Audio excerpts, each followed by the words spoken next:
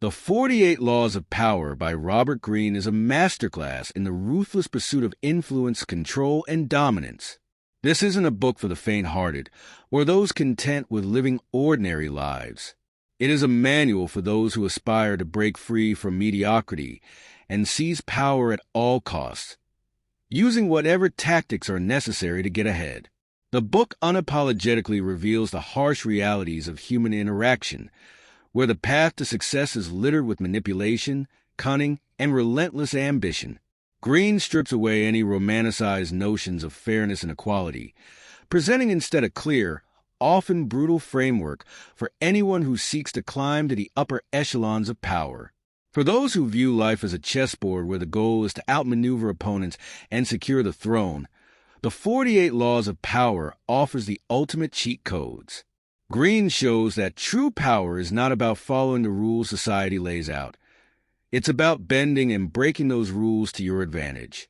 Each law in this book is a finely tuned strategy designed to help you gain influence, secure your position, and ultimately dominate your environment, whether in business, politics, or everyday social dynamics.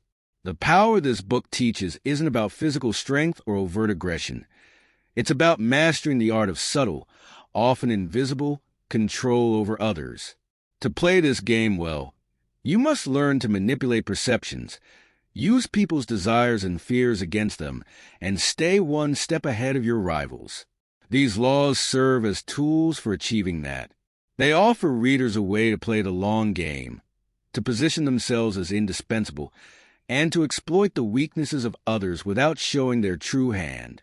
At its core, this book instills a mindset, the mindset of power. To rise above the ordinary and ascend to positions of influence, one must learn to think strategically at all times. This involves seeing every interaction, relationship, and situation as an opportunity to advance your agenda. Power, Greene suggests, is not something that is given freely. It must be taken, often in a world that thrives on deception and manipulation. You must cultivate an ability to read people like open books, discerning their intentions, fears, and desires, and then using that information to control and influence them. The laws in this book teach you to operate like a master strategist. Each move you make must be calculated with precision, considering both the immediate gains and the long-term consequences. This is not about impulsive decision-making, but rather about orchestrating a grand plan where every step leads you closer to consolidating power. Whether it's undermining an adversary, positioning yourself as irreplaceable, or winning people's loyalty through manipulation, these laws provide the tactics to do so.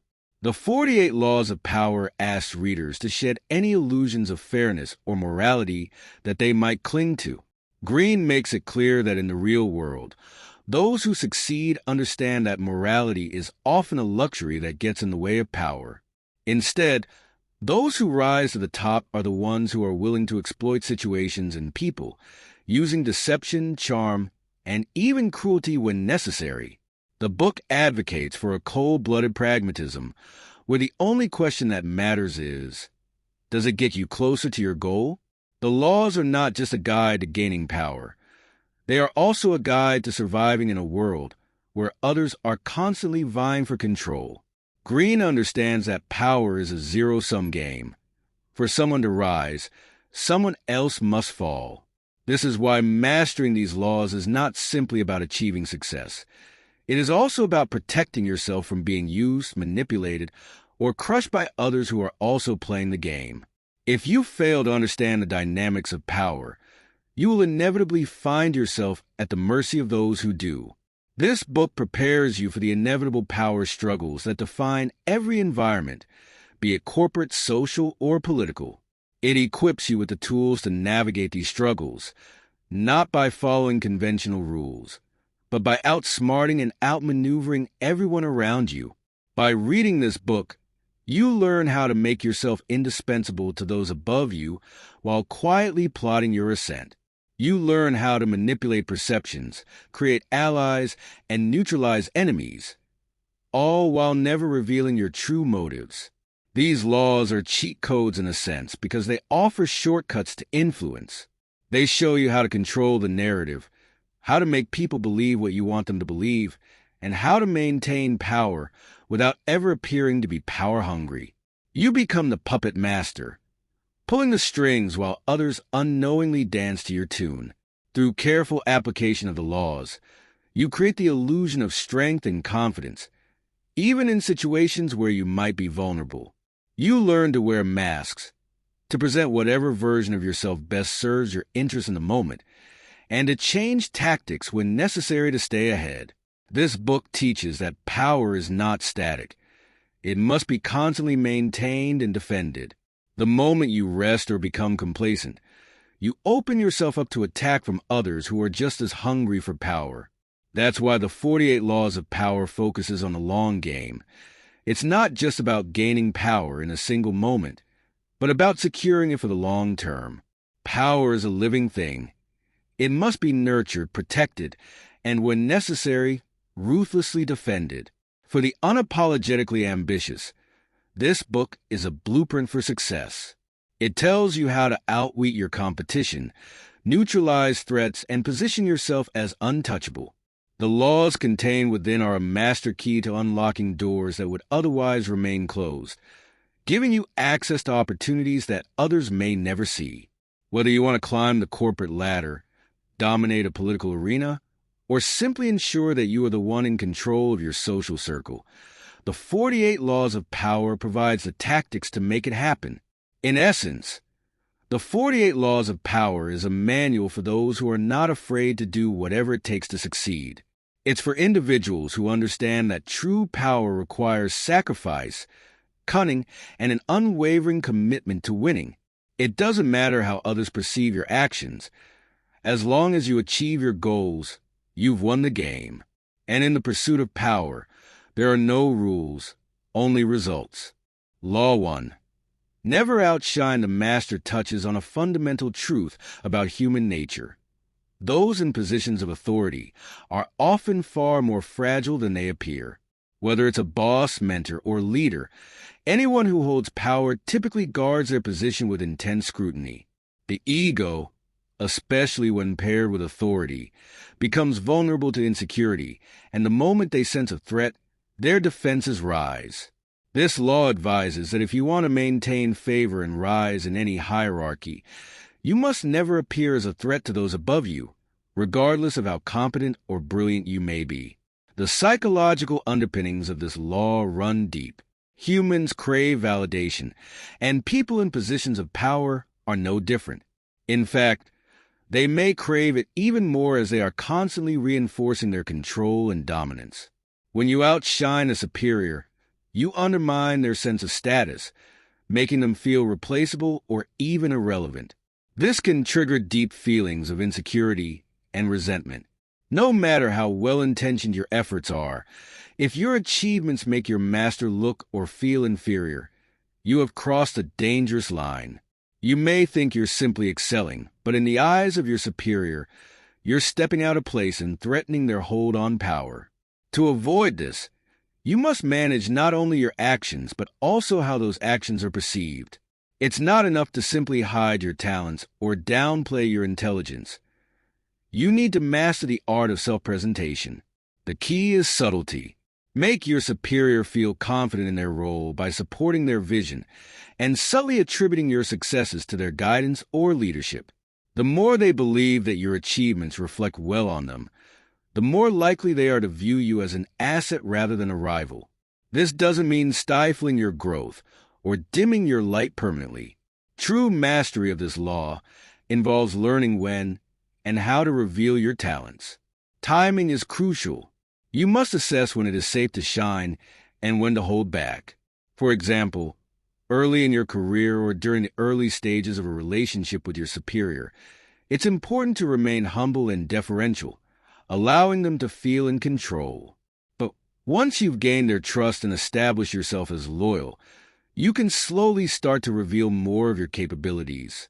However, even in these moments, always tie your success to their influence, ensuring that they see you as part of their legacy.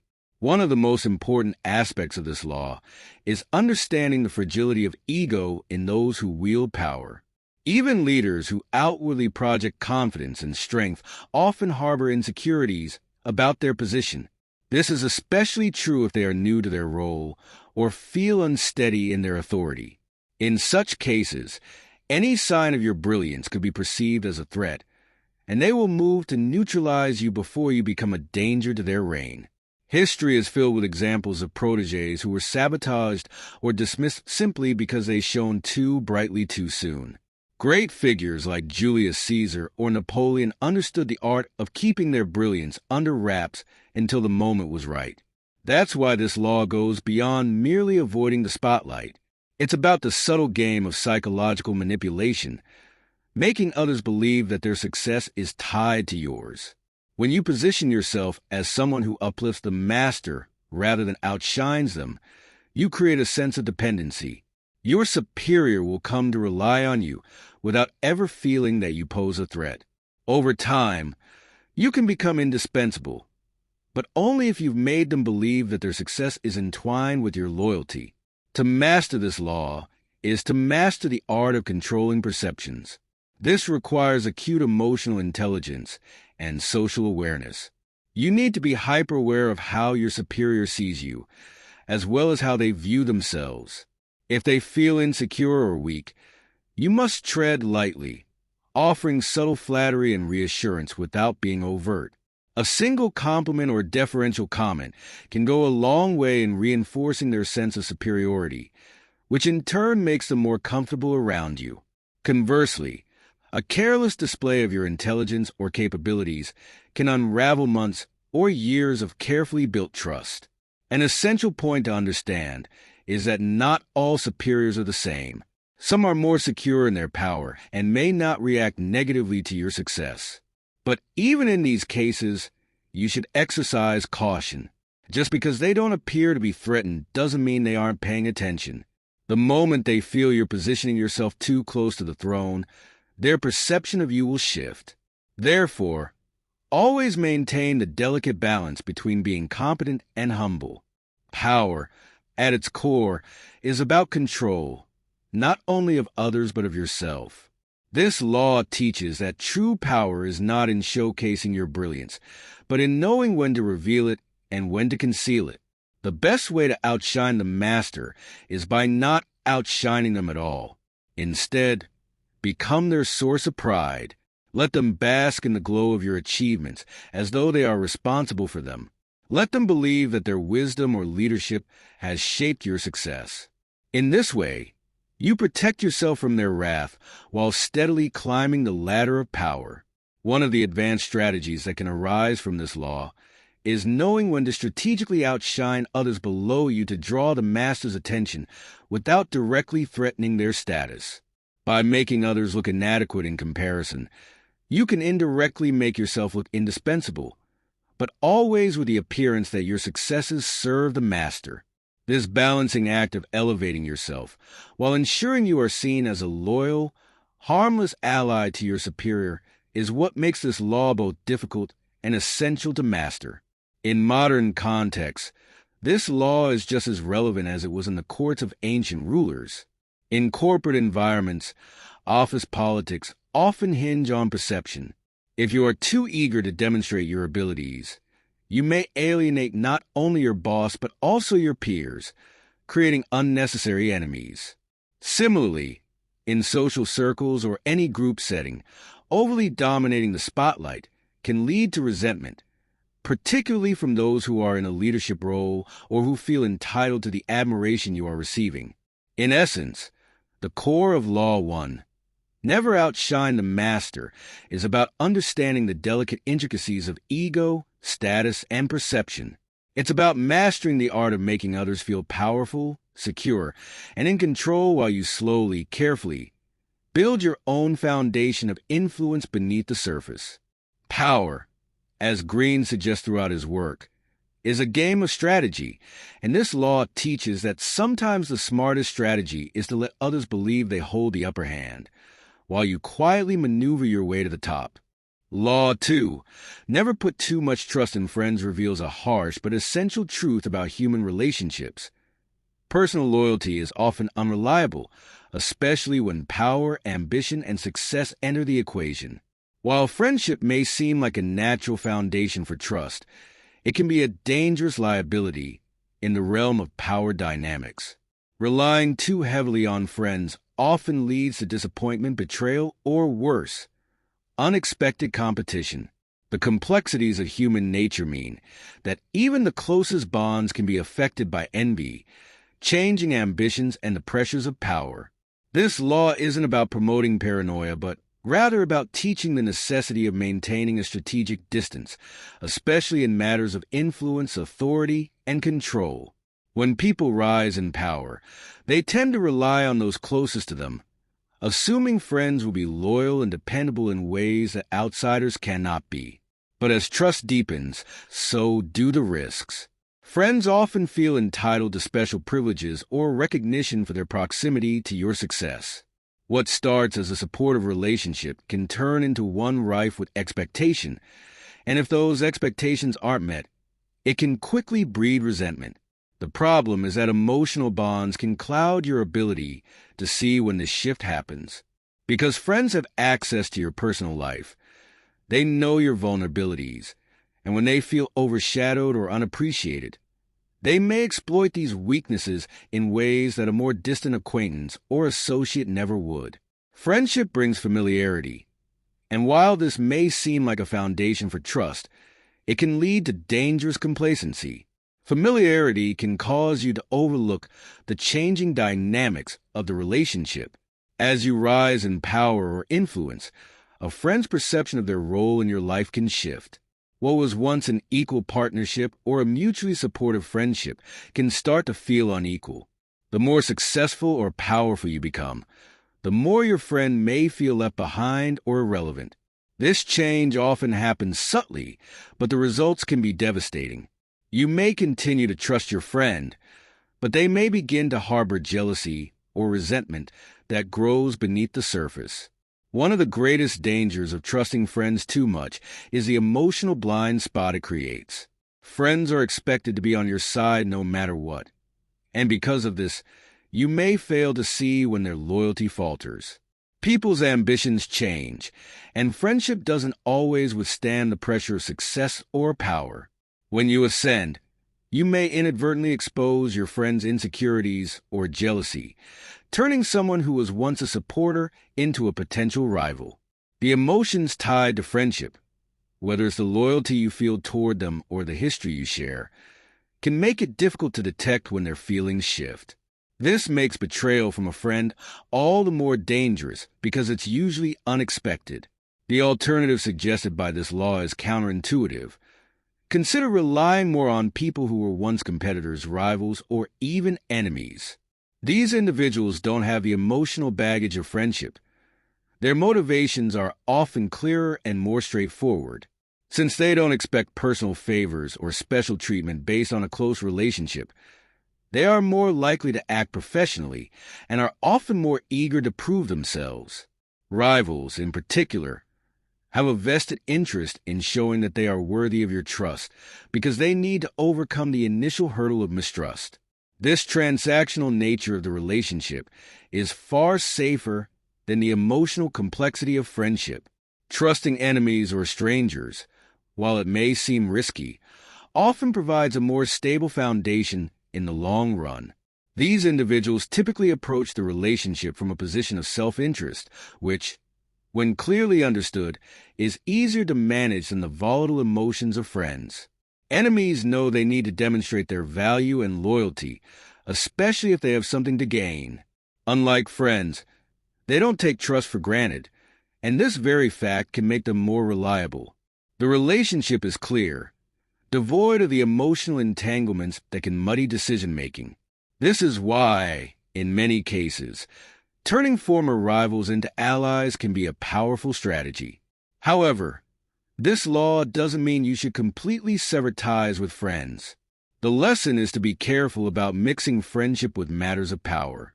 It's essential to keep friendships for personal support, But when it comes to business, leadership, or politics, it's wiser to rely on people who view the relationship professionally. Friends can still be allies in your personal life, but in the professional world, keeping them at a strategic distance is often safer. The mistake is thinking that personal loyalty will translate into professional or political loyalty without complications. One often overlooked aspect of this law is the way that trust affects decision-making. When you trust someone because of personal history rather than objective ability, you may overlook their flaws or incompetence. It's easy to make excuses for a friend who underperforms or makes mistakes because the emotional bond makes you want to protect them. But in the world of power, this kind of protection is dangerous. It can lead to poor decision-making, favoritism, and ultimately weaken your position. Trusting someone purely because of their proximity to you is rarely a sound strategy. Professional relationships should be based on competence and mutual benefit, not personal attachment. At the same time, friends may come to expect that your relationship gives them a privileged position in your world. They may assume they deserve opportunities or rewards simply for being close to you. When these expectations aren't met, they may feel slighted, even if you never promise them anything. The sense of entitlement that comes with friendship can be toxic, leading to passive-aggressive behavior, subtle sabotage, or outright betrayal. The danger lies in the fact that you may not even realize this shift until it's too late, because friendship often blinds you to the true nature of people's changing motivations. In modern times, the relevance of this law is clear. In business, for example, bringing friends into a venture can create complications as soon as money, success, or influence come into play. Friends may start to feel that they deserve a bigger share or more recognition than they've earned.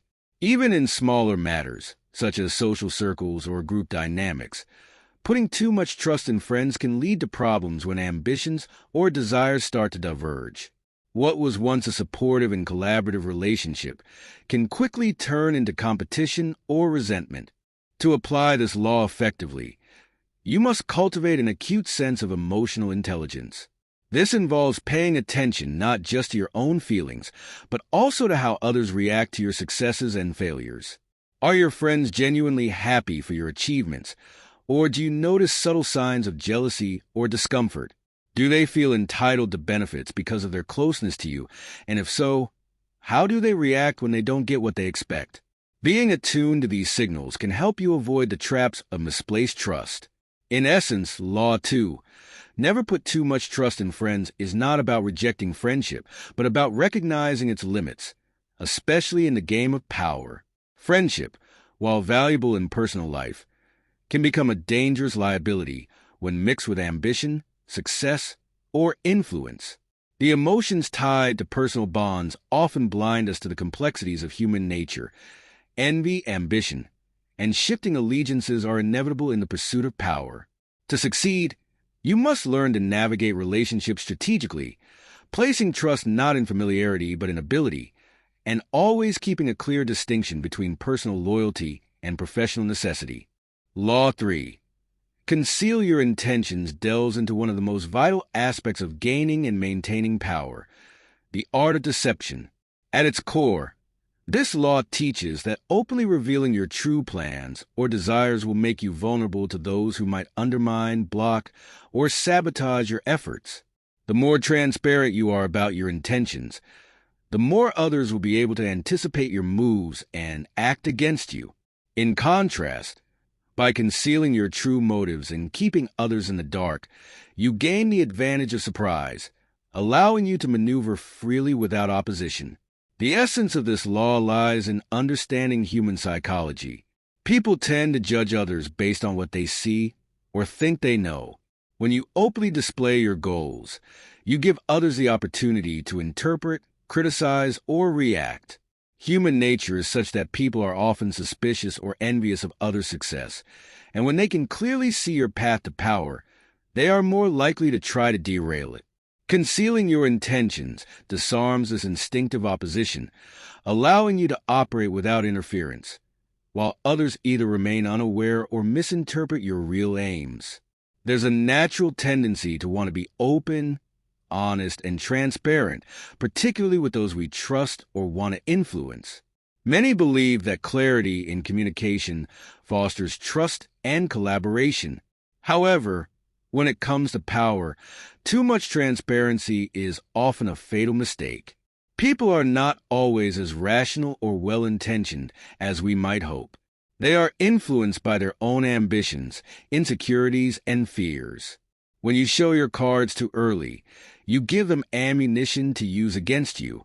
They might take advantage of your openness by manipulating the situation for their own benefit or simply undermining you out of envy or fear.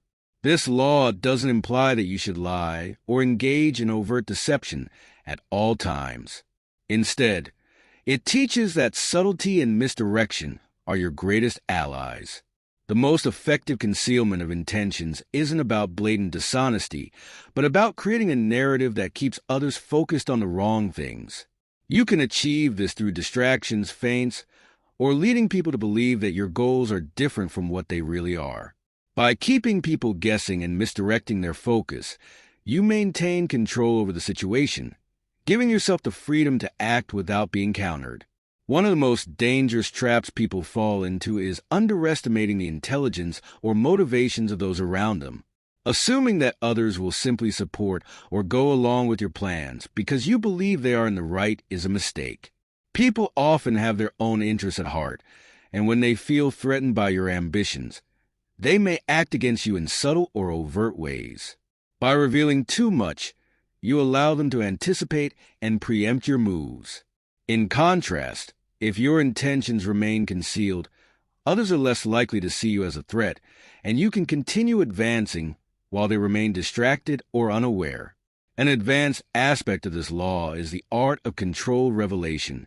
Sometimes, it's not about completely concealing your intentions, but revealing just enough to mislead others into thinking they understand your goals.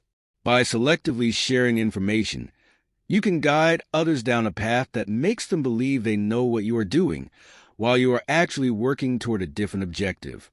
This tactic is especially powerful when used to lull people into a false sense of security. If they believe they have you figured out, they will stop paying close attention, giving you the perfect opportunity to act decisively in ways they never anticipated. Another critical component of this law is timing. Concealing your intentions is not just about misdirection, but about knowing when to reveal your true motives and when to keep them hidden.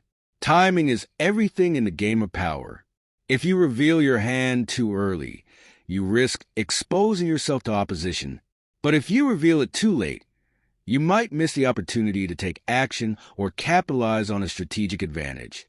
The key is to maintain secrecy for as long as necessary to ensure your success, but to strike when the moment is right. Mastering this balance is what separates those who are merely cunning from those who are true masters of deception. One of the more subtle dangers of revealing your intentions is that it allows others to form expectations of you. Once people think they understand your goals, they will hold you to those expectations and judge your actions based on them. This makes it difficult to pivot or change strategies without drawing attention or criticism. By keeping your intentions concealed, you retain the flexibility to shift tactics, change direction, or adapt to new circumstances without having to explain yourself or deal with the fallout of unmet expectations. In this sense, concealment grants you the freedom to operate without the constraints that come with being predictable. Concealing your intentions also prevents others from leveraging your weaknesses. When people know what you want, they know what to target. If your ambitions, desires, or goals are clear, opponents can focus their efforts on blocking or manipulating those specific areas. But if your true motives remain hidden, they are left guessing, unable to mount an effective counterattack. This unpredictability not only keeps them off balance, but also gives you an aura of mystery and intrigue, which can be a powerful tool in itself. People tend to respect and fear what they do not fully understand, and by maintaining an air of mystery, you can project greater strength and control. Another advantage of concealing your intentions is that it minimizes the likelihood of betrayal. When others are unaware of your full plans, they cannot easily betray or undermine them. People can only act on the information they have. And if you keep your true goals hidden, you reduce the risk of someone using that information against you. This is especially important in environments where competition is fierce, such as politics or business, where betrayal and sabotage are common. Concealing your intentions creates a protective barrier that prevents others from interfering with your progress. Furthermore, the element of surprise is a powerful weapon in any power struggle. When you conceal your intentions, you can act with the full force of surprise on your side. The sudden revelation of your true goals or actions at the right moment can leave your opponents reeling, unable to react quickly enough to counter you.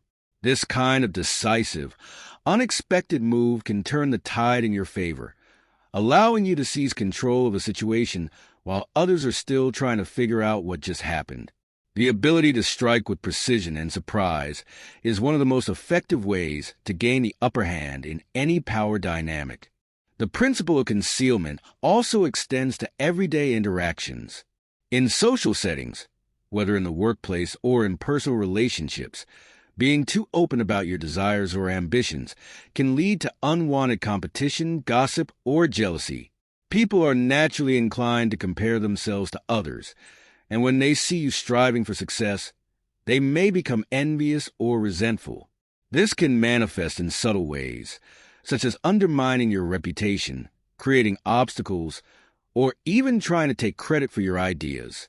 By keeping your true goals private, you avoid triggering these negative reactions and keep your environment free of unnecessary conflict. In summary, Law 3. Conceal your intentions is about mastering the art of subtlety, misdirection, and timing. It teaches that transparency, while valued in personal relationships, is often a liability in the realm of power.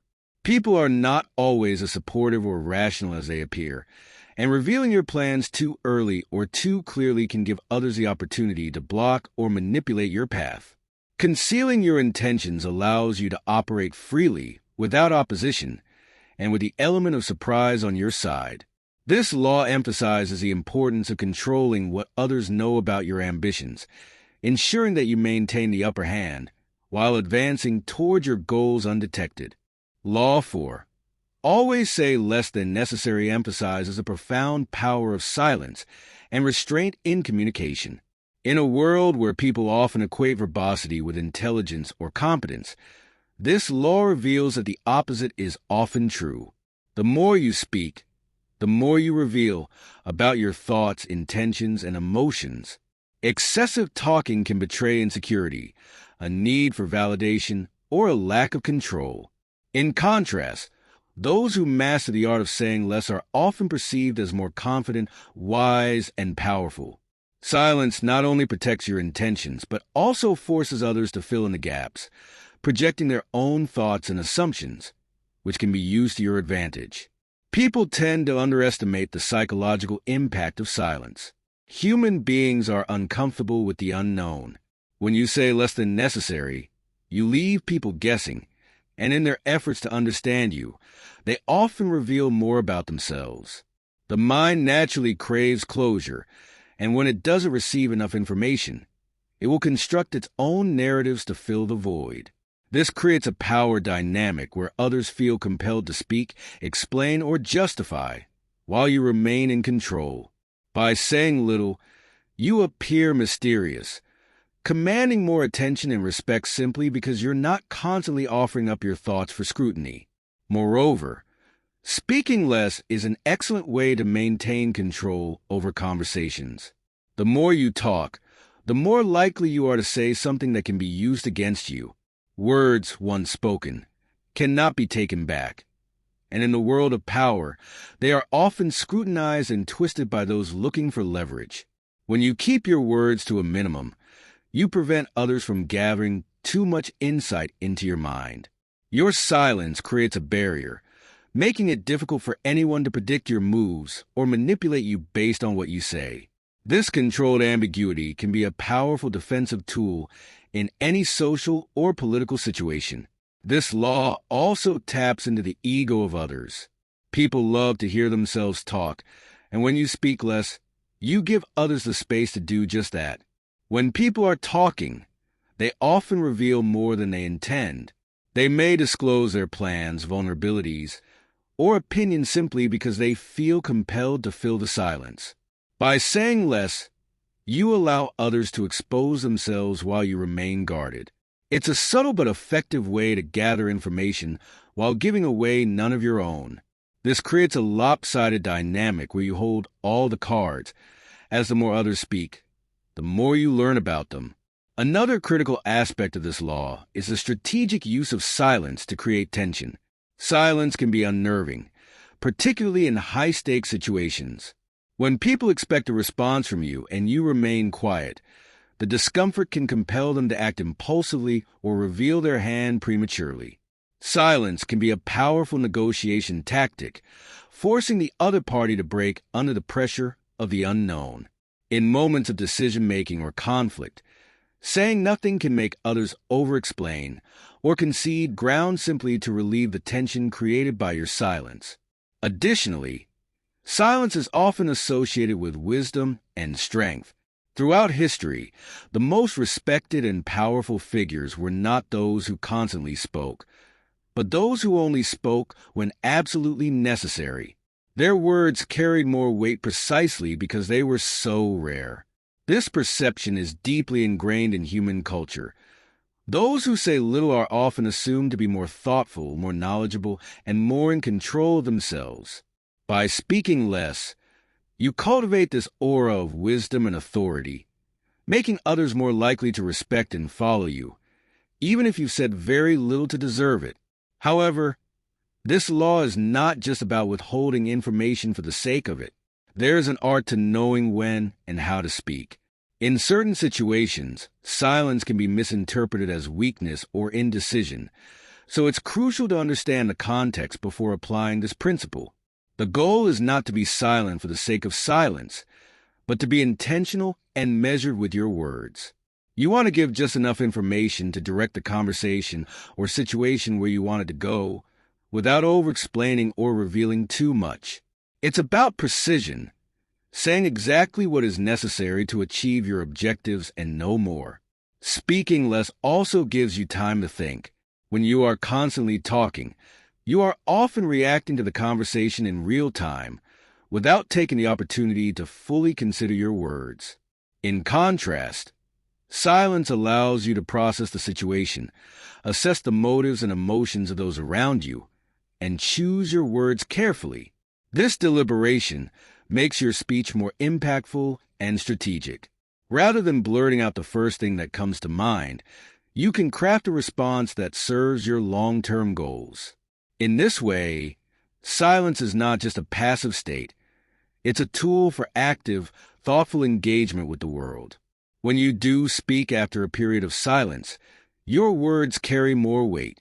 People will pay closer attention, knowing that when you speak, it's worth listening to. In contrast, those who talk too much often lose the attention and respect of their audience. Their words become diluted by excess, and they are no longer taken seriously. Speaking less makes your words a rare commodity, increasing their value. This scarcity effect works in your favor, as people will be more eager to listen when they know you are not someone who wastes words. There is also a psychological power in brevity. When your words are concise, they are easier to remember and more likely to stick with people. Long-winded explanations and justifications often become muddled in people's minds, but a sharp, pointed remark can linger for much longer. In power dynamics, this ability to leave a lasting impression is crucial. Whether you are delivering a command, offering advice, or issuing a warning, brevity ensures that your message is clear and unforgettable. This allows you to influence others with a few well-chosen words rather than an avalanche of unnecessary information. Furthermore, speaking less forces you to listen more. In the game of power, the ability to listen is just as important, if not more so, than the ability to speak. When you are silent, you can observe the subtle cues of others, their body language, tone of voice, and the underlying motivations behind their words. You can pick up on information that you might otherwise miss if you were too busy talking. This heightened awareness allows you to better understand the dynamics at play and position yourself advantageously. In this way, silence becomes not just a way to protect yourself, but a way to gather intelligence and gain insight into the thoughts and intentions of others. Finally, this law speaks to the broader principle of control. Those who speak less demonstrate a mastery over themselves. They are not compelled by nervous energy or the need for validation to fill every silence with words. Instead, they are comfortable with restraint, which projects an image of strength and self-confidence. In any social hierarchy, those who are in control of their emotions and impulses are more likely to rise to the top. Speaking less is a clear demonstration of this control, signaling to others that you are not easily rattled or manipulated. This perception of control, in turn, makes others more likely to follow your lead, further solidifying your position of power. In conclusion, Law 4, always say less than necessary, is about recognizing the immense power in silence and brevity. It teaches that speaking less not only protects you from revealing too much, but also allows you to control the narrative, gather information, and project an image of strength and authority. In a world where words are often overused and undervalued, the ability to say little while achieving much is a rare and powerful skill. By mastering this law, you gain an edge in any social or political situation, using the weight of silence to your advantage and ensuring that when you do speak, your words carry the maximum possible impact. Law 5. So much depends on reputation, reveals the fundamental role that reputation plays in the pursuit of power. In any sphere, reputation acts as a shield that protects you from attacks, while also serving as an offensive weapon that intimidates others and opens doors. It is an invisible yet invaluable currency in the world of power, influencing how others perceive, respond to, and interact with you. To ignore the importance of reputation is to leave yourself vulnerable to manipulation, sabotage, and irrelevance. But to understand its power and protect it is to ensure your path to influence, opportunity, and control. Your reputation is the sum of the perceptions, opinions, and judgments others hold about you, based on your past actions and how you presented yourself to the world. In many cases, people will form conclusions about you without ever really knowing you, relying instead on the image you've cultivated over time. This means that the reputation you carry will often precede you, shaping others' opinions before you've even had a chance to interact with them.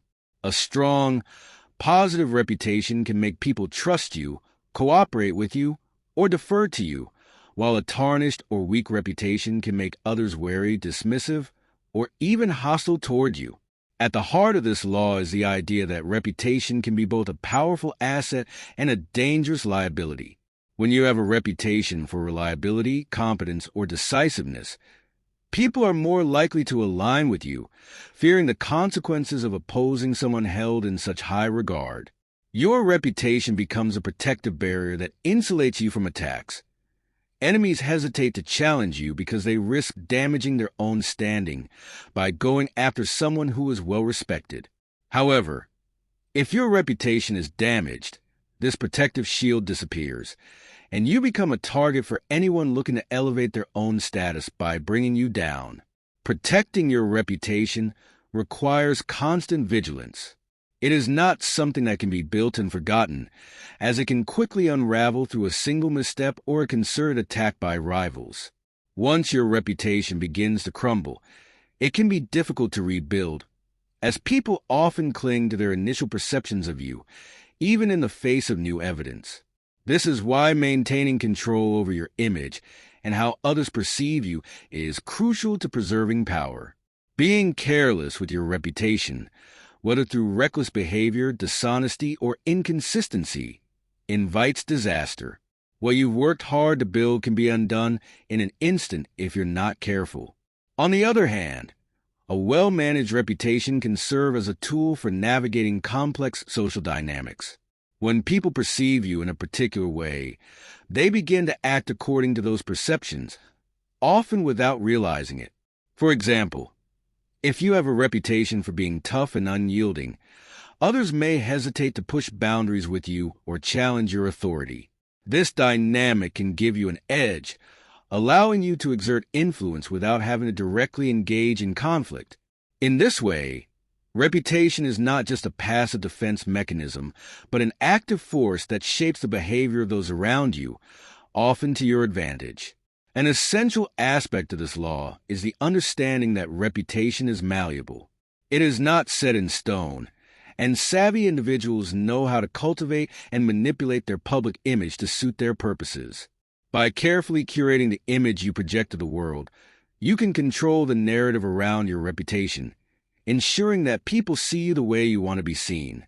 This requires both strategic foresight and the ability to manage perceptions, sometimes through subtle displays of character and other times through more overt actions.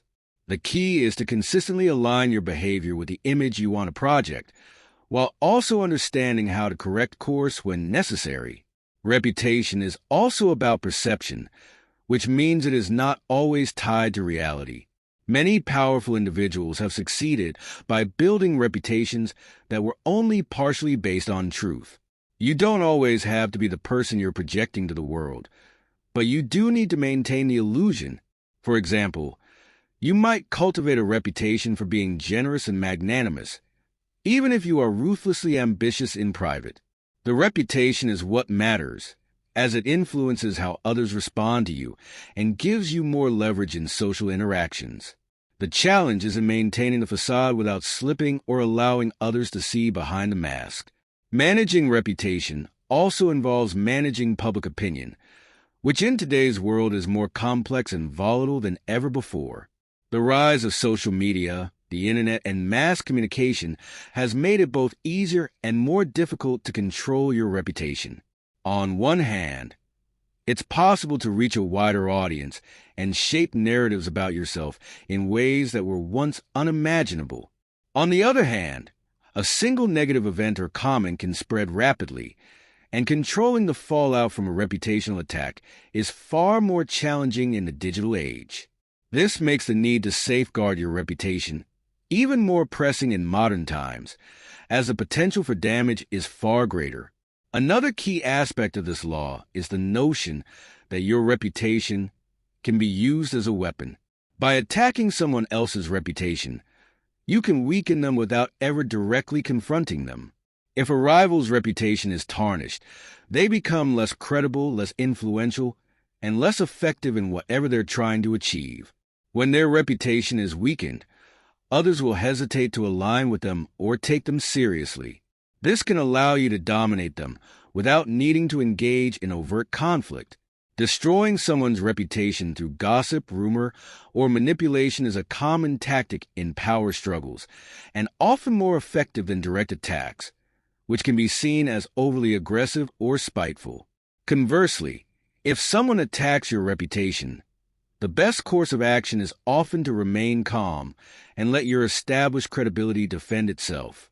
Panicking or overreacting to an attack can sometimes backfire, as it draws more attention to the accusations and gives them more credibility.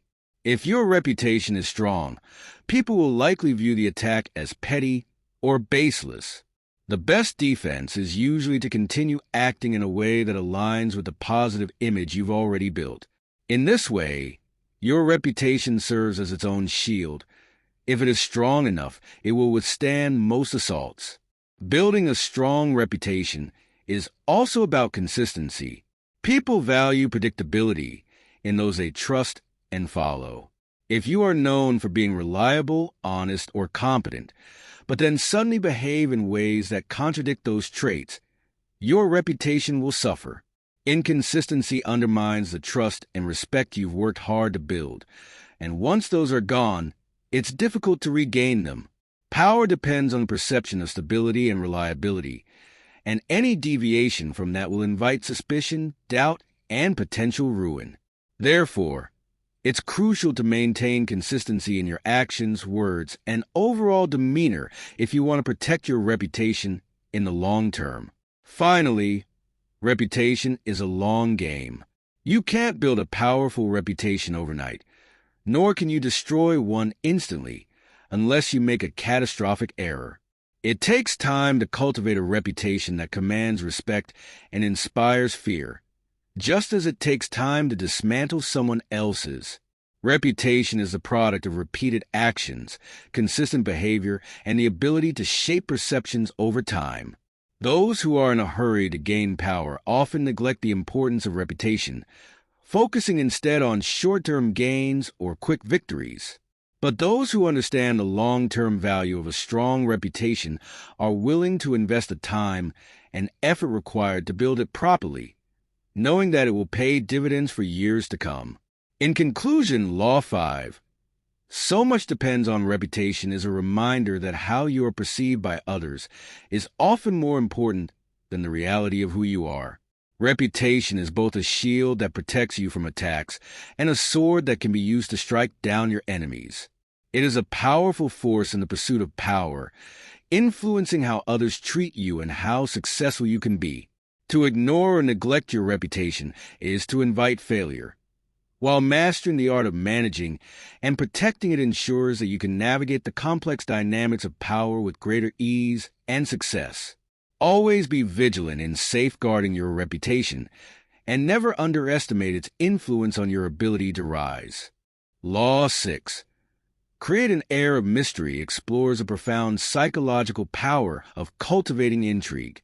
Humans are naturally drawn to the unknown, to what they cannot fully grasp.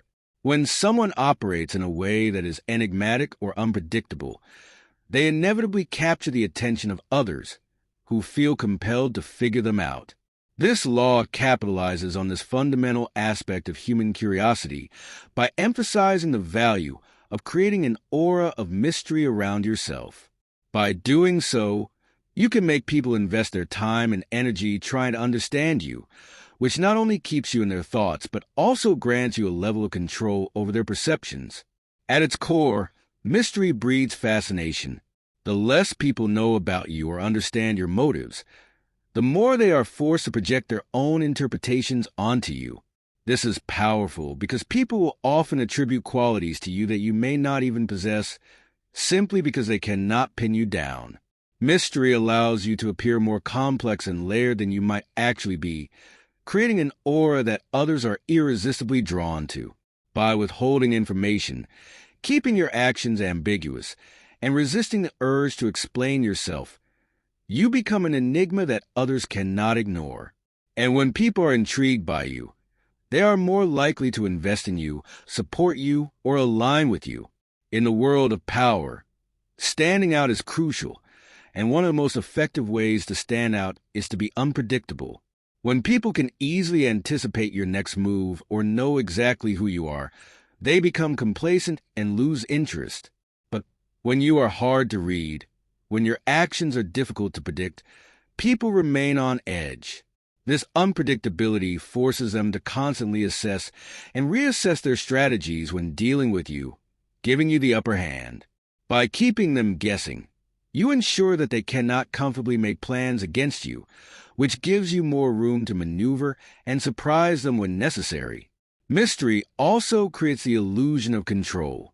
When you are mysterious, people tend to believe that you are more deliberate and calculated than you might be in reality. They assume that everything you do is part of some grand design, which makes them approach you with caution and respect.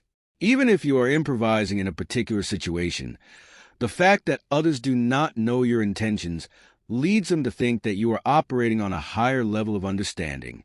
This gives you a strategic advantage, as people who believe you are in control are less likely to challenge you directly, fearing that they will fall into one of your traps.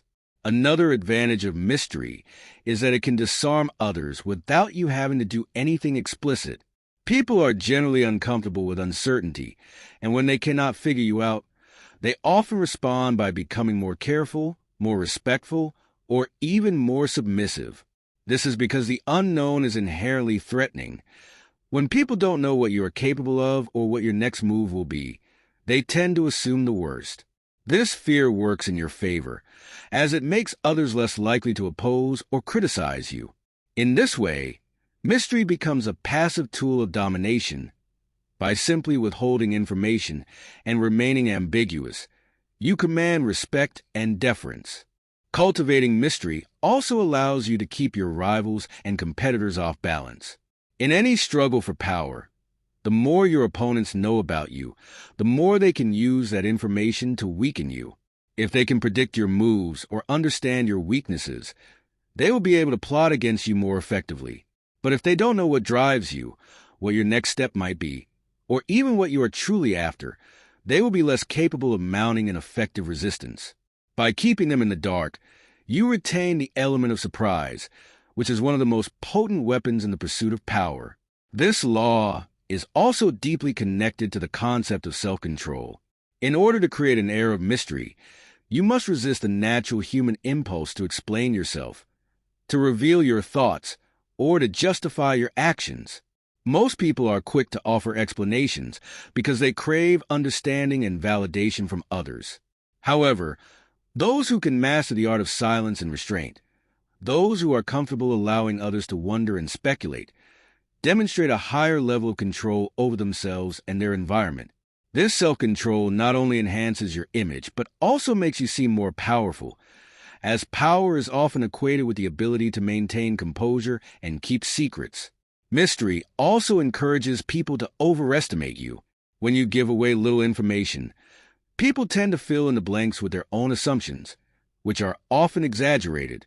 They may imagine that you possess skills or knowledge that you do not actually have, or that you are more formidable than you really are. This is a subtle but effective way of manipulating others' perceptions, as people often fear what they cannot fully understand. By keeping certain aspects of your life, motivations, and strategies hidden, you allow others to project their own fears and insecurities onto you, making you seem more powerful than you might be in reality. Furthermore, creating an air of mystery allows you to control the narrative surrounding you. When people have little concrete information to go on, they are more likely to accept the version of yourself that you present. You can selectively reveal certain aspects of your personality or life that align with the image you want to project, while keeping other parts hidden. This allows you to shape how others see you, without them ever realizing that they are being manipulated. The mystery gives you the flexibility to adjust your image as needed, ensuring that you remain in control of how you are perceived. Mystery can also be a form of psychological warfare. In competitive environments, revealing too much about your goals or strategies can give your rivals a roadmap to undermine you. By concealing your true intentions and creating an aura of unpredictability, you make it difficult for others to block your path or counter your moves. People are far less likely to attack you directly if they are unsure of what you are truly after. This uncertainty forces your rivals to second-guess themselves and waste time and energy trying to decipher your plans, while you can move forward unencumbered by their interference. However, it's important to understand that creating an air of mystery is not about being completely inaccessible or secretive. Total isolation can breed suspicion or mistrust. The key is to strike a balance. Reveal just enough to maintain engagement, but always keep something important concealed.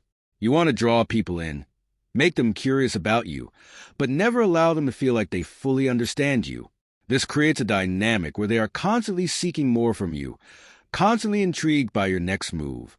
The allure of mystery lies in its ability to captivate others without ever giving them full access to who you are or what you are planning. In the end, Law 6. Create an air of mystery teaches that in the pursuit of power, ambiguity and unpredictability are your allies. By cultivating an aura of mystery, you draw others in, keep them off balance, and control the narrative about who you are and what you represent.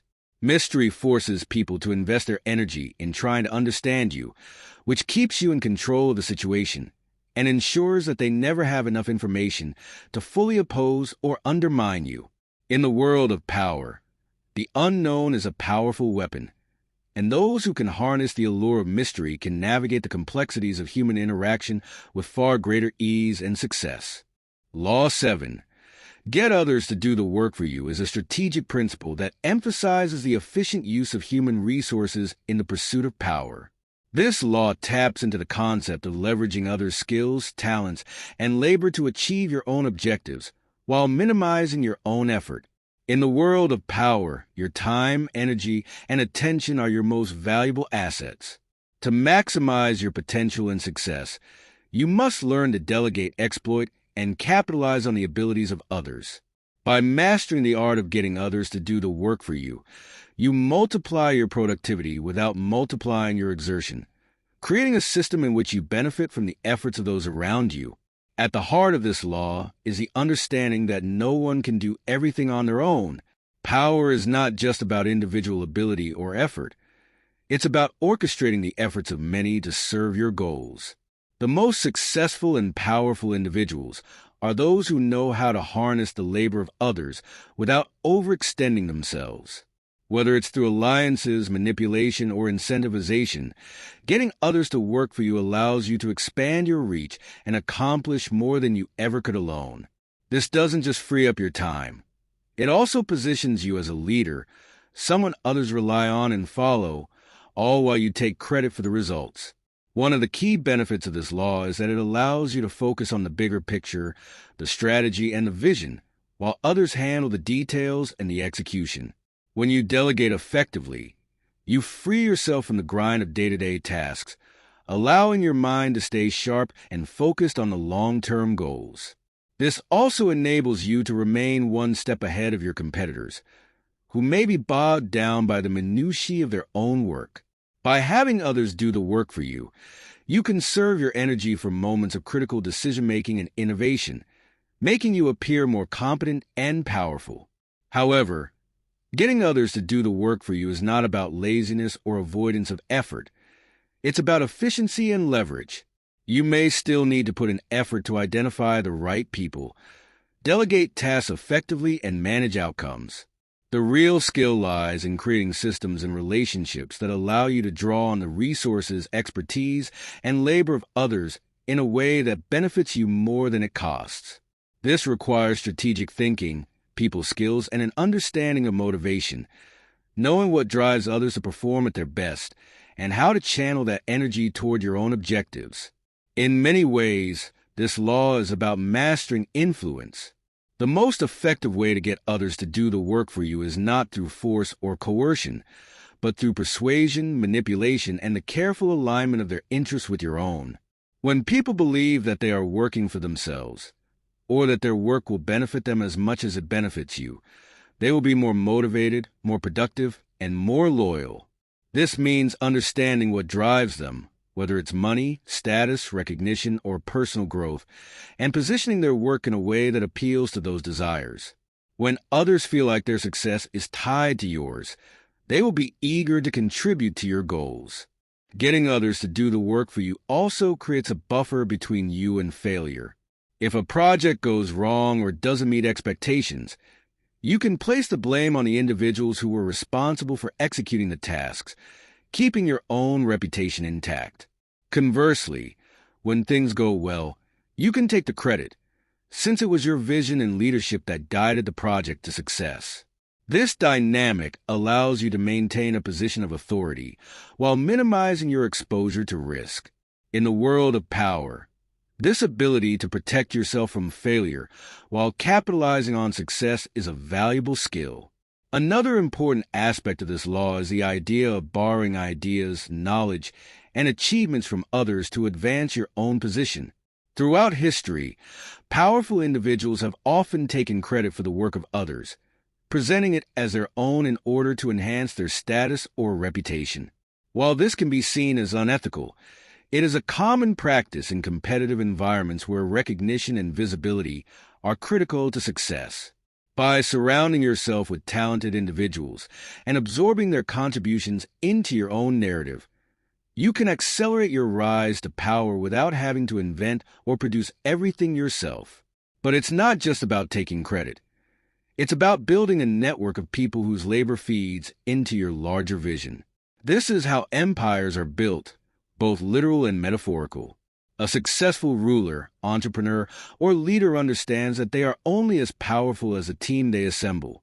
Your role is to be the conductor of the orchestra, ensuring that everyone is playing their part while you guide the symphony to its final crescendo. This allows you to achieve greatness not through sheer force of will or effort, but through the careful management of others' energy and talents. There is a psychological component to this law as well. People often derive a sense of fulfillment from feeling needed or important. By giving others tasks that are significant in their eyes, tasks that align with their skills or interests, you can make them feel indispensable to your success. This not only motivates them to work harder, but it also ties them closer to you, creating loyalty and dependence. They become invested in your success because they see it as an extension of their own. This kind of emotional leverage is powerful because it turns people into willing participants in your ambitions rather than reluctant workers. Additionally, getting others to do the work for you allows you to distance yourself from any potential negative consequences. If things go wrong, if a plan backfires, or if a decision turns out to be a mistake, the individuals who execute the plan will bear the brunt of the blame. This keeps your hands clean and your reputation intact. You can remain above the fray, adjusting course as needed, while others deal with the fallout. This detachment from failure is a key element of maintaining power. It allows you to pivot without appearing weak or indecisive. It's also important to note that this law is not just about formal work or professional relationships.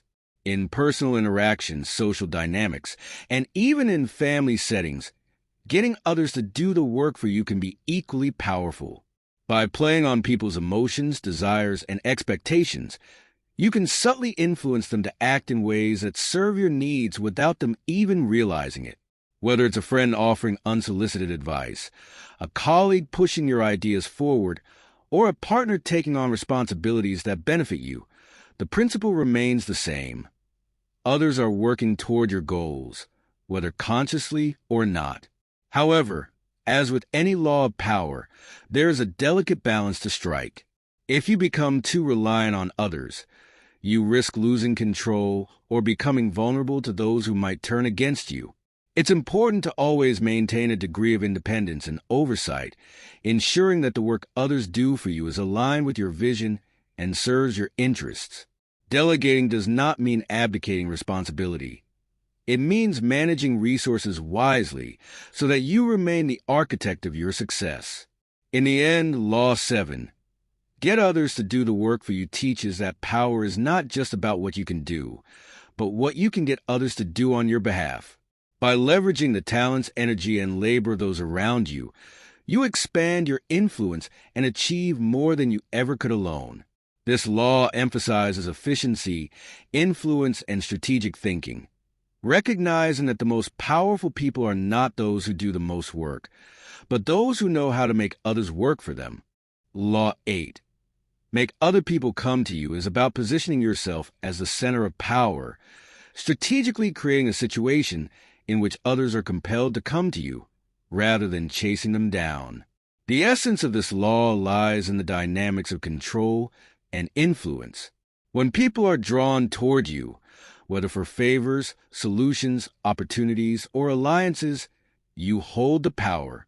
Making others come to you allows you to dictate the terms of engagement, set the conditions for interactions, and put yourself in the most advantageous position.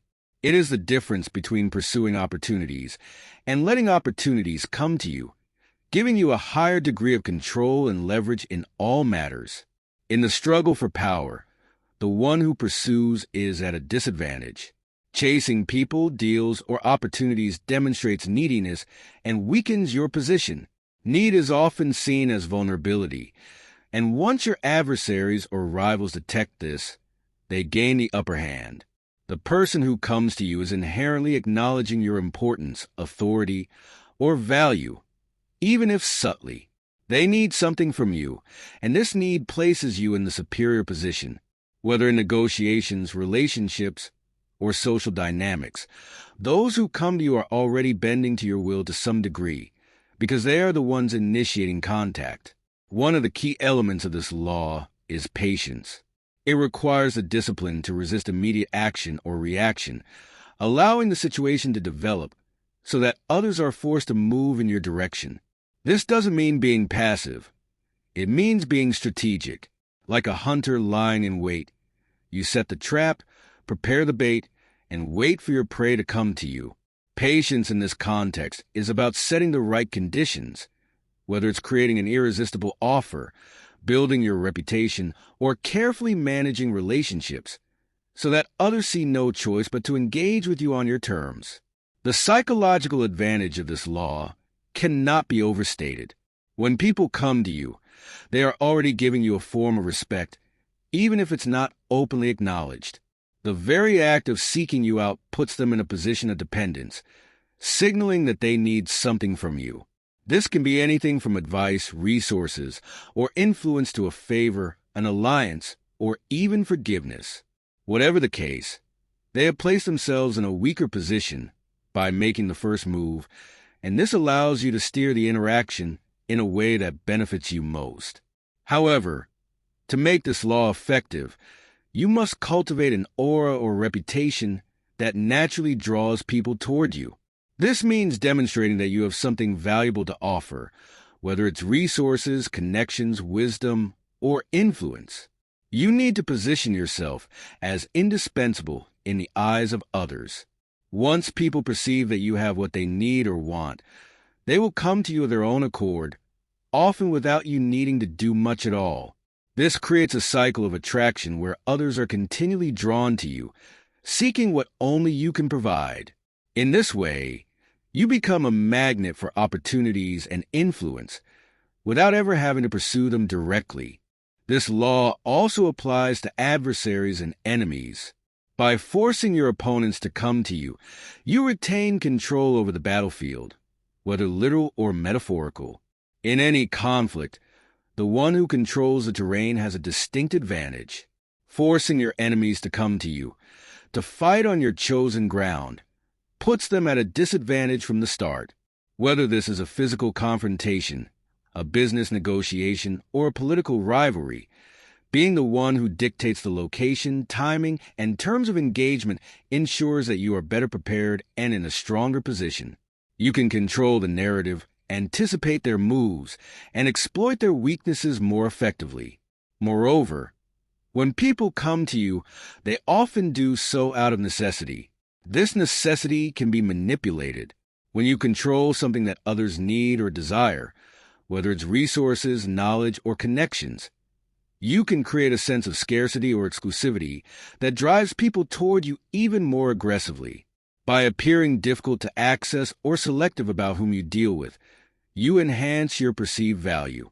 People are often more eager to pursue what seems out of reach, and by making yourself the elusive figure who holds the keys to what they want, you ensure they come to you with greater urgency and willingness to compromise. A more subtle aspect of this law is the art of appearing indifferent or detached.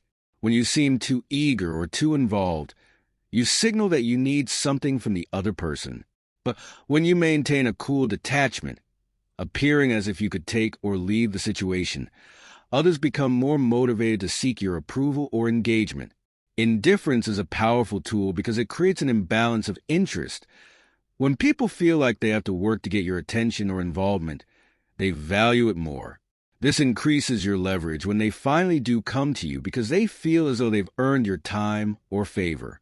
To truly master this law, you must learn to create a sense of inevitability. You want people to feel as though coming to you is their only option, that you are the one with the solution, the power, or the influence they need. This often involves playing the long game, building up your reputation, withholding key resources or information, or creating strategic alliances that make you the central figure in your sphere of influence. The more people feel like they need you, the more they will move toward you, and the more power you will accumulate with minimal effort. In addition, making others come to you allows you to maintain control over your emotions and reactions. When you are the one pursuing, it's easy to become emotionally invested, anxious, or reactive, which can cloud your judgment. But when others are coming to you, you can remain calm, calculated, and in control. You can assess the situation from a position of power, deciding when and how to respond, or whether to respond at all. This emotional control is crucial in maintaining a strategic advantage, as those who are emotionally invested are often the ones who make the first mistakes. This law also emphasizes the importance of creating a gravitational pull that makes people seek you out naturally, whether it's through cultivating charisma, becoming an expert in a field, or establishing yourself as a gatekeeper of valuable resources. You need to create an environment where others see you as the necessary contact to achieve their own goals. Once you've established this dynamic, the power flows toward you without you having to exert unnecessary effort. Others will seek you out because they believe that doing so benefits them, but in reality, they are furthering your interests more than their own. Finally, it's important to remember that this law isn't about manipulation in the crude sense. It's about positioning yourself so that others are inclined to come to you because it serves their interests. You don't need to actively force anyone's hand. Instead, you create conditions that make it in their best interest to approach you. By mastering this art, you will find that the opportunities, resources, and influence you desire begin to gravitate toward you, all while maintaining the upper hand. In essence, Law 8, make other people come to you, teaches the power of positioning. By becoming the center of gravity in your sphere, you shift the dynamic of power so that others are naturally drawn toward you, putting you in control of the terms and outcomes. It's about strategy, patience, and cultivating an aura of necessity, ensuring that in any interaction, you hold the power while others do the work of coming to you. Law 9. Win through your actions, never through argument, is about understanding the nature of influence and the limitations of words alone. In the pursuit of power, it is easy to believe that a well-crafted argument or a logical appeal will win people over. But true power does not lie in convincing others with words. It is demonstrated through actions, results, and the impact you have on your surroundings. This law emphasizes that actions are far more persuasive than any verbal argument. People are more likely to be swayed by what they see, experience, and feel rather than by what they are told. Arguments often lead to resistance, defensiveness, and ego clashes, whereas actions bypass words and appeal directly to people's perceptions and emotions. When you engage in an argument, you place yourself in a situation where both sides are digging in their heels, each trying to prove a point. This dynamic turns into a battle of egos, where both parties are more concerned with winning the argument than finding the truth or a practical solution. Even if you win an argument, the person you've defeated may feel resentful, undermined, or humiliated. Their bruised ego may lead them to retaliate in other ways, or they may simply resist you more in the future, making it harder for you to influence them. Therefore, the apparent victory in an argument often turns into a long-term loss, as it damages relationships and creates adversaries where none previously existed. Actions, on the other hand, are irrefutable. When you demonstrate your power, competence, or ideas through action, it leaves little room for debate. Actions cut through the noise of opinions, ego, and resistance. For example, if you want to prove that a particular approach is the best, instead of arguing your point, implement the approach and let the results speak for themselves. People are far more likely to be convinced when they see success in action rather than being told why something will work. Results create a sense of undeniability.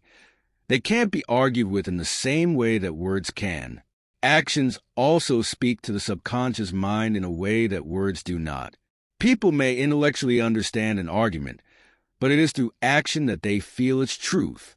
When someone witnesses the success or failure of an action, it impacts them on a visceral level, creating a deeper impression. This is why leaders, influencers, and powerful individuals often focus on leading by example, showing rather than telling. The weight of actions resonates on a level that transcends verbal persuasion, making it a more enduring and influential way to establish power. Furthermore, actions allow you to demonstrate your principles and values without the need for overt explanation.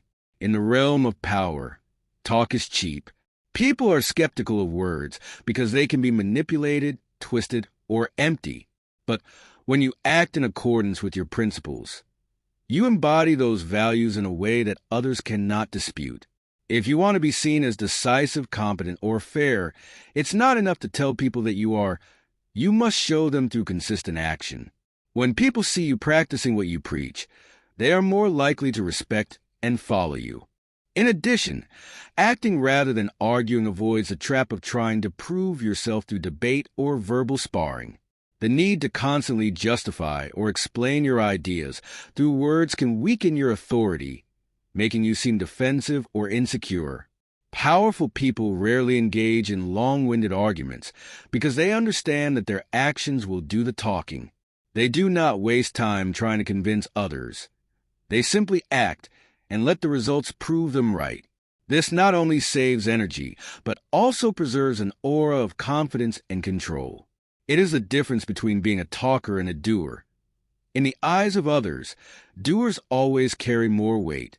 Another important aspect of winning through actions is the element of surprise. Arguments are predictable. Once you start debating, the lines are drawn, and both sides can see what is coming. Actions, however, can be sudden and unexpected, catching people off guard. By moving decisively and without warning, you can disrupt your opponent's expectations and strategies, leaving them little room to counteract. This element of surprise is a key tool in the power game, allowing you to stay ahead of your rivals and keep them off balance. It also reinforces the idea that you are someone who is always in motion, not easily pinned down by words or arguments. Winning through actions also allows you to bypass the emotional and psychological defenses that people put up when they feel threatened by an argument. When you argue with someone, their ego is at stake, and they will often fight to the end just to avoid losing face, even if they know they are wrong. However, when you act, you don't trigger that defensive mechanism in the same way.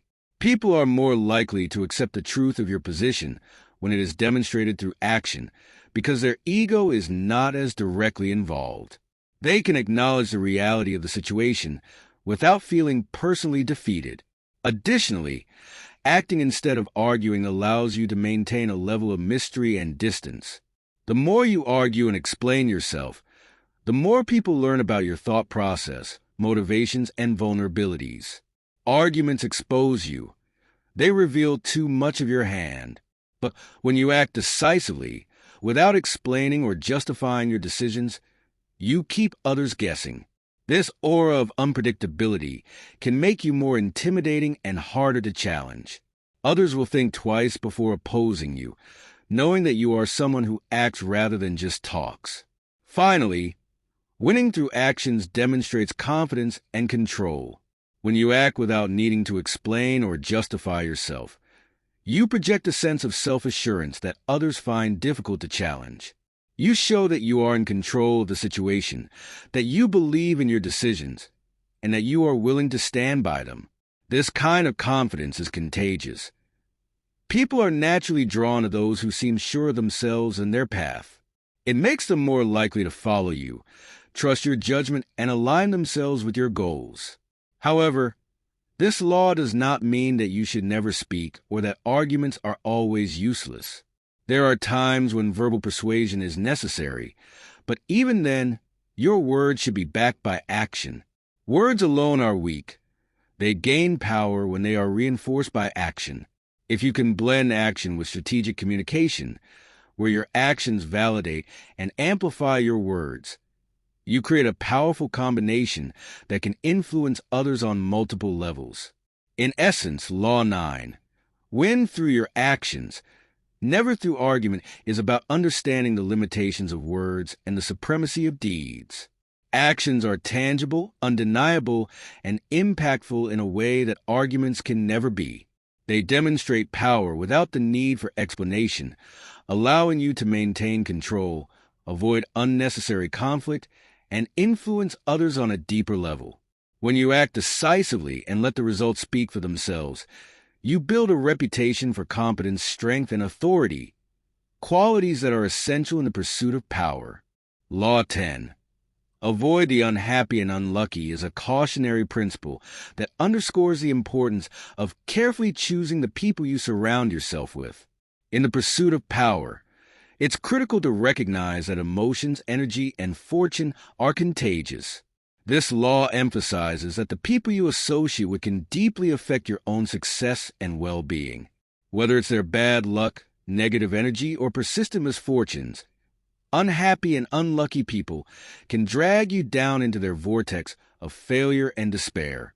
This law is about protecting your own fortunes and mindset by distancing yourself from those whose negativity or poor circumstances could infect your path toward success.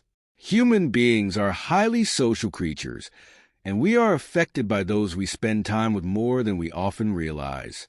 Attitudes, emotions, and behaviors can spread like a virus, influencing how we perceive the world and how we approach challenges. Surrounding yourself with people who are constantly complaining, negative, or plagued by bad luck can subtly erode your own sense of optimism and ambition. The mind is malleable, and over time, you may begin to adopt the same pessimistic mindset, believing that success is out of reach or that external forces are always working against you. This law is not simply about avoiding individuals with a string of bad luck, but about recognizing those whose worldview is steeped in negativity and defeatism. These are the people who seem to have a dark cloud permanently hovering over them. They dwell on their failures, complain endlessly, and seem to invite misfortune into their lives through their own actions or inactions. Even if they do not intend to, these people radiate an energy that can be draining, pulling you into their personal dramas and sabotaging your own forward momentum. In the world of power, this is lethal. When you are focused on rising to the top, you cannot afford to be weighed down by the misery and self-sabotage of others. Avoiding the unhappy and unlucky doesn't mean you should be cold-hearted or unsympathetic to others' struggles. However, it does mean recognizing when someone's misfortunes are self-inflicted or when their negativity is not temporary, but a habitual way of interacting with the world. These are the people who seem to live in a perpetual state of chaos, dragging those around them into their cycle of despair. In aligning yourself with them, you risk being seen as part of that same cycle. Your reputation, opportunities, and success can be tainted by association. This law, therefore, is a reminder that you must be discerning in your relationships, prioritizing those that uplift and inspire you rather than those that drag you into the mud. One reason this law is so powerful is that it speaks to the concept of energy. The people you spend time with affect your mental and emotional energy levels. Negative people drain you. They sap your enthusiasm, hope, and creativity, leaving you emotionally exhausted. On the other hand, positive, motivated, and successful individuals tend to inspire you. Their energy is contagious in a positive way, boosting your confidence and motivating you to achieve your own goals.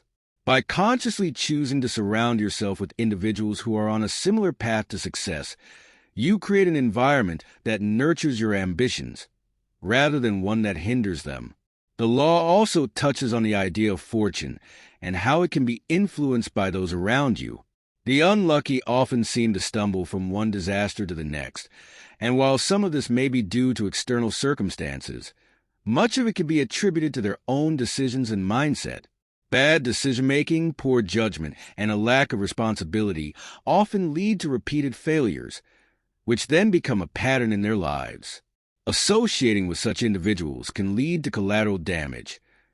You may find yourself caught up in their problems or even become a scapegoat for their failures.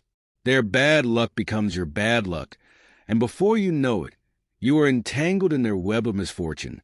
Furthermore, unhappy and unlucky individuals often have a skewed perception of the world. They may view life as inherently unfair, success as unreachable, and setbacks as personal attacks from the universe. This worldview can be highly infectious. Spending too much time with someone who always blames external forces for their failures can make you start seeing the world through the same lens.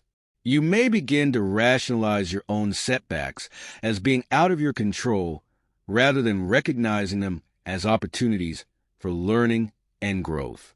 This kind of mindset is fatal for anyone seeking power because it strips you of the belief in your own agency and ability to shape your future. There is also a practical reason for avoiding the unhappy and unlucky. They can damage your reputation by association. In the world of power, reputation is everything, as we saw in Law 5. People will judge you based on the company you keep.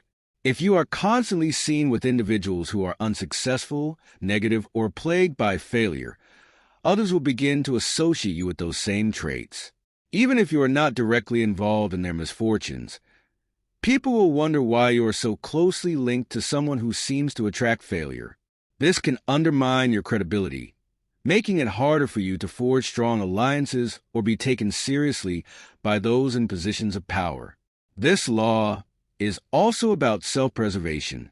The more time you spend trying to help, support, or fix the unhappy and unlucky, the more your own energy and focus are diverted from your own goals. This doesn't mean you should never help others, but you must be mindful of where you invest your energy. There is a fine line between supporting someone through temporary difficulties and being dragged down by someone's perpetual state of unhappiness. You must protect your own mental and emotional resources, using them to build your own power and success rather than being siphoned off by those who cannot escape their own misery. Another critical aspect of this law is understanding that some people are simply addicted to their own unhappiness or failure. They may not consciously realize it, but they have become so accustomed to their role as a victim or the unlucky one that they are unwilling or unable to change. These individuals thrive on the attention and sympathy that their misfortunes bring, and they may even sabotage their own success to maintain this identity. Associating with such people is not only draining, but it can also pull you into a cycle of dysfunction that is incredibly difficult to escape. Lastly, this law is about cultivating an environment that fosters growth, success, and positivity. Just as you avoid the unhappy and unlucky, you should actively seek out those who are optimistic, successful, and driven. These are the people who will challenge you to grow, inspire you to push past your limits, and elevate your own ambitions. Surrounding yourself with winners creates a kind of success-oriented bubble where achievement and progress are the norm. This is the environment where power flourishes, because you are constantly feeding off the energy of those who are on a similar upward trajectory. In essence, Law 10, avoid the unhappy and unlucky, is about protecting your energy, reputation, and trajectory. While it may seem harsh, it is a necessary strategy for anyone seeking power. The people around you are either pulling you up or dragging you down. By avoiding those who are trapped in cycles of negativity and failure, you ensure that your path remains clear, focused, and free from unnecessary setbacks. This law teaches you to be discerning, to protect your own progress, and to surround yourself with individuals who elevate rather than deplete you. Law 11. Learn to keep people dependent on you is about creating and maintaining leverage in relationships. Power, in its purest form, comes from the ability to control circumstances and outcomes, and one of the most effective ways to ensure this control is to make others reliant on you. This law teaches that to solidify your position of influence, you must cultivate a dynamic in which people need you more than you need them. By becoming indispensable, you ensure that others cannot easily replace you or move forward without your input. Dependency is the cornerstone of power because it binds others to you, creating a web of influence where you hold the crucial threads. The first key to keeping people dependent on you is to position yourself as a source of something they cannot easily obtain elsewhere, whether that be knowledge, skills, connections, or resources. In any relationship, if you provide something vital that others are unable or unwilling to obtain on their own, you hold a significant amount of power. This can be something tangible, like access to certain networks, or intangible, like emotional support, expertise, or strategic advice. When people come to rely on you for these things, they are less likely to challenge you, abandon you, or betray you. The moment you become replaceable, your leverage diminishes, and with it, your power. It's important to recognize that this law is not about fostering shallow dependency, but about cultivating long-term reliance. It's about weaving yourself into the fabric of other people's lives and operations in such a way that removing you would cause significant disruption or loss. To do this, you must embed yourself into multiple areas of value. For example, in a workplace setting, being good at your job isn't enough. Others should depend on you for your ability to solve problems, navigate office politics, or manage key relationships. The more essential you make yourself in diverse aspects, the harder it becomes for anyone to imagine moving forward without you. Another layer of this law is about creating the perception that you hold the keys to something valuable. People may not always need you, but if they believe that your involvement or resources will be crucial at some point, they will keep you close. This is especially effective when you hold unique knowledge or skills that are difficult to replace. By being the person with access to specialized information, or by having a unique understanding of a particular process or problem, you establish yourself as the go-to person. Others may try to find alternatives, but if your expertise is difficult to replicate, you remain indispensable. However, keeping people dependent on you also requires a careful balancing act.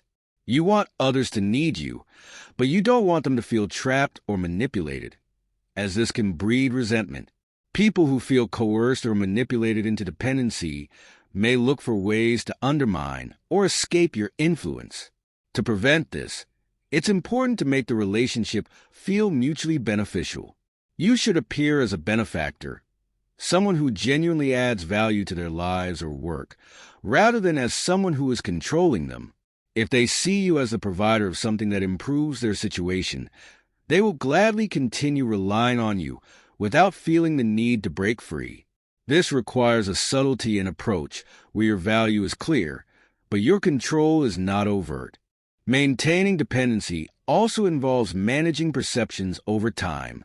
As you make yourself indispensable, you must guard against becoming too transparent in your efforts to maintain control. People may begin to see through the dynamic and attempt to free themselves from your influence. To counter this, constantly evolve your role, adding new layers of value or finding new ways to support those around you. This keeps the power dynamic fluid, ensuring that others are never fully aware of how reliant they become on you. By staying one step ahead, you ensure that the dependence grows deeper, even as it appears less obvious. It's also important to note that creating dependency doesn't mean you always have to be at the forefront. Sometimes, the most powerful position is one of quiet influence, where others don't fully realize how much they need you until a crisis emerges. By being the person who can swoop in at critical moments and resolve issues, you not only reinforce your indispensability, but also create a lasting impression of your value. When others see that their success or stability hinges on your contributions, they will go out of their way to keep you within their orbit. In personal relationships, this law plays out in more subtle ways, but the core principle remains the same. Emotional, financial, or social dependence can be cultivated, making it difficult for the other party to envision life without your presence or support. However, this should not be done in a way that appears overtly controlling or manipulative. Rather, you should position yourself as the person who brings stability, joy, or opportunities that the other party values highly. When people feel that you add something irreplaceable to their lives, whether that be emotional security, access to social circles, or financial support, they are far less likely to sever ties with you.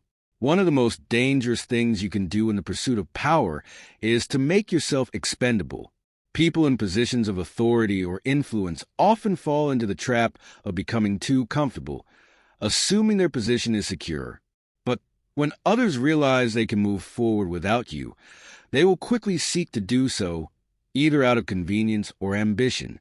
To avoid this, you must constantly remind others, either directly or subtly, of your importance to their success. This can be done by consistently providing value, solving problems, or showing that your involvement is crucial to the functioning of the operation. In essence, you must always be working to reinforce the perception of your indispensability. However, be careful not to overextend yourself by trying to be everything to everyone.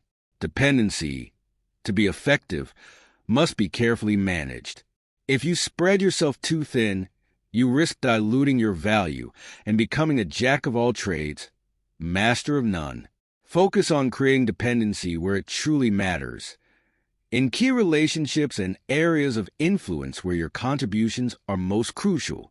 By concentrating your efforts, you ensure that your power remains concentrated and difficult to replace. Moreover, the law teaches that the ultimate form of dependency is when others rely on you not only for what you provide, but also for their own sense of identity or purpose. This is the deepest level of control, where the lines between their success and your contributions become blurred. When someone cannot see themselves achieving their goals without your involvement, you hold the ultimate leverage. This is the pinnacle of influence, where you are no longer just a provider of resources or skills, but an integral part of their worldview and self-image. Reaching this level requires patience, strategic relationship building, and an acute understanding of human psychology. Lastly, this law serves as a warning to never become too dependent on others yourself. The more reliant you are on others for your own success or stability, the more vulnerable you are to being controlled or manipulated. Always maintain your own independence, even as you cultivate dependency in others. This ensures that you remain in a position of strength, capable of moving freely and making decisions without being beholden to someone else's power. In conclusion, Law 11, learn to keep people dependent on you, is a powerful strategy for ensuring that you maintain leverage in all of your relationships. By making yourself indispensable, you create a dynamic where others cannot easily move forward without your support, skills, or resources. This allows you to maintain influence without resorting to force or overt control. As long as people need you more than you need them, you remain in a position of power, able to shape circumstances and decisions to your advantage. The key is to provide ongoing value, manage perceptions, and avoid becoming too dependent on others in return. This is how power is maintained and expanded over time. Law 12. Use selective honesty and generosity to disarm your victim is one of the most subtle yet potent strategies in the pursuit of power. It revolves around the idea of manipulating perceptions by employing acts of calculated honesty and generosity to lull people into a false sense of security. In a world where everyone is on guard, anticipating deceit or manipulation, a well-timed display of honesty or a generous act can be disarming. It can lower people's defenses and make them more vulnerable to your influence and control. By appearing transparent and benevolent, you create an opening to manipulate their emotions, motives, and actions to suit your long-term objectives. Selective honesty is particularly powerful because it is unexpected. Most people are conditioned to expect self-interest in others, especially in high-stakes or competitive environments. When you provide a moment of genuine seeming truth, it can break down the barriers of suspicion and mistrust.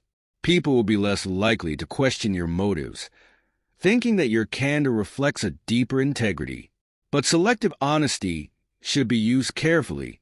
It is not about being truthful all the time, but about strategically choosing the moments where the truth, or a version of it, serves your larger purpose. This truth should reveal just enough to make others feel comfortable, but never so much that it compromises your own position. One of the most effective ways to deploy selective honesty is by admitting a small weakness or flaw.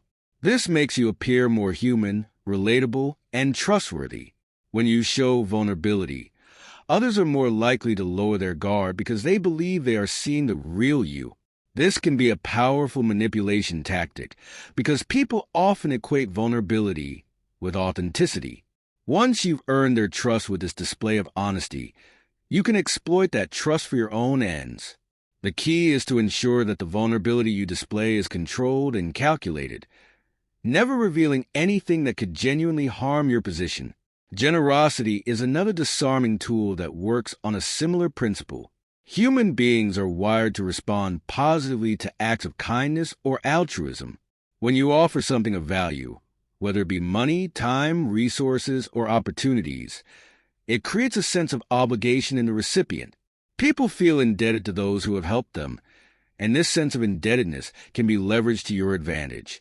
By making others feel that they owe you something, you subtly control them without ever appearing coercive. Generosity, in this sense, is not about charity or selflessness. It is a strategic investment that can yield significant returns in the form of loyalty, influence, and future favors. It's important to understand that selective generosity does not mean giving indiscriminately. The generosity you show must be carefully targeted toward those whose loyalty or support you seek to cultivate. It can be a way to win over enemies, neutralize threats, or strengthen alliances. For example, a well-timed gift or favor to a rival can soften their hostility, making them less inclined to oppose you.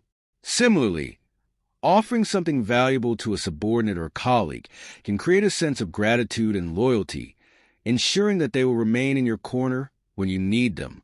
The key is to ensure that your generosity always serves your larger goals, not just your ego or desire to be liked. Selective honesty and generosity can also be used in combination to create an even stronger effect. When people see you as both honest and generous, they are far more likely to let down their guard and accept your influence.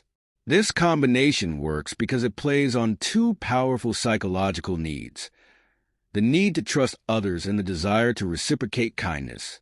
By satisfying both of these needs, you can create a powerful bond of loyalty or obligation, which can then be leveraged to achieve your aims. However, as with all power strategies, there is an element of risk in using selective honesty and generosity. If your motives become too obvious or your generosity feels insincere, people may begin to question your true intentions. This is why subtlety is crucial. Your actions must feel organic, not calculated. People should believe that your honesty is a natural extension of your character, and that your generosity comes from a place of genuine goodwill. If you overplay your hand, people will see through the ruse, and your efforts will backfire. Instead of disarming your target, you may provoke suspicion and resistance. Another layer to this law is recognizing when to pull back. If you are too generous or too honest, you risk undermining your own power by making others too comfortable. They may begin to take you for granted, seeing your kindness as a weakness to exploit rather than a strength to respect. To avoid this, you must always maintain an element of unpredictability.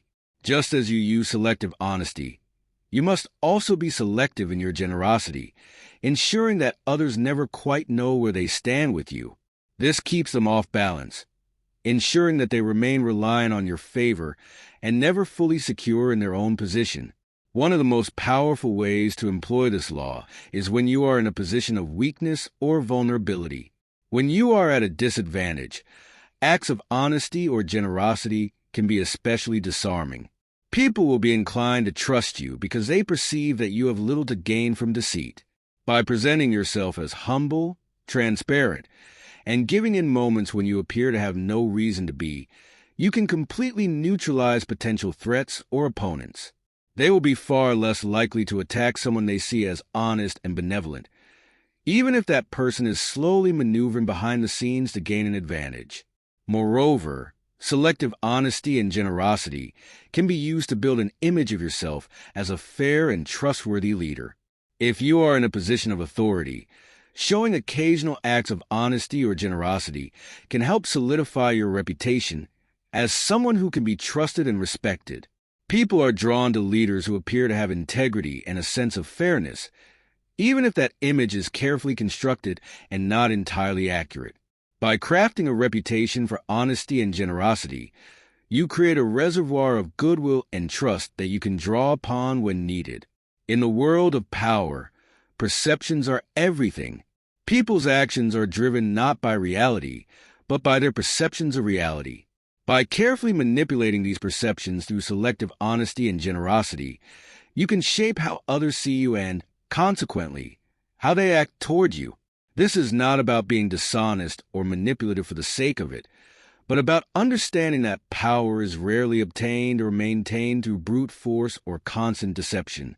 Often, the most powerful moves are the ones that seem to go against the usual rules of power, acts of kindness, honesty, and transparency that disarm others, making them more pliable and easier to control. In conclusion, Law 12. Use selective honesty and generosity to disarm your victim is about using the unexpected to create a sense of trust and security in those you wish to influence. By strategically choosing moments to be honest or generous, you can lower people's defenses, making them more susceptible to your influence. This law is not about being truthful or kind for its own sake, but about using these qualities as tools to further your own goals. When used correctly, selective honesty and generosity can be some of the most effective strategies for gaining and maintaining power, creating a dynamic in which others are disarmed by your apparent openness and generosity, while you quietly pull the strings from behind the scenes. Law 13. When asking for help, appeal to people's self-interest, never to their mercy or gratitude, is rooted in the understanding that people are fundamentally driven by their own desires, needs, and ambitions. It highlights a critical aspect of human nature. People are more likely to respond favorably when they see how something benefits them directly, rather than when they are called upon to act out of kindness, gratitude, or moral obligation. This law teaches that if you want to persuade others to assist you, you must frame your request in terms of their self-interest, aligning your needs with their goals and desires. Doing so makes your appeal far more compelling and increases the likelihood of success. The fundamental flaw in appealing to mercy or gratitude is that these emotions are fleeting and unreliable. Gratitude, while it can be genuine, rarely lasts in a way that ensures consistent reciprocity. People quickly forget favors, and their sense of obligation fades over time. Similarly, appeals to mercy are often met with resistance because people generally don't like to feel guilt-tripped or manipulated into acting against their own interests. In contrast, when you appeal to someone's self-interest, you activate a much more durable and motivating force: their desire to achieve personal gain. This law operates on the principle that people are inherently selfish, even if they do not always appear to be. Self-interest drives most human behavior, whether consciously or subconsciously. The challenge is not to ignore this aspect of human nature, but to harness it to your advantage. When you approach someone with a request, the question they are most likely asking themselves is, "What's in it for me?" If your appeal fails to answer that question, you risk being ignored or, at best, receiving lukewarm support. However, if you can clearly demonstrate how helping you aligns with their goals, ambitions, or desires, they will be far more inclined to offer their assistance. One of the most effective ways to implement this law is to frame your request in such a way that the other person sees it as an opportunity. For example, if you need someone's help in a project, you could present it as a chance for them to gain exposure, improve their skills, or secure a key position. By showing them how assisting you will ultimately benefit them, you make the proposition much more attractive. The key is to make them feel that they are not doing you a favor, but rather seizing an opportunity that will further their own interests. This approach is particularly useful when dealing with powerful or influential individuals. People in positions of power are typically bombarded with requests for help, many of which are framed in emotional terms, appeals to their sense of duty, compassion, or past favors. But powerful people are rarely moved by such appeals. They didn't rise to their positions by acting out of charity or obligation. Instead, they are much more likely to respond to proposals that show how their own position, power, or influence will be enhanced by helping you. The more clearly you can demonstrate this, the more likely they are to respond positively. Another important aspect of this law is that it requires a deep understanding of the other person's motivations. To successfully appeal to self-interest, you need to know what drives the individual you are trying to persuade. Different people have different motivations, Some are driven by money, others by status, others by recognition, and some by a sense of accomplishment. If you can tailor your appeal to match the specific desires and needs of the person you are dealing with, you will have a much higher chance of success. This requires careful observation and sometimes even subtle probing to understand what the other person values most. For instance, if you're dealing with someone who is motivated by recognition, you can frame your request in a way that emphasizes the visibility or prestige they will gain by helping you. If they value financial gain, you might highlight how their assistance could lead to lucrative opportunities. The key is to align your request with their primary driver of action, making it clear that by helping you, they are also helping themselves. It's also important to remember that this law is not about manipulating or deceiving others into helping you. Rather, it's about recognizing the realities of human behavior and working within them. People are much more likely to respond to requests that align with their self-interest because it feels like a natural, mutually beneficial exchange. In many cases, the person helping you may even feel like they are the one benefiting more from the relationship, which is exactly the dynamic you want to create. A critical mistake that many people make is assuming that gratitude or past favors will automatically translate into future help. They expect that because they helped someone in the past, that person will feel obligated to return the favor. However, gratitude is rarely a strong enough motivator to ensure consistent support. People are much more focused on their current needs and ambitions than on past deeds. You can't rely on someone's sense of obligation to compel them to help you. Instead, you must always focus on the present and how assisting you benefits them right now. This law also applies to building long-term relationships. If you can consistently frame interactions in ways that benefit the other party, they will naturally come to see you as someone worth supporting. This builds a foundation of mutual benefit, where both parties feel like they are gaining something valuable from the relationship. Over time, this dynamic can create a strong alliance, where the other person feels invested in your success because they see it as tied to their own. It's important to note that appealing to self-interest doesn't mean you have to be overtly transactional or make the other person feel like you're only interested in what they can do for you. In fact, this should be done subtly. The best appeals to self-interest are those that feel natural and mutually beneficial, not manipulative or forced.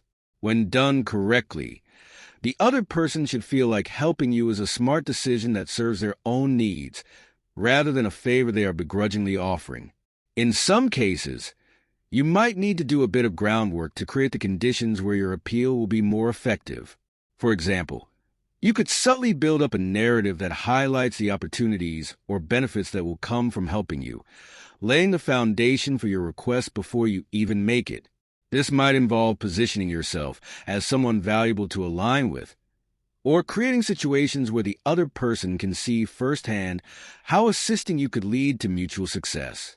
Finally, it's worth considering that appealing to self-interest also helps protect you from disappointment and resentment. When you rely on emotional appeals, such as expecting people to help out of gratitude or moral obligation, you set yourself up for frustration when they don't respond as you hope. By appealing to self-interest, you take control of the situation and make it much more likely that your requests will be met with enthusiasm rather than indifference or reluctance. In conclusion, Law 13, when asking for help, appeal to people's self-interest, never to their mercy or gratitude, is about understanding human nature and leveraging it to your advantage. Rather than expecting others to act out of obligation, kindness, or emotional connection, you must present your requests in a way that highlights what they stand to gain. By aligning your needs with their interests, you increase the chances of gaining support and build more solid, mutually beneficial relationships. Appeals to self-interest are far more powerful and reliable than appeals to mercy or gratitude, as they tap into the core motivators that drive human behavior, ensuring that people are far more likely to say yes when they see how helping you benefits them too. Law 14. Pose as a friend Work as a spy reveals one of the most covert yet essential strategies in the pursuit of power. It is about gathering critical information by blending into your surroundings, all while appearing to be someone's friend or ally. The essence of this law lies in cultivating relationships and trust only to extract the knowledge you need to navigate complex power dynamics and use it to your advantage. By positioning yourself as a confidant, you can gain access to the inner thoughts, plans, and weaknesses of others, all while concealing your own intentions. At the heart of this strategy is understanding that knowledge is power. The more you know about those around you, their desires, fears, ambitions, and insecurities, the more effectively you can manipulate situations to your benefit. In any social or professional environment, people naturally guard their most valuable information, especially from those they perceive as competitors or threats. But by posing as a friend, someone who appears to have no hidden agenda, you can bypass their defenses and access the insights they would otherwise keep hidden. The key to implementing this law is subtlety. A successful spy does not ask direct questions or appear too interested in the details of someone's life or business. Instead, they create an environment of trust where others feel comfortable sharing. This trust is built through small acts of empathy, listening, and creating the illusion that you are not a threat, but a supportive ally. By making people feel seen and heard, you encourage them to open up about their challenges, plans, or concerns, often without them realizing that they are revealing valuable information. One powerful way to gather information is to play the role of a seemingly disinterested observer. People are often less guarded around those they perceive as neutral or uninterested in the power dynamics at play. By presenting yourself as harmless or uninvolved in the competition, others are more likely to share details they might otherwise withhold. This allows you to collect intelligence without raising suspicion or making anyone defensive. In some cases, you might even position yourself as someone who needs advice, which can lead to your advisors inadvertently sharing their strategies and weaknesses. An essential aspect of this law is that it requires you to conceal your own intentions and plans. To effectively pose as a friend while working as a spy, you must never allow others to realize that you are gathering information or that you have ulterior motives. This means maintaining a facade of sincerity and loyalty at all times, even as you quietly analyze the information you are receiving and consider how to use it to your advantage. The moment someone suspects you are spying on them or manipulating them, the trust you have built collapses and your position is compromised. It's important to note that this law does not advocate overt betrayal or malice. Instead, it focuses on the strategic gathering of information that can be used to outmaneuver your rivals or better position yourself within a power structure. In some cases, the information you gather might simply provide you with a clearer understanding of the motivations and goals of those around you, allowing you to make more informed decisions. In others, it might give you leverage over individuals or groups who could stand in your way. The power of this law lies in its ability to give you a deeper understanding of the landscape you are navigating, allowing you to anticipate moves, avoid pitfalls, and seize opportunities as they arise. Another powerful tactic under this law is the use of indirect observation. Rather than always relying on direct conversations or interactions, you can glean valuable insights by paying attention to how others act, who they associate with, and how they respond in various situations. The way people treat subordinates, react under pressure, or behave in casual settings often reveals more about their true nature than their words ever could. By being attuned to these subtle cues, you can gather intelligence without ever having to ask a single question. One of the greatest advantages of posing as a friend is that it allows you to gather information without arousing suspicion. When people believe you are on their side, they are less likely to conceal their plans or shield their vulnerabilities from you. They may even volunteer information that they believe will help you, not realizing that they are giving you the tools to ultimately outmaneuver them. This is why building rapport is crucial. The more someone trusts you, the more they will reveal. However, the line between friend and spy must be carefully managed.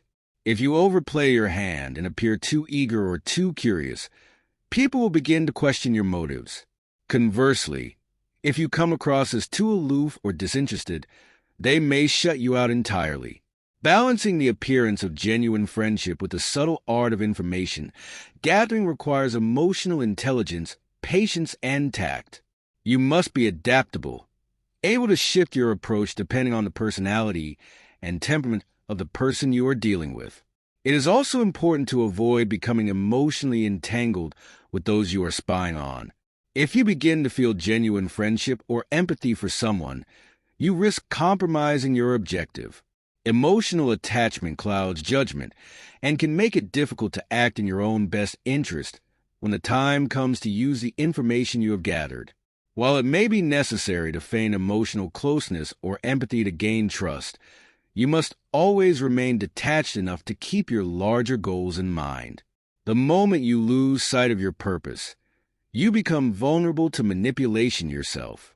The concept of working as a spy can also extend beyond personal interactions to larger systems of surveillance and intelligence gathering. In today's digital age, information is more accessible than ever before, and the ability to gather data from a distance is a valuable skill. By quietly monitoring social media, professional networks, and public records, you can gain a wealth of knowledge about your rivals or targets without ever interacting with them directly. In this way, you can gather intelligence without risking exposure or confrontation. As with all laws of power, there are risks associated with this approach. If you are caught gathering information or if your true intentions are exposed, the consequences can be severe. People tend to react with anger and hostility when they feel they have been deceived or betrayed. This is why the art of subtlety is so crucial. The best spies are those who never appear to be spying at all, those who blend so seamlessly into their surroundings that no one ever suspects their true purpose. Mastering this level of discretion requires practice, patience, and a deep understanding of human behavior. Ultimately, Law 14. Pose as a friend, work as a spy is about understanding the value of information and how to acquire it without tipping your hand. Knowledge is one of the most potent tools in the pursuit of power, and by positioning yourself as a trusted ally, you can gain access to the insights you need to outmaneuver your rivals and achieve your goals. This law teaches that appearances matter. By cloaking your true intentions behind a facade of friendship, you can disarm others and extract the information you need without them ever realizing it. When executed skillfully, this strategy allows you to operate in the shadows, gathering the intelligence that will ultimately give you the upper hand in any power struggle. Law 15. Crush your enemy totally demands absolute dominance in conflict. This law teaches that half measures, compromises, or leaving any trace of your enemy intact can lead to future problems. To fully assert control and ensure your success, you must crush your enemies completely, leaving them no room to recover, retaliate, or regroup. This is a law of total annihilation, a warning that if you allow even a sliver of power or influence to remain in the hands of those who oppose you, it will come back to haunt you. The only way to ensure lasting security and dominance is to obliterate your enemy entirely, eliminating any threat to your position. One of the underlying principles of this law is that leaving an enemy standing, even if weakened, can lead to their eventual resurgence. People who have been humiliated or defeated, but not utterly destroyed, harbor resentment and a desire for revenge. That desire can simmer quietly until the moment they see an opportunity to strike back. History is filled with examples of rulers, leaders, and conquerors who showed mercy to their enemies, only to have those same enemies rise up against them later. The lesson here is that if you want to avoid future conflicts and threats to your power, you must leave no room for such retaliation. Crushing your enemy totally is not just about physical destruction. It's about psychological and strategic elimination as well. In many cases, the most effective way to destroy an enemy is to completely undermine their influence, reputation, or support. If you can strip them of their power base, whether it's allies, resources, or credibility, they will be unable to mount any kind of opposition. The key is to ensure that there is no possibility of recovery. By dismantling the structures that support them, you leave them powerless and irrelevant, unable to pose any further threat to you. It's also important to understand that enemies can take many forms. They are not always overt rivals or adversaries. They can be hidden, waiting for the right moment to strike. This is why it is crucial to be vigilant and proactive in identifying those who might stand in your way. Often, potential enemies may seem harmless or insignificant at first, but if left unchecked, they can grow in strength and influence, ultimately challenging your position. The law advises that you deal with these enemies early, before they have a chance to develop into a serious threat. By crushing them before they have the chance to rise, you eliminate the risk of future conflict. This law also speaks to the danger of sentimentality or misplaced compassion in the realm of power. Many people, out of a sense of morality or empathy, hesitate to deliver a final blow to their enemies, believing that mercy or compromise is the more honorable path. But in the world of power, mercy is often seen as weakness, and those who are spared may take advantage of that weakness to regroup and strike back. Crushing your enemy totally requires setting aside emotional impulses and focusing on the long-term security of your position. It is not about cruelty for its own sake. It is about ensuring that your power remains unchallenged and unthreatened. In some cases, the total destruction of an enemy may be as much psychological as it is physical or tactical. If you can break your enemy's spirit, make them believe that resistance is futile and that their defeat is inevitable, you have already won. The most complete victories are often those where the enemy is mentally and emotionally broken, left with no hope of recovery. This kind of defeat leaves a lasting impression on both your enemies and those who might consider challenging you in the future. It sends a message that you are not to be trifled with, that any attempt to undermine you will be met with overwhelming force. An essential component of this law is understanding when to apply it. Not every conflict requires the total destruction of your opponent. Sometimes, it's more strategic to allow a weakened enemy to survive if their existence serves a purpose, such as deterring others from challenging you. But when you are dealing with an adversary who poses a significant threat to your power, leaving them even partially intact is a mistake. You must recognize when you are facing an enemy who, if not entirely crushed, will eventually return to challenge you again. In these cases, total destruction is the only path to lasting security. In a broader sense, this law can be applied to competitive environments beyond warfare or direct conflict. In business, politics, or any sphere where power and influence are at stake, you may encounter rivals who threaten your position. Simply outperforming them or weakening their standing may not be enough. To ensure they do not rise again, you must take actions that leave them with no ability to compete. This might mean acquiring their resources, taking over their client base, or destroying their reputation to the point where they can no longer operate effectively. The goal is to ensure that they are unable to recover or rebuild, securing your dominance in the field. This law also touches on the idea of burning bridges when it comes to adversarial relationships. Once you have decided to crush an enemy, you must sever all ties and cut off any possibility of reconciliation. A common mistake is leaving the door open for future engagement, thinking that past enemies might become future allies. But in many cases, former enemies never truly forget or forgive the wrongs done to them, and any opportunity for reconciliation only gives them more time to regroup and plan their revenge. Crushing your enemy totally means ensuring there is no path back, no chance for them to re-enter the field as a threat to you. Psychologically, this law can be difficult to follow because it often requires going against societal norms of forgiveness and mercy. The idea of showing no mercy to a fallen enemy can feel harsh or ruthless. But in the pursuit of power, there are times when such measures are necessary for self-preservation and long-term success. Those who hesitate, who leave their enemies with even a shred of hope or power, often find themselves paying the price later. To rise and stay at the top, you must be willing to act decisively and ensure that those who threaten you are neutralized completely. In summary, Law 15. Crush your enemy totally teaches that in the pursuit of power, half measures and compromises can leave you vulnerable to future threats. To secure your position and prevent retaliation, you must obliterate your enemies entirely, leaving them no chance to recover or rise again. Whether through physical, psychological, or strategic means, the goal is to eliminate any possibility of future conflict. By doing so, you send a clear message to your enemies and potential rivals that you are not to be challenged. In the realm of power, mercy and sentimentality can be dangerous. Only by crushing your enemies completely can you ensure your long-term dominance and security. Law 16.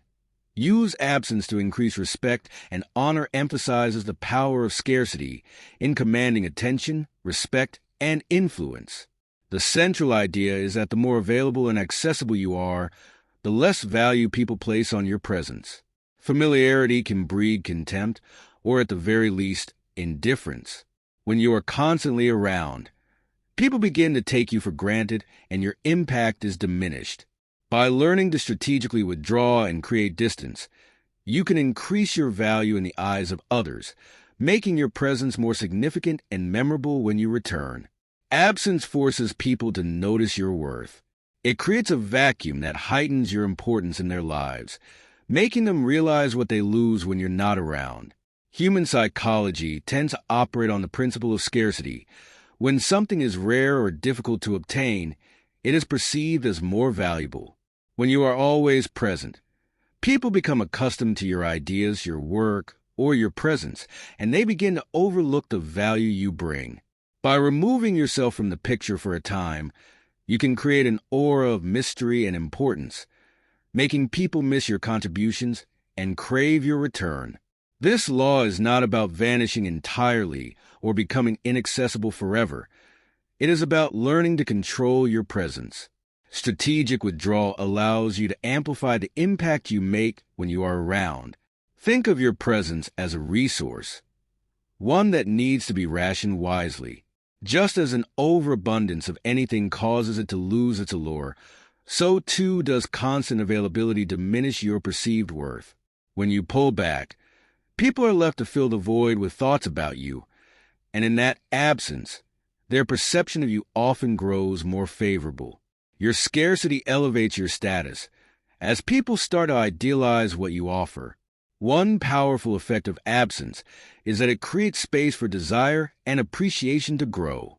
Absence plants seeds of curiosity and intrigue, prompting others to reflect on your qualities, accomplishments, and significance. When you're constantly in front of someone, your faults and weaknesses become more visible over time. However, when you disappear for a while, people tend to focus more on your strengths, often idealizing you in your absence. In your return, you are greeted with renewed respect and attention because the absence has heightened your mystique and gravitas. This strategy is especially effective in relationships, whether personal or professional. People tend to respect and admire those who maintain an air of independence and self-sufficiency, as it shows that you are not overly dependent on their approval or presence. Being too readily available can make you appear clingy, needy, or overly eager to please, which undermines your influence. On the other hand, someone who can comfortably withdraw from social circles or relationships without losing their sense of self is often seen as strong, confident, and self-assured. Such individuals command greater respect because their absence demonstrates that they are not reliant on others for validation. Moreover, creating moments of absence allows you to recharge and evaluate your own strategy. Constant involvement in social, professional, or competitive environments can lead to burnout or making rash decisions. By withdrawing, you gain perspective, distance yourself from the immediate pressures, and can return with renewed focus and a clearer sense of purpose. This break also allows you to observe how people respond to your absence. giving you insight into who values your presence and who might be taking you for granted. However, using absence to increase respect and honor requires careful balance and timing. Absence can be a double-edged sword if not applied properly. If you withdraw for too long or at the wrong moment, people may forget about you, or worse, find someone else to take your place. The key is to leave when your presence is still valued, but just before you become overexposed or common. By making your exit at the height of your influence or when people still seek your presence, you create anticipation for your return, and they are left wanting more. This tactic can be especially useful in competitive environments, in business or politics. For example, an individual who is constantly vying for attention or trying to dominate the conversation often comes across as desperate or insecure. By strategically withdrawing, you can create an aura of confidence and calm, suggesting that you don't need to be at the forefront all the time to maintain your influence. When you do reappear, it is with a purpose, and your presence is seen as more deliberate, calculated, and powerful. Absence can also be a tool for negotiation. In any negotiation, the party that seems least eager often has the upper hand. When you create distance, you demonstrate that you are not overly invested or desperate for a particular outcome. This can make others work harder to win you over, as your absence signals that you have options and are not dependent on their decisions. The scarcity of your attention and time makes you more desirable, which can increase your leverage. Beyond the personal level, this law also applies to movements, ideas, and trends. Overexposure can dull the impact of any initiative. A movement or brand that is constantly in the public eye risks becoming a fleeting trend, something that people grow tired of quickly. Strategic withdrawal from the spotlight can rekindle interest and curiosity, creating a sense of novelty when it returns. This is why some of the most successful brands, political figures, and cultural movements occasionally step back, allowing anticipation and demand to build before they reemerge in full force. In essence, Law 16. Use absence to increase respect and honor teaches that in the pursuit of power and influence, being present all the time can dilute your impact. By carefully withdrawing and creating moments of absence, you create a void that people notice, and in that void, their appreciation for your contributions grows. This tactic not only enhances your perceived value, but also gives you greater control over how and when you re-enter the scene, making your presence more powerful and respected. Mastering this balance between presence and absence allows you to maintain long-term influence without overexposing yourself. Law 17. Keep others in suspended terror is about mastering the art of unpredictability to maintain control over others. The essence of this law is rooted in fear and uncertainty. When people are unsure of what you will do next, they are kept in a state of anxiety and apprehension, which gives you an edge over them. Predictability breeds complacency, but when you introduce chaos, inconsistency, or surprise into your actions, others are forced to remain alert, unable to settle into a comfortable rhythm. This law teaches that fear, particularly the fear of the unknown, can be a potent tool in maintaining power and authority. The psychological basis of this law is clear. Humans are creatures of habit who seek stability and certainty. We are wired to feel safe when we can predict outcomes or understand the behavior of those around us. But when predictability vanishes, when patterns are broken, we experience fear, discomfort, and often panic. By intentionally breaking patterns and acting in ways that others cannot foresee, you destabilize their sense of security, making them vulnerable and dependent on your next move. This law does not mean creating terror for the sake of cruelty or causing harm unnecessarily. Rather, it is about using uncertainty strategically to keep others off balance and unable to predict your intentions or actions. When people are constantly guessing about what you will do next, they are less likely to challenge you directly, for fear that they will miscalculate. The unpredictable figure commands attention, respect, and sometimes even reverence because others cannot afford to ignore or underestimate them.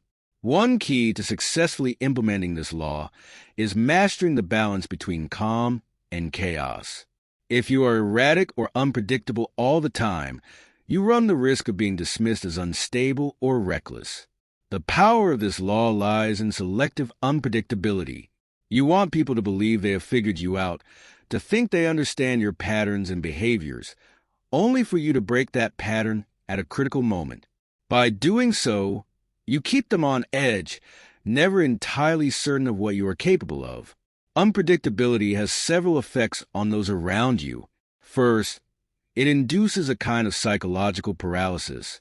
When people are unsure of what will happen, they hesitate to make moves of their own.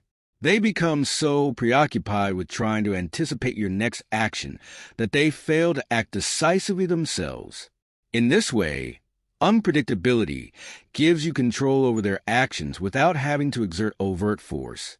People who are frozen by fear or indecision are easier to manipulate and lead. Second, unpredictability makes you appear larger than life. By being unpredictable, you seem more mysterious and powerful because you transcend the ordinary, where most people operate within clear rules and expectations.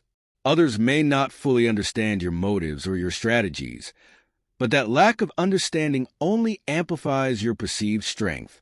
People fear what they cannot comprehend or predict, and this fear gives you an aura of dominance. This law is particularly useful in competitive environments where power struggles are constant.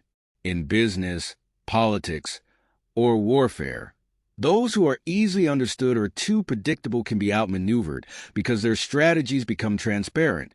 If your rivals or enemies can anticipate your next move, they will prepare and counteract you. By keeping your intentions hidden and your actions erratic, you make it impossible for them to develop a coherent defense.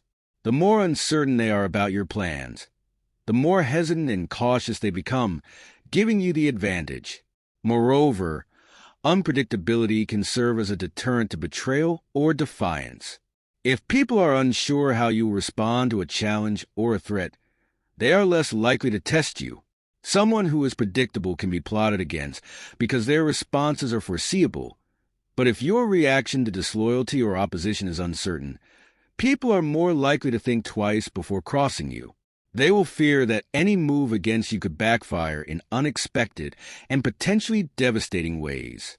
It's also important to understand the psychological burden unpredictability places on others. Living in a state of suspended terror is exhausting. When people are constantly trying to figure out your next move, they waste energy and mental resources, becoming less effective and more prone to mistakes. In this way, unpredictability is not just a tool for controlling others. It also weakens them over time.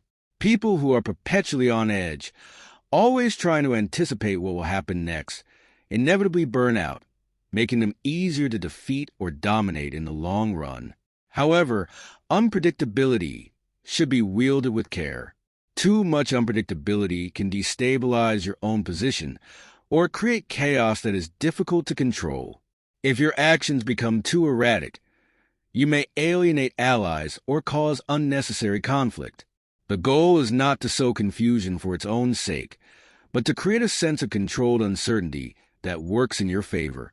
Your unpredictability should be deliberate and calculated, designed to provoke fear, respect, and hesitation without spiraling into disorder. Additionally, unpredictability is a form of psychological warfare. It is not enough to simply act unpredictably. You must also project an air of confidence and control, even as you keep others guessing. The unpredictable person who seems nervous or uncertain themselves loses their power, because the fear they create must be rooted in the belief that they know exactly what they are doing. Others must believe that your unpredictability is intentional, part of a larger strategy that they cannot fully grasp. This law also ties into the concept of keeping your true intentions hidden. By never revealing your full hand, you force others to speculate and wonder about your motivations, creating an atmosphere of suspense and intrigue. The more people try to figure you out, the more they become trapped in a web of uncertainty. They may even project their own fears and anxieties onto you, imagining you to be more powerful or dangerous than you actually are. In this way, unpredictability amplifies your influence by playing on the human tendency to fear the unknown. Finally, Law 17. Keep others in suspended terror teaches that power often lies in the ability to disrupt normal patterns and expectations. When people expect one thing and you deliver another, you break their sense of control and predictability, forcing them to adapt to your rhythm. This ability to unsettle and unnerve others is one of the most potent tools in the pursuit of power. By keeping people in a state of suspended terror, you hold the keys to their actions, their thoughts, and ultimately their will. The key is to wield unpredictability not as a chaotic force, but as a strategic weapon, keeping others guessing, fearful, and on the defensive while you remain in control. Law 18. Do not build fortresses to protect yourself warns against the instinct to isolate oneself in times of danger, uncertainty, or when faced with potential threats. While fortresses, both literal and metaphorical, may seem like a safe haven, a retreat into them is actually a strategy that invites isolation, vulnerability, and ultimately weakness. By closing yourself off from the outside world, you cut yourself off from vital information, resources, and connections that are essential for maintaining and exercising power. In reality, the more you isolate yourself, the more dependent you become on the fortress itself, and the less control you have over the world outside of it. At its core, this law speaks to the dangers of insulating oneself too much. Building a fortress, whether it's physical walls, a tight-knit circle of advisors, or even an isolated mental state, seems like a logical response to threats. When you feel attacked or exposed, the instinct is often to retreat, to create a barrier between yourself and potential enemies. But what you lose in this defensive posture is the ability to respond dynamically to changing circumstances. Inside your fortress, you might feel secure, but outside, the world continues to move and evolve without you, and that is where real power is negotiated. Isolation not only disconnects you from the flow of information, but also makes you an easier target. In a fortress, you are stuck in one place, visible to all, and those who wish to see your downfall know exactly where to find you.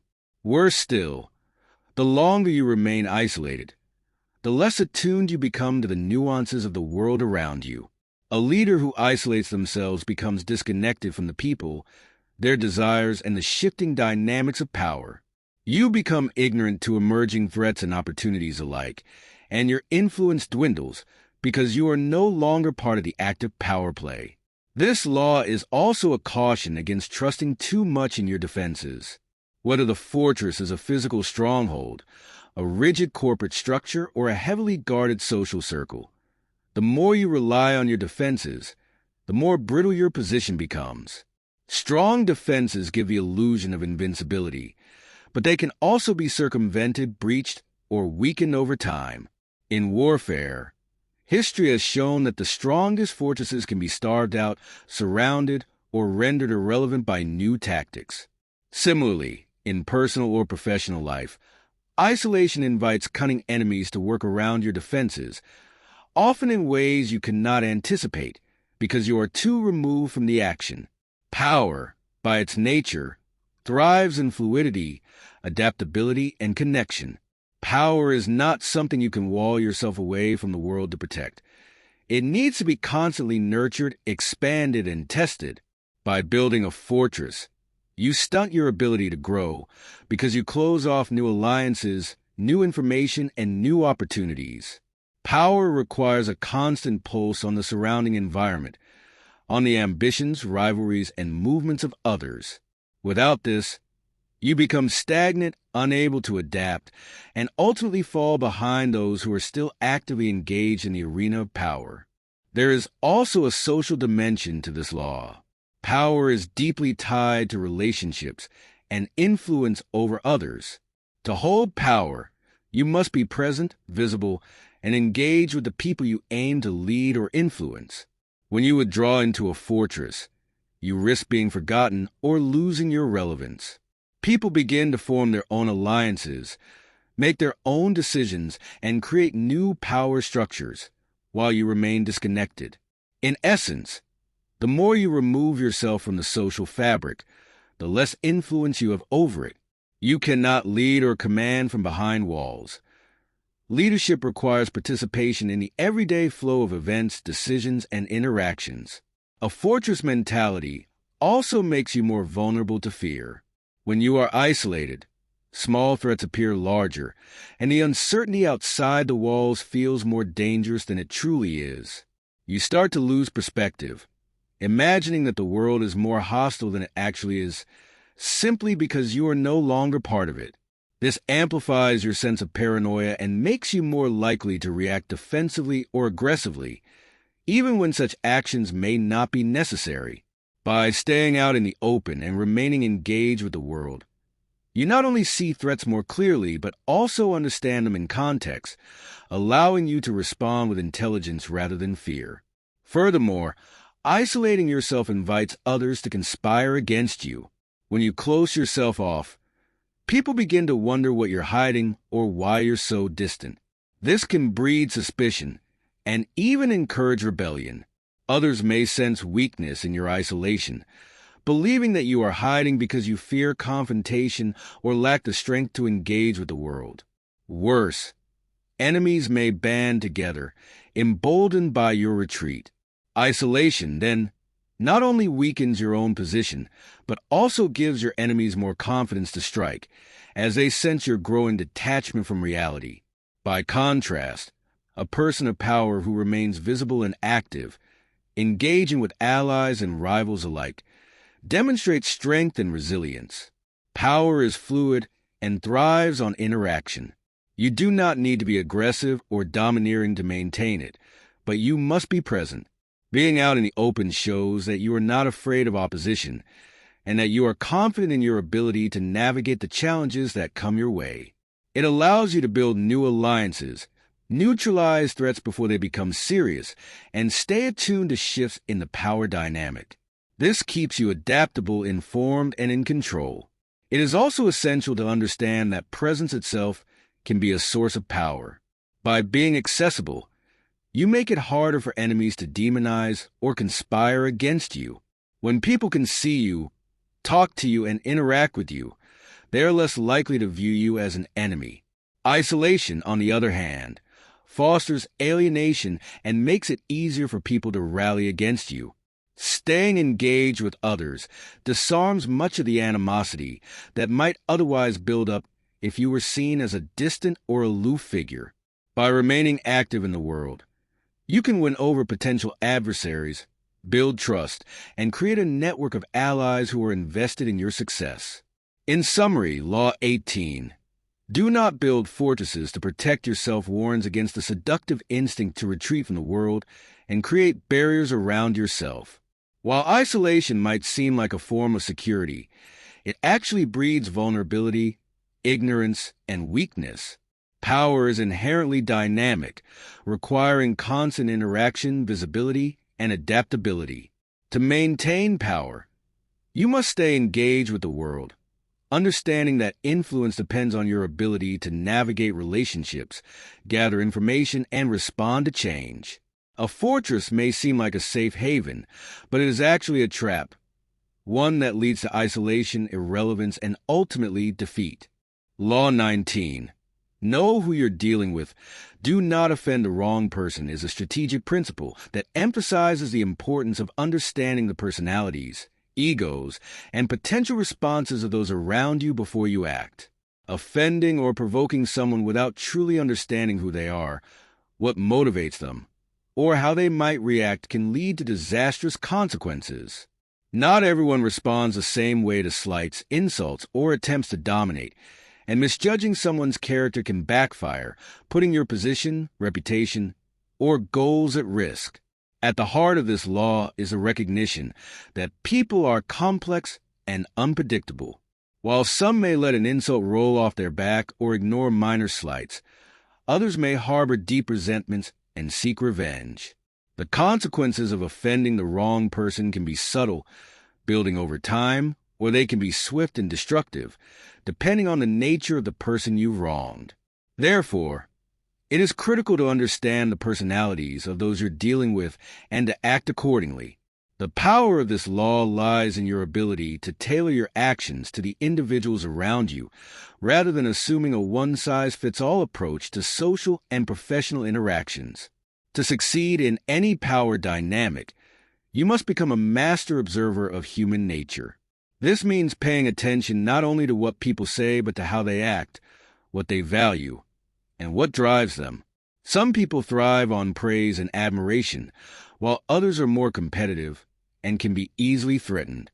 Still, others may be highly sensitive to slights, even ones you did not intend to give. Knowing who is likely to forgive a misstep and who will hold a grudge is key to navigating social and political landscapes without making enemies you cannot afford to have. One of the first steps to applying this law is identifying people's sensitivities. Some individuals have fragile egos that cannot handle criticism, no matter how constructive it may seem. Others are overly ambitious, constantly seeking opportunities to elevate themselves, and may see even small challenges to their authority or competence as personal attacks. If you offend someone with a fragile ego or a high level of ambition, they may respond with anger, envy, or a desire for revenge, seeking to undermine you at the first opportunity. Their response might not be immediate, but such individuals often store their resentment, waiting for the right moment to strike back. On the other hand, there are people whose personality is less concerned with status or appearance. These individuals might be more willing to let offenses slide, as long as they do not feel personally threatened or humiliated. By recognizing these differences, you can better gauge how far you can push someone, and whether a slight misstep will cause minor friction or ignite a personal vendetta. The key is to always remain vigilant about who you are dealing with and adjust your behavior accordingly, especially when conflicts arise. Another critical factor in this law is the importance of recognizing potential hidden dangers. Some people may seem harmless or docile on the surface, only to possess a hidden capacity for vengeance or malice. These types of individuals are particularly dangerous because they do not show their true nature openly. They may bide their time, waiting for the perfect moment to retaliate when you're least expecting it. The danger lies in underestimating them due to their outward demeanor or the way they present themselves to the world. These quiet but dangerous types are often the ones who pose the greatest threat because they are capable of plotting behind the scenes while you remain unaware of their brewing resentment. In addition to personality differences, another layer of complexity lies in people's status and influence.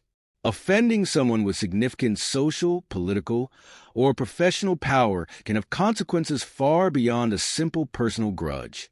A high-ranking official, a well-connected individual, or someone with considerable influence can marshal resources, allies, and networks against you, using their power to destroy your reputation, career, or prospects.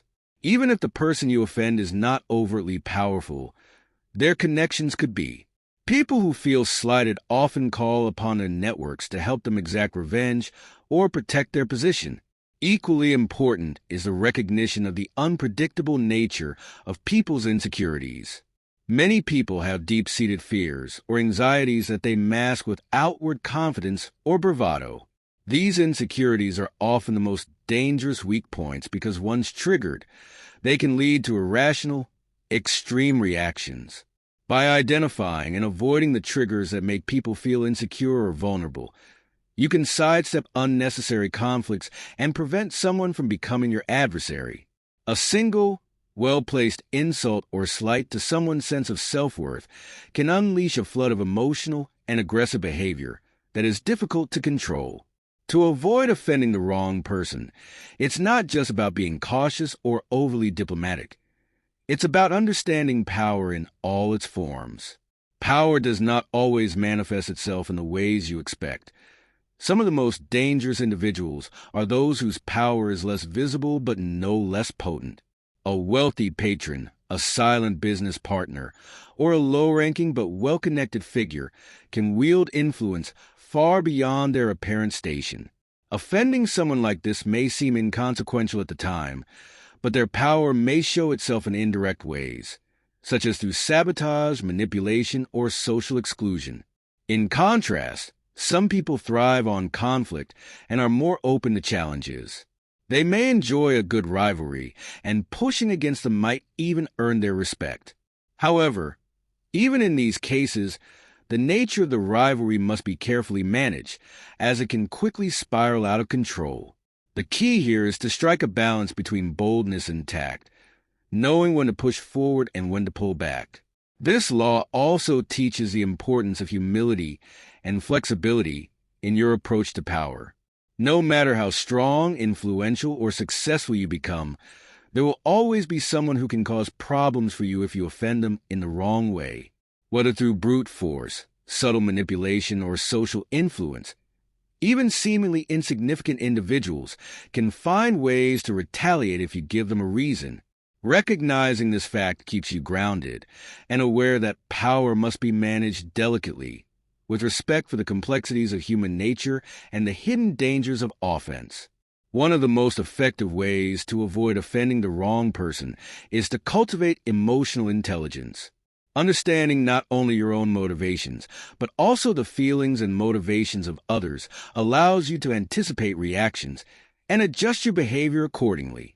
Emotional intelligence helps you see beneath the surface, to discern who might be a valuable ally and who could become a dangerous enemy if mishandled. It is this sensitivity to others that allows you to navigate delicate situations with grace and to manage power dynamics with subtlety and care. Ultimately, Law 19, know who you're dealing with, do not offend the wrong person, is about staying attuned to the complexities of human nature and being aware of the potential consequences of your actions. Power is fragile, and it can be easily undermined by an unintended insult or slight. To avoid unnecessary conflict, humiliation, or retribution, it is crucial to understand the personalities, egos, and hidden strengths of those around you.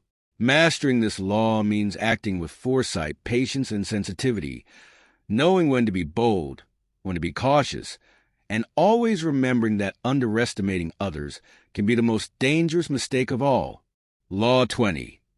Do not commit to anyone is a profound and strategic guideline rooted in the principle of maintaining your independence and autonomy in the pursuit of power.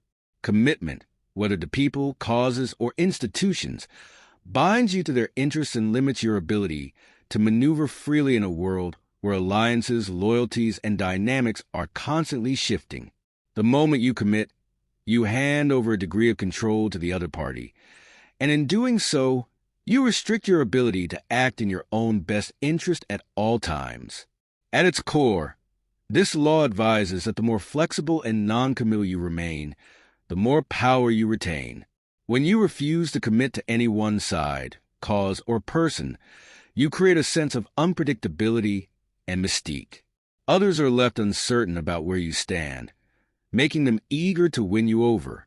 This law is about maximizing your leverage and options while avoiding entanglements that could limit your ability to act decisively when necessary. By remaining elusive, you maintain the upper hand in negotiations, relationships, and power struggles. Commitment is often seen as a virtue, but in the realm of power, it can be a trap.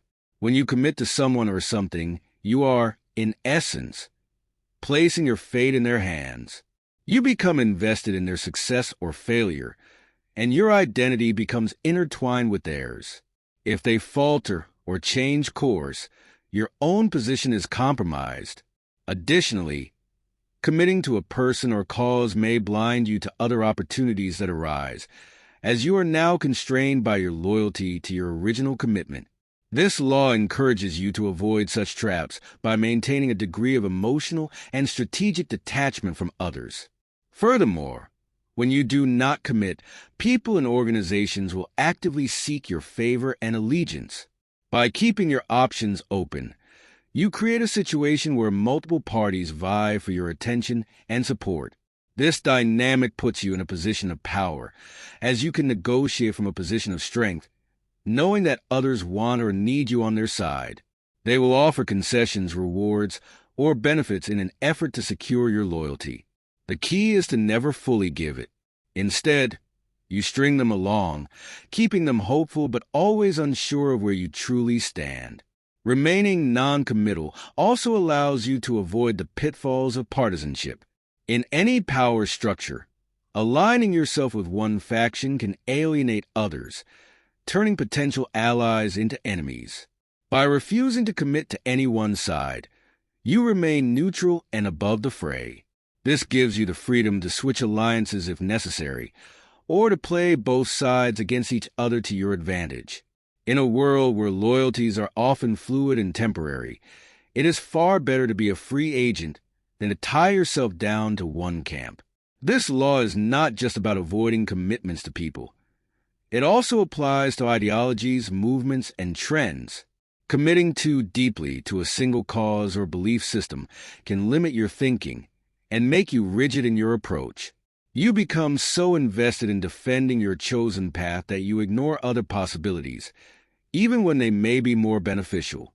By staying flexible and non-dogmatic, you can adapt to changing circumstances and seize new opportunities as they arise, rather than being trapped by your previous commitments.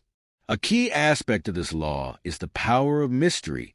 When others cannot easily predict your intentions or know where you stand, they are more likely to approach you cautiously and with respect. Your refusal to commit creates an aura of independence and unpredictability that makes you harder to manipulate or control. People will approach you with offers, hoping to win your favor, but your elusive nature ensures that they are always left uncertain. This uncertainty keeps them on their toes, always wondering what you will do next, and thus, you maintain the upper hand. It is also important to recognize that those who seek your commitment often have their own agendas. They want to use your support to further their own goals, and once they have secured your loyalty, they may take you for granted or limit your influence. By withholding commitment, you prevent others from using you as a pawn in their schemes. Instead, you remain a force to be reckoned with, someone who cannot be easily controlled or manipulated. However, there is a fine balance to this law. Total non-commitment can make you seem aloof or untrustworthy, and if taken to an extreme, it can lead to isolation. The key is to appear interested, engaged, and willing to cooperate without ever fully committing. You want to create the impression that your support is valuable but not guaranteed. This approach keeps others invested in courting your favor, while you retain the freedom to act in your own best interest. In some cases, appearing to commit can be a useful strategy, as long as it is temporary and conditional. By giving the illusion of commitment, you can gain the trust and resources of others. But once you have what you need, you can withdraw or shift your allegiance as circumstances change. The goal is to use commitment as a tool to further your own power, rather than allowing it to limit your freedom. It is also essential to recognize that power is fluid, and the dynamics of relationships, organizations, and society are constantly changing. A commitment that serves you well today may become a liability tomorrow. By remaining non-committal, you retain the flexibility to adjust your strategy and align yourself with new forces as they emerge. In this way, you stay ahead of the curve, rather than being weighed down by past alliances or outdated loyalties. Finally, this law emphasizes the importance of self-reliance. By refusing to commit to anyone, you cultivate a sense of independence that allows you to navigate the world of power on your own terms. You are not beholden to anyone, and you do not need to rely on others to achieve your goals. This independence gives you the freedom to act decisively and to pursue your own path without being constrained by the expectations or demands of others. In summary, Law 20. Do not commit to anyone teaches that in the pursuit of power, the greatest strength lies in maintaining your autonomy and freedom of action. Commitment limits your options and binds you to the interests of others. while non-commitment allows you to stay flexible, unpredictable, and in control. By remaining elusive and unattached, you can keep people vying for your favor, avoid entanglements that may weaken your position, and preserve your ability to act in your own best interest at all times. Power, after all, is not about loyalty. It is about leverage, adaptability, and strategic detachment. Law 21. Play a sucker to catch a sucker is a masterclass in manipulation and psychological warfare. It advises that in the quest for power, sometimes the most effective strategy is to appear less intelligent, less competent, or less informed than you truly are. By playing the fool, you lure your adversaries into a false sense of superiority. They will underestimate you, revealing their weaknesses and true intentions while lowering their guard. This law is about letting others overplay their hand, giving you the advantage to outmaneuver them at a critical moment. The essence of this law lies in the power of deception. By pretending to be a sucker, you create an illusion that you are harmless or too naive to pose any threat. This makes people more willing to trust you, offer assistance, or share information they might otherwise withhold. Their guard drops because they believe you are not smart enough to understand the game being played. But beneath this facade, you are carefully observing and calculating your next move, waiting for the perfect opportunity to strike. This tactic is rooted in the idea that most people are driven by ego and the desire to feel superior. If you present yourself as someone who is beneath them, they will naturally want to assert their dominance. They will speak openly, boast about their achievements, and flaunt their supposed superiority. As they do this, they expose their vulnerabilities, allowing you to gather valuable information about their motives, weaknesses, and strategies. In essence, you are letting their arrogance work against them. Playing the fool is not about genuinely being incompetent or weak. It is about crafting a carefully controlled performance. You give just enough evidence to make others believe you are not a threat, but you never actually lose sight of your true objectives. This strategy works because most people are not inclined to look deeper. They accept surface appearances and act accordingly. By manipulating this tendency, you can use their misjudgment to your advantage. One of the greatest advantages of this law is that it allows you to operate in stealth. When people believe you are too foolish to understand the intricacies of a situation, they often reveal their hidden agendas, confident that you won't be able to comprehend or exploit the information. They may become careless, sharing plans or making decisions in front of you that they would never reveal to someone they saw as a rival. This gives you a significant advantage, as you can plan your moves with knowledge they don't realize you possess. This strategy also applies to negotiations and business dealings. If you appear overly eager or unsophisticated, people may believe they can take advantage of you, offering deals that are skewed in their favor. But because you have been playing the sucker, you can feign ignorance while subtly guiding the negotiations to a point where you emerge with the better end of the bargain. By pretending to be outmatched or uninformed, you can bait others into thinking they have the upper hand, all while positioning yourself to come out ahead. Another key element of this law is the patience it requires. Playing the fool is a long game. It is about waiting for the right moment to reveal your true capabilities. In many cases, the more you allow people to believe you are a sucker, the more they will feel emboldened to overreach or become overconfident. And when they do, they expose themselves to a decisive counterstrike. The art of playing a sucker is in knowing when to maintain the facade and when to drop it, catching your opponent off guard when they least expect it. In power struggles, this tactic also allows you to avoid early confrontations. By not presenting yourself as a threat, you can sidestep conflict while quietly gathering allies, resources, or information. Your enemies focus their attention on others who appear to be more formidable opponents, leaving you free to build your strength in the shadows. When the time is right, you reveal your true intentions, but by then, it may be too late for your adversaries to stop you. It's important to note that playing the sucker requires a nuanced understanding of human nature. You must be able to read people accurately and assess how they perceive you. If you overplay the role and come across as too incompetent, others may dismiss you entirely, which could close doors or opportunities.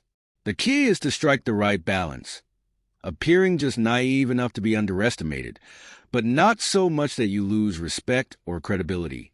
You must always maintain control of the narrative and be ready to pivot when the situation demands it. There is also an element of humility in this law, though it is a humility born out of cunning rather than sincerity. By suppressing your own ego and allowing others to feel superior, you gain the upper hand. Many people are too proud or too eager to display their intelligence or power, which often leads to missteps. But by willingly playing the fool, you can maintain a level of detachment that prevents you from becoming emotionally involved in the power dynamics at play. This detachment allows you to think more clearly and make more strategic decisions. In practice, this law is incredibly versatile. It can be applied in professional settings, social situations, and even personal relationships. By pretending to be oblivious or out of your depth, you allow others to reveal themselves to you. Over time, you accumulate knowledge and leverage, positioning yourself for a decisive victory when the moment is right. The ability to play a sucker also hinges on understanding the egos of those around you. People who are vain, insecure, or overly ambitious are particularly susceptible to this tactic. Their need for validation and dominance makes them easy targets for manipulation. They will often go out of their way to prove their superiority, unknowingly falling into the trap you've set for them. By catering to their ego and allowing them to believe they have outsmarted you, you can steer them toward outcomes that serve your interests. Ultimately, Law 21. Play a sucker to catch a sucker is about mastering the art of deception and control. It is about knowing when to conceal your true abilities and when to let others reveal their vulnerabilities. By playing the fool, you allow others to underestimate you, and in doing so, you gain the upper hand in any power dynamic. This law teaches the importance of patience, subtlety, and strategic foresight, all of which are essential for rising to power without appearing to be a threat until it is too late for others to stop you. Law 22. Use the surrender tactic. Transform weakness into power teaches a profound and paradoxical truth about the nature of power. Sometimes, the greatest victory comes from apparent defeat. In a world where aggression, dominance, and force are often seen as the ultimate expressions of power, the idea of surrender may seem counterintuitive.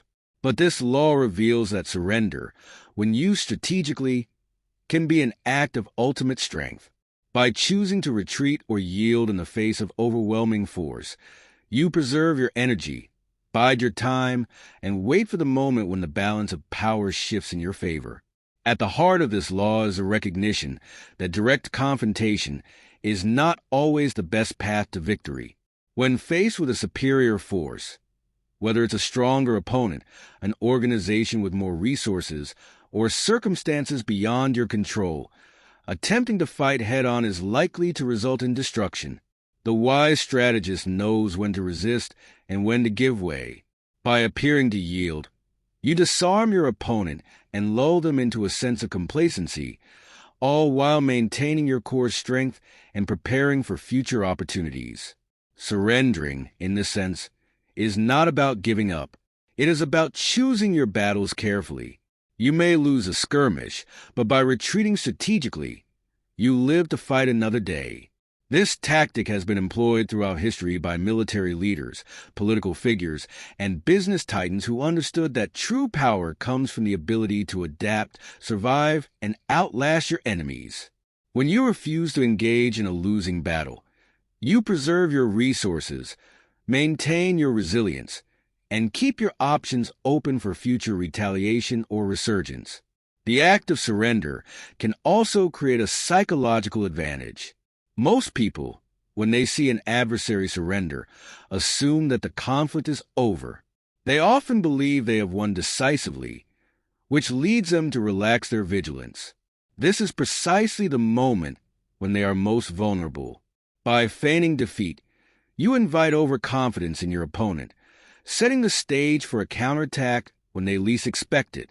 Surrender becomes a form of psychological warfare, allowing you to control the narrative of the battle even as you appear to be losing it. This law also highlights the importance of perception. The way you present your surrender can dramatically shape the outcome. If you make your surrender seem complete and genuine, your enemies will believe they have triumphed. However, beneath this appearance of capitulation, you are regrouping, strengthening your position, and gathering intelligence on your adversary. Surrender in this context is not about weakness, but about controlling the flow of power.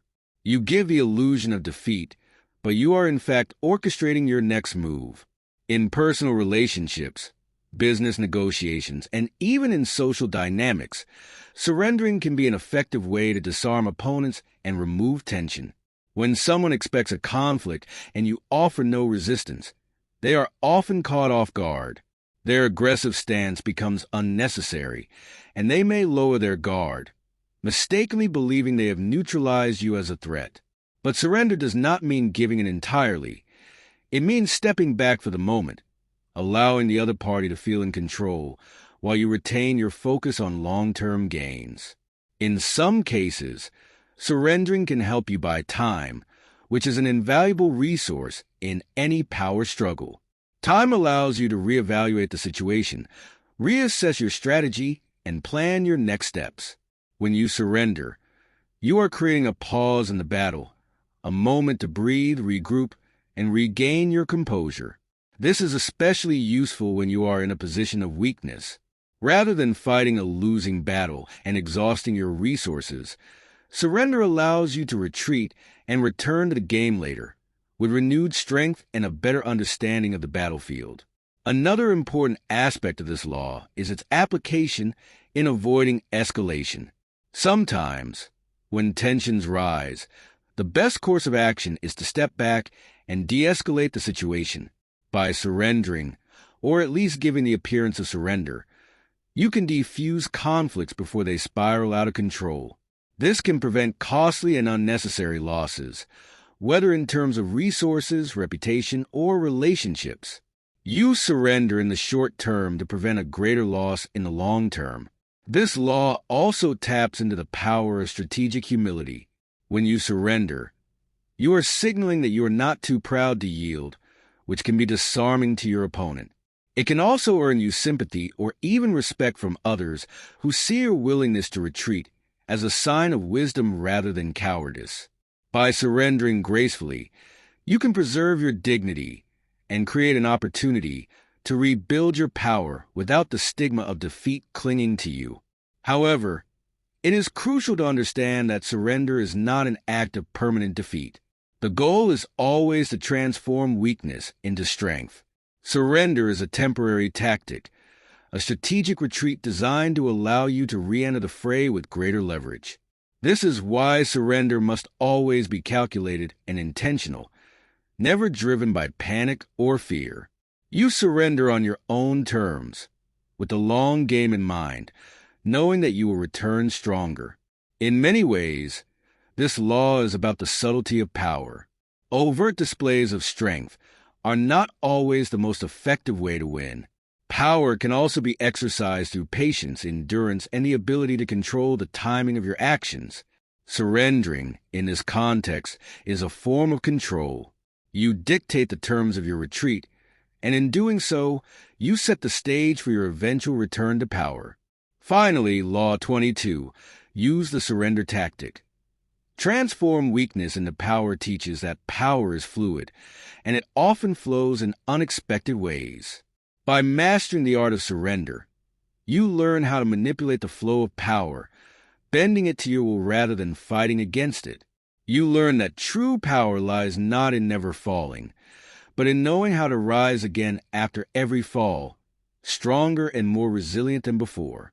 Law 23. Concentrate your forces is a principle rooted in the strategic understanding that power is amplified when it is focused. In the pursuit of power, spreading yourself too thin across multiple fronts weakens your overall strength. True power comes from directing your energy, resources, and attention toward a singular goal or objective, ensuring that your impact is decisive and potent. This law teaches that success in any endeavor is achieved not through dispersal, but through concentrated effort, allowing you to exert maximum force in the areas where it counts the most. At the heart of this law is the recognition that power, like light or heat, becomes more intense and effective when it is concentrated. Think of a magnifying glass focusing sunlight into a beam strong enough to start a fire.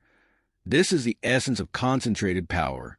By narrowing your focus, you eliminate distractions, reduce wasted effort, and direct your attention to where it will have the most significant impact. Spreading your energy across too many projects or pursuits dilutes your strength and prevents you from achieving mastery in any one area. In a world full of distractions and competing interests, it is easy to become fragmented, chasing multiple goals at once. This tendency to spread out across too many fronts is a common mistake in both personal and professional life. People often believe that diversifying their efforts will lead to greater success, but in reality, it leads to mediocrity.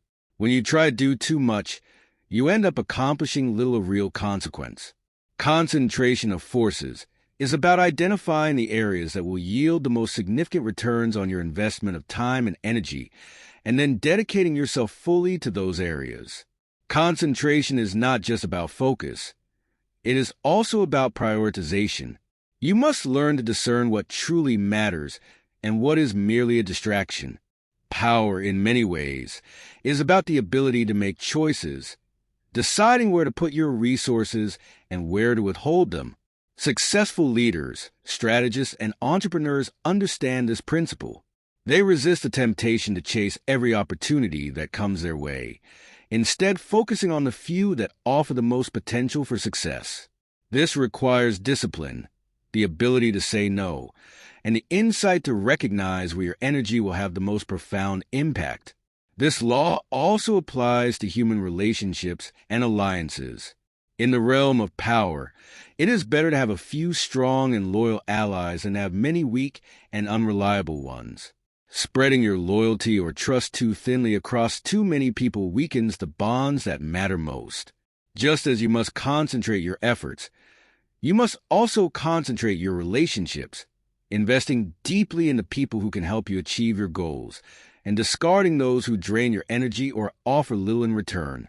The stronger the ties with a select few, the more leverage and support you will have in your pursuit of power. One of the reasons concentration of forces is so effective is because it allows for the buildup of momentum. Power grows exponentially when it is focused. The more energy you invest in one area, the more that area will yield, creating a feedback loop that increases your power over time. This is the principle behind compounding success. Small, focused efforts build on each other, leading to greater and greater returns. But this momentum can only be achieved through consistency and unwavering focus on a singular goal. In contrast, those who spread their efforts too broadly never build enough momentum in any one area. They are constantly starting over, shifting their focus from one project to another, never giving any single pursuit enough time or energy to succeed. The result is a cycle of mediocrity and failure.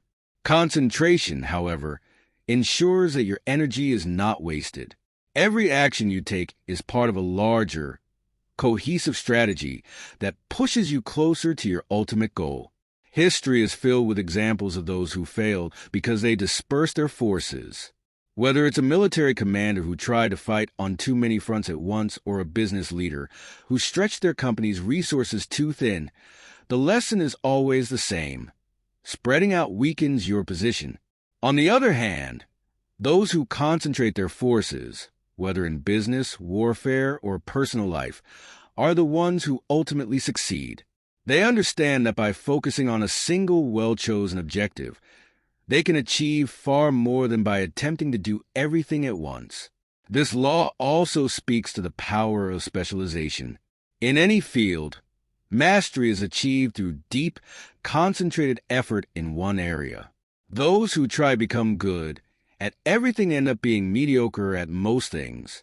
The most successful individuals focus on developing a particular set of skills or expertise that sets them apart from others. They become indispensable in their niche because they have invested the time and energy necessary to reach the top of their field. The same principle applies to organizations. Companies that try to do too many things often fail, while those that focus on one core area of excellence thrive. Concentrating your forces also allows you to eliminate inefficiencies.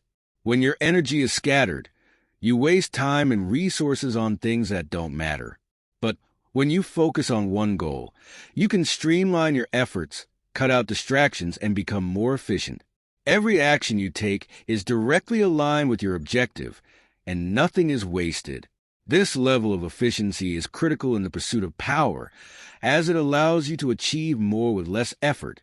Another key aspect of this law is that it forces you to clarify your goals. In order to concentrate your forces, you must first decide what you truly want. This requires introspection and strategic thinking. You must ask yourself, what is the most important objective?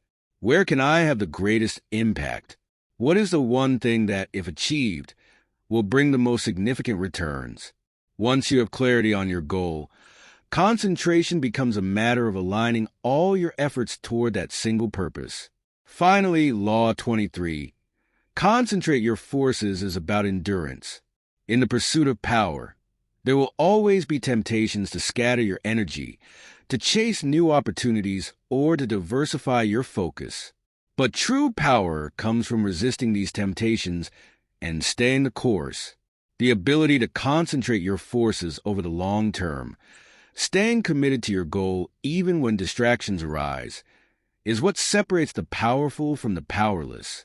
Concentration requires discipline, but it is through this discipline that true strength is forged. In summary, this law teaches that power is most potent when it is concentrated. By focusing your energy, resources, and attention on a singular goal, you maximize your impact and create the conditions for long-term success.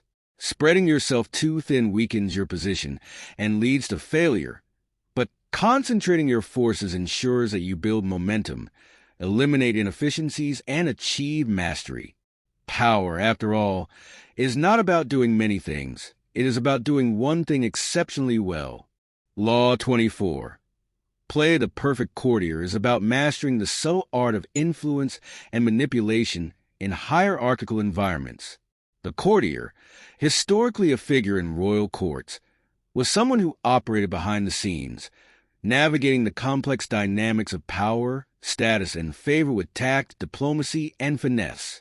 In the modern world, this role is reflected in anyone who must work within a power structure, whether in business, politics, or social environments. Playing the perfect courtier involves understanding how to advance in these environments without causing friction or openly challenging authority. It's about making yourself indispensable, manipulating appearances, and shaping outcomes while maintaining the guise of loyalty and service. At the core of this law is the understanding that power is rarely attained or maintained through brute force alone. The perfect courtier knows that subtlety and discretion are often more effective than overt displays of ambition. This requires emotional intelligence, charm, and the ability to read people and situations carefully. By mastering these skills, you can influence the people in power to see you as an asset rather than as a threat, allowing you to rise through the ranks without ever appearing to seek power openly. One of the key principles of being the perfect courtier is the ability to adapt to the personalities and moods of those above you. Every leader or person in a position of authority has their own insecurities, desires, and weaknesses. The perfect courtier learns to sense these traits and to play to them. If your superior is egotistical, you flatter them subtly without appearing sycophantic. If they are insecure, you offer quiet reassurances, making yourself a calming presence. If they are indecisive, you subtly guide them toward the decision you want them to make, always letting them feel as though the choice was their own. This skill and adaptability also means knowing when to step forward and when to remain in the background. The perfect courtier never outshines their superiors, as stated in Law 1, and knows that their role is to enhance the power and prestige of those they serve. However, this does not mean that the courtier is without ambition. Rather, their ambition is carefully concealed beneath layers of humility, service, and apparent loyalty. By making those in power feel more secure and successful, the courtier ensures their own advancement. Manipulating appearances is another essential skill for the perfect courtier. Power, especially in hierarchical environments, is as much about perception as it is about reality. The courtier knows that by controlling how others see them, they can shape outcomes to their advantage. This means always being mindful of how you are perceived, whether in casual conversation, formal meetings, or public appearances. The perfect courtier cultivates an air of grace, reliability, and discretion, ensuring that others see them as indispensable to the functioning of the court or organization. One of the more delicate aspects of this law is the ability to cultivate alliances while avoiding open factions. The perfect courtier understands that power structures are often filled with rivalries, competing interests, and shifting allegiances. Navigating these treacherous waters requires forming quiet alliances where mutual interests align, but never attaching yourself too firmly to any one faction or individual. This allows you to maintain flexibility and avoid being dragged down by the downfall of any single group or person. The courtier is loyal only to themselves and their long-term goals, even if outwardly they seem loyal to those in power. The perfect courtier also masters the art of timing, knowing when to speak, when to remain silent, when to push for a favor, and when to pull back is crucial. This requires patience, observation, and a keen sense of timing. The courtier never rushes into action. Instead, they wait for the opportune moment when circumstances align in their favor, striking when the time is right to maximize the impact of their actions. This sense of timing is what separates the skilled courtier from the clumsy manipulator who overplays their hand. In terms of communication, the perfect courtier is a master of subtlety. They know that direct confrontation or aggressive tactics rarely work in environments where power is fluid and status can shift quickly. Instead, they use indirect methods, hinting at what they want, planting ideas in the minds of others, or making suggestions that seem to originate from the person in power. This allows the courtier to influence outcomes without ever appearing to be manipulative. In essence, the perfect courtier makes people believe that they are acting of their own accord, when in fact, they are being guided by the courtier's invisible hand. Another critical skill of the perfect courtier is maintaining an appearance of neutrality and decorum, especially in conflicts. Power struggles are inevitable in hierarchical systems, but the courtier avoids getting caught up in them. They remain above petty rivalries, appearing to be focused solely on their duties and the well-being of the court or organization. This gives them the reputation of being trustworthy and impartial, which allows them to gain the confidence of multiple parties. By staying out of direct conflict, the courtier can influence both sides and emerge unscathed, regardless of the outcome. Moreover, the courtier knows that in any environment where power is concentrated, envy and resentment are constant threats. As such, they are careful not to attract too much attention to their own successes or ambitions. By appearing self-effacing and deferential, they avoid provoking the envy of others, which can lead to sabotage or opposition. The courtier moves through the ranks quietly, never making bold or public moves that could invite scrutiny or retaliation. This is not about being timid, but about being strategically invisible when necessary, allowing others to underestimate you while you consolidate your power. Another subtle yet powerful aspect of the courtier's strategy is the ability to act as a buffer between different factions or individuals. In environments where tension or conflict is present, the courtier can position themselves as a mediator or diplomat, smoothing over disagreements and calming tempers. This not only increases their value to those in power, but also allows them to play both sides against each other, all while appearing to be a force for peace and stability. In this way, the courtier gains influence by positioning themselves as an indispensable peacemaker. Lastly, the perfect courtier is always aware of the long game. Unlike the impatient climbers who seek immediate recognition or rewards, the courtier knows that power is built gradually through a series of small, strategic moves. They are willing to wait for years if necessary, biding their time, quietly building alliances, and influencing key players until the moment is right for them to step into a more prominent role. By the time they rise to the top, they have already laid the groundwork for long-term success, ensuring that their ascent is both smooth and sustainable. Law 24. Play the perfect courtier is ultimately about mastering the subtleties of power dynamics. It teaches that in any hierarchical system, overt displays of ambition or aggression are less effective than a careful, calculated approach. The perfect courtier advances through patience, charm, adaptability, and strategic invisibility, manipulating those in power without ever appearing to do so. By mastering this law, you ensure that you can rise through the ranks without ever becoming a direct target or threat, positioning yourself as indispensable to those who hold the keys to power. Law 25. Recreate yourself is about mastering the art of self-transformation, a dynamic and powerful tool in the pursuit of influence and control.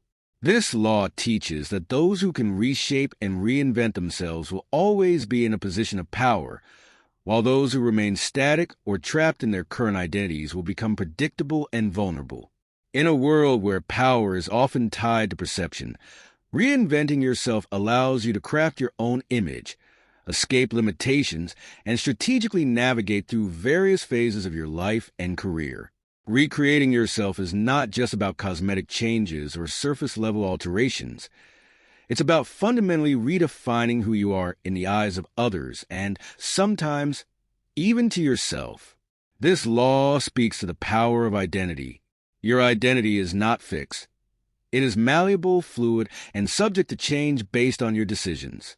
By understanding this, you can take control of how you are perceived and ultimately, how others react to you. Reinventing yourself gives you the ability to break free from societal expectations, escape pigeonholing, and consistently surprise those around you, keeping them off balance and unable to predict your next move. At its core, self-recreation is an act of creativity and imagination. To recreate yourself is to recognize that your identity is not something you are born with, but something you can sculpt. You are the artist, and your life is your canvas. The most powerful people throughout history have understood this, whether through conscious image-making or by cultivating personas that played into the desires and fears of others. By taking control of the narrative surrounding you, you seize control of the opportunities, influence, and respect that come your way. One of the key benefits of recreating yourself is the ability to escape your past. Many people find themselves trapped by their past identities, whether it's mistakes they've made, roles they've been placed in, or expectations that others have for them. But if you master the art of reinvention, you are never bound by your history. You can create new opportunities for yourself by shedding the skin of your former self and emerging as someone new. This power to reinvent is particularly crucial when facing situations where your old identity no longer serves you or where your reputation has become a hindrance. Recreation also allows you to keep your enemies, competitors, or rivals at bay. If people can easily categorize or define you, they can strategize against you. By constantly evolving and reinventing yourself, you make it harder for others to understand your motives, predict your actions, or counter your moves. A static identity is like a sitting target. It's easy to hit. But if you are always shifting, like a moving target, you become elusive, unpredictable, and ultimately harder to defeat. Moreover, recreating yourself is a way to avoid stagnation. In the pursuit of power, stagnation is the enemy. If you remain stuck in one version of yourself, you will eventually become irrelevant. People lose interest, opportunities dry up, and your influence wanes. But by continually reinventing yourself, you stay relevant, interesting, and dynamic. Reinvention helps you adapt to changing circumstances, allowing you to remain flexible and ready for new challenges. However, reinvention requires more than just a change in outward appearance. True self-recreation starts internally. It involves shifting your mindset, your goals, and the way you see the world.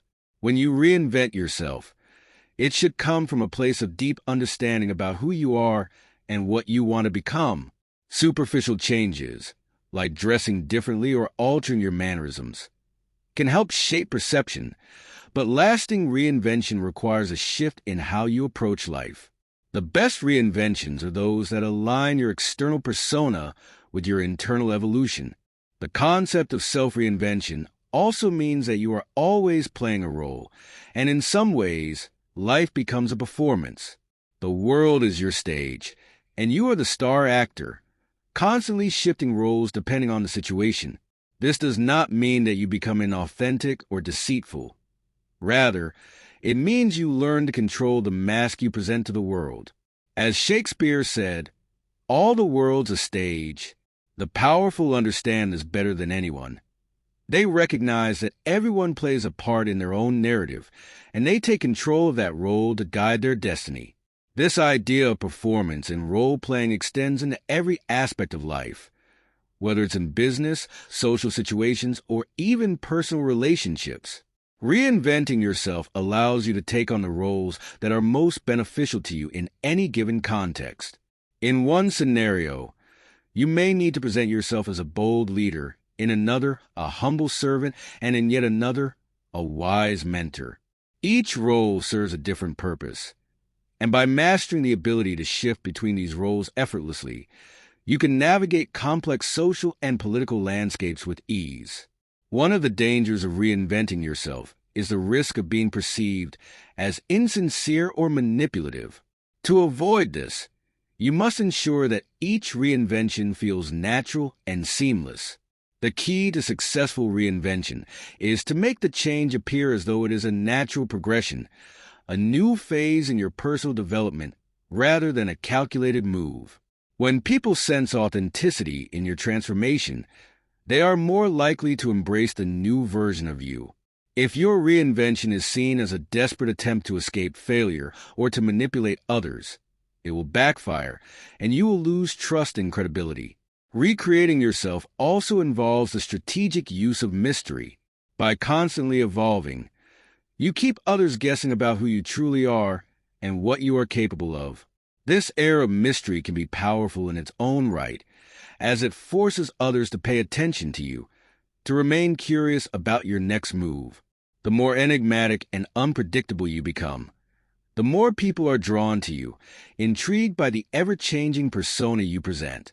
This sense of mystery allows you to control the narrative surrounding you, as people will fill in the gaps of your identity with their own assumptions, often granting you more power than you actually hold. To master this law, you must also be willing to take risks. Reinventing yourself often requires stepping outside of your comfort zone, trying new things, and embracing uncertainty. It can be unsettling to leave behind the safety of a well-established identity, but the rewards are immense for those who dare to take the plunge. By recreating yourself, you unlock new opportunities, forge new paths, and set yourself apart from the crowd. Reinvention is the key to staying ahead of the competition, to remaining relevant in a rapidly changing world. Ultimately, Law 25. Recreate yourself is about taking control of your destiny. Instead of letting the world define who you are, you define yourself. You are not at the mercy of circumstances, societal expectations, or other people's opinions. By mastering the art of reinvention, you can transform yourself into whoever you need to be in order to achieve your goals.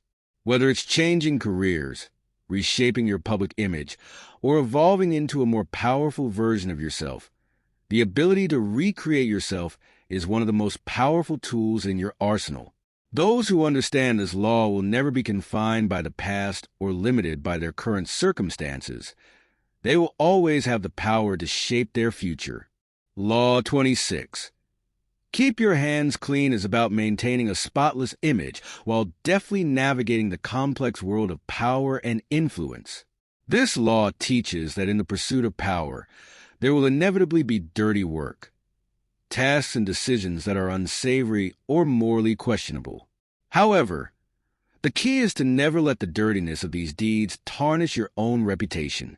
You must remain above reproach, allowing others to carry out the dirty work on your behalf, so your hands remain clean in the eyes of those who matter. Keeping your hands clean is a strategy of indirect control. When you need something done that might provoke backlash or damage your reputation, the wise course of action is to find proxies or agents to do it for you. This distance not only protects your image, but also allows you to deny responsibility if things go wrong. You remain the virtuous figurehead, while those who carry out you will become the expendable tools of your influence. The essence of this law lies in creating a separation between yourself and the messiness of power. Power often involves manipulation, betrayal, and difficult decisions that can ruin reputations. By keeping your hands clean, you build an untouchable aura around yourself, making it seem as though you never involve yourself in the darker aspects of politics, business, or social interactions. Instead, you are seen as the wise and gracious leader who oversees everything with fairness and grace, while others take the blame for any necessary dirty work. One of the primary tools in maintaining clean hands is the use of scapegoats. In any power structure, there will be moments when failure, mistakes, or unpopular decisions need to be attributed to someone. The skillful player always ensures that they have someone else to take the fall. This doesn't mean being overtly treacherous or disloyal, but rather ensuring that in times of crisis, you are shielded from any negative consequences. This could mean deflecting blame onto a subordinate, an outside party, or even a previous administration. The point is that, while the storm rages, you remain untouched, your reputation intact. It is important to understand that delegating dirty work does not always involve blame or failure. Sometimes it means outsourcing difficult or unethical actions to those who are willing to do what is necessary but might be seen as dishonorable. For instance, in the world of corporate leadership, it is common for CEOs to bring in consultants or lower-ranking executives to implement layoffs, restructure departments, or execute harsh policies. The CEO appears as the compassionate leader, while the underling or third party bears the brunt of the backlash. The decision ultimately benefits the company's bottom line, but the CEO's hands remain clean, having avoided the appearance of cruelty.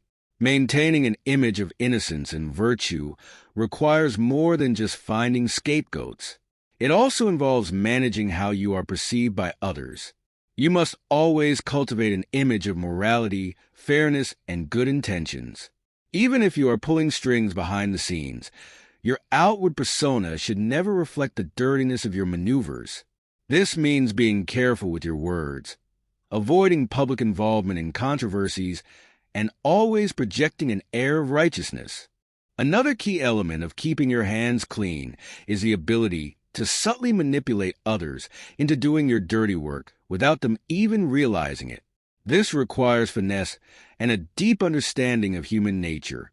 By planting ideas, gently nudging people in the direction you want them to go, or playing on their ambitions, you can get them to act in ways that serve your goals, all while making it seem as though it was their choice. This allows you to achieve your objectives while staying completely removed from any negative consequences.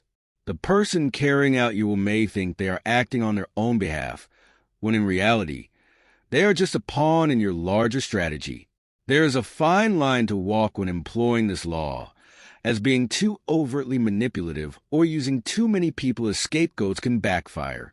If people start to realize that you are consistently avoiding responsibility or using others to do your dirty work, they will begin to resent you. The key is subtlety and moderation. You must always appear genuine and sincere, even as you orchestrate events from behind the scenes. When someone does take the fall for you, it should seem like an unfortunate coincidence or a natural consequence of their own actions, not something you engineered.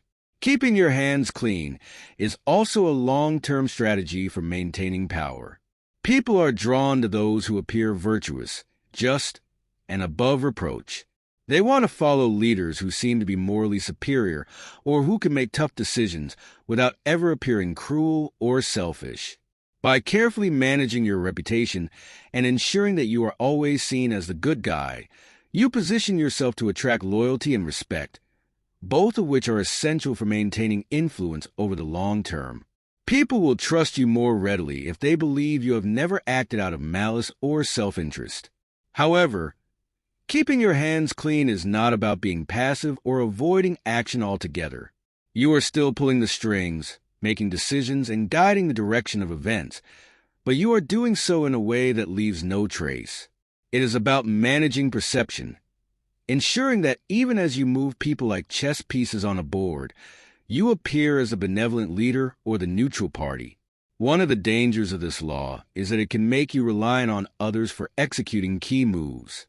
While this is part of the strategy, you must also be careful not to give too much power or too much information to the people who are carrying out your dirty work. If these people realize that they are being used, they may turn against you or expose your manipulations. The best way to mitigate this risk is to ensure that the people you use are either completely loyal to you or are too weak or dependent to challenge your authority. It also helps to keep them ignorant of the full scope of your plans, so they don't realize the role they are playing. In some cases, keeping your hands clean means creating distance between yourself and certain actions or individuals that might damage your reputation. For instance, you may need to cut ties with someone who has become a liability or who threatens to expose your darker deeds. The key is to do so in a way that doesn't reflect poorly on you. If necessary, you can frame the separation as a moral decision on your part, painting yourself as a victim of their poor behavior or misdeeds. Again, the goal is to maintain the appearance of virtue while subtly extricating yourself from dangerous situations. Ultimately, Law 26. Keep your hands clean is about mastering the art of influence without being directly tied to any negative actions. It is about controlling outcomes while maintaining an appearance of innocence and virtue. By using intermediaries, scapegoats, and proxies, you ensure that your reputation remains unblemished even as you navigate the murky waters of power. In the long run, this allows you to maintain influence, trust, and authority, as people will always view you as someone who is above the fray, a figure of honor and integrity. Law 27. Play on people's need to believe to create a cult-like following taps into one of the deepest aspects of human nature, the need for belief, purpose, and belonging. This law teaches that the most effective way to gain power over people is to exploit their desire for meaning, certainty, and something greater than themselves. By positioning yourself as a figure who can fulfill this need, you create not just followers but fanatical believers, individuals who will go to great lengths to serve your cause without questioning your motives or authority. The foundation of this law is the recognition that people crave belief systems. In times of uncertainty or confusion, individuals seek out something or someone to give them clarity and direction. They want to be part of something larger than themselves, something that offers a sense of purpose, security, and identity. Whether it's a religious faith, a political ideology, or even a charismatic leader, people are drawn to figures or movements that promise to make sense of the chaos of life. To play on this need, you must first present yourself as the leader who has all the answers. Position yourself as someone who possesses secret knowledge, unique insights, or a vision for the future that no one else can provide. This sets you apart from the masses and elevates you to a status of near mystical authority. When you speak with absolute certainty and confidence, as though you are channeling a higher power or have access to a grand truth. This confidence will make others doubt themselves and trust in you, believing that you possess wisdom beyond their own. Creating a cult-like following is about more than just providing answers. It's about cultivating a sense of exclusivity and belonging. People want to feel like they are part of an elite group, one that is united by a shared belief in a leader or cause. To achieve this, you must create an us versus them mentality, where your followers feel special, superior, or chosen compared to the rest of the world. This helps foster loyalty and cohesion, as individuals feel they are part of a movement that transcends ordinary life. Whether it's through special rituals, symbols, or language, creating the sense of belonging is key to maintaining their devotion. Another important aspect of this law is the manipulation of people's emotions. Humans are emotional beings, and they are often driven by their feelings more than by logic. As a leader, you must tap into their deepest emotions: fear, hope, love, and especially fear of the unknown. By doing so, you make yourself indispensable to them. Offer them a future they can believe in, but also remind them of the dangers and uncertainties they will face without your guidance. This dual approach, offering both hope and fear, ensures that they remain committed to you, believing that only you can save them from the darkness. To create a true cult-like following, you must also become a larger-than-life figure. Cult leaders are not seen as ordinary people. They are seen as extraordinary, almost divine beings who are above the rules and conventions of normal society. To foster this image, you must embrace mystery and distance. Be elusive, making it difficult for people to fully understand you or pin down your true nature. The more enigmatic you are, the more people will project their fantasies and desires onto you, elevating you to a status far beyond that of a normal leader. However, to avoid suspicion and skepticism, you must also mix in elements of humility and accessibility. Appear, at times, as though you are just like them, an ordinary person with extraordinary insights. This duality, where you oscillate between being relatable and untouchable, creates a psychological bond that is difficult to break.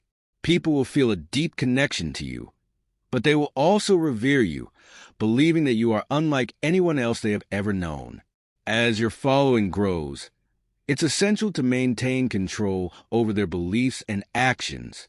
This means continually reinforcing their dependence on you and your vision.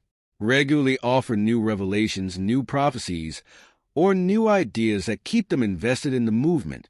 Keep their faith alive by showing them tangible benefits of their loyalty, whether through personal rewards, access to special information, or the fulfillment of promises.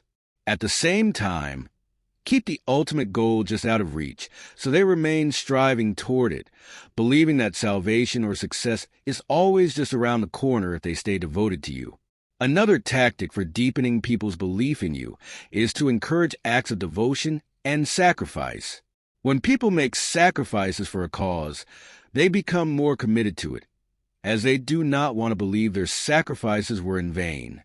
By asking your followers to give up something valuable, whether it's time, money, or personal comfort, you increase their emotional investment in the movement. The more they sacrifice, the more they will convince themselves that your leadership is worth following, since admitting otherwise would mean facing the painful truth that they were misled. It's also important to create an internal narrative within your following. Craft a compelling story or mythos that explains their purpose, their mission, and their connection to you as their leader.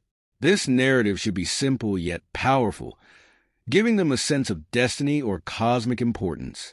Whether it's the promise of salvation, the pursuit of an ideal, or the belief in a coming revolution, this story binds your followers together and gives them a clear sense of direction. They are no longer wandering aimlessly in the world. They are part of something significant, and you are the one leading them toward that greater future. To maintain control, you must also keep dissent and questioning to a minimum. This doesn't mean ruling with an iron fist, but rather subtly discouraging critical thinking by framing any opposition as disloyalty or betrayal. Create an environment where doubts or questions are seen as personal attacks on the group or on you as a leader. Cultivate an atmosphere of unwavering loyalty and conformity, where those who question the group's beliefs are ostracized or shunned. By doing this, you protect your leadership from being undermined by internal challenges. However, it's important to recognize that not everyone is susceptible to this kind of manipulation. There will always be skeptics or people who see through the facade. Instead of fighting these people directly, simply exclude them from your circle. The focus should always be on those who are open to belief, who are searching for meaning, and who are willing to submit to your leadership. By targeting the right followers, you create a strong, cohesive group that is bound together by a shared belief in you and your cause. Ultimately, Law 27. Play on people's need to believe to create a cult-like following is about understanding the psychological vulnerabilities of human beings and using them to your advantage. People want to believe in something, and if you position yourself as the answer to that desire, they will follow you with unwavering devotion. By cultivating a sense of purpose, belonging, and mystery, you can create a following that not only supports you, but also defends you, obeys you, and sacrifices for you without question. This law, when used effectively, allows you to build a power base that is nearly impossible to dismantle, as it is rooted in the deepest needs of the human psyche. Law 28. Enter action with boldness is about harnessing the power of audacity and making decisive moves that overwhelm, intimidate, and inspire others. Boldness is one of the most powerful weapons in the pursuit of power because it creates shockwaves that disrupt the expected course of events. By acting boldly, you catch people off guard, forcing them to react to you rather than taking initiative themselves. Boldness not only puts you in control, but also cultivates an aura of confidence and strength that is difficult for others to challenge. At its core, boldness is about decisiveness. In any situation where action is required, hesitation or indecision can signal weakness, allowing others to question your authority or doubt your capabilities. When you act with boldness, you project certainty. This certainty, even when it lacks substance or is risky, creates the illusion of power. People are naturally drawn to leaders who seem to know exactly what they are doing, even when the path is unclear.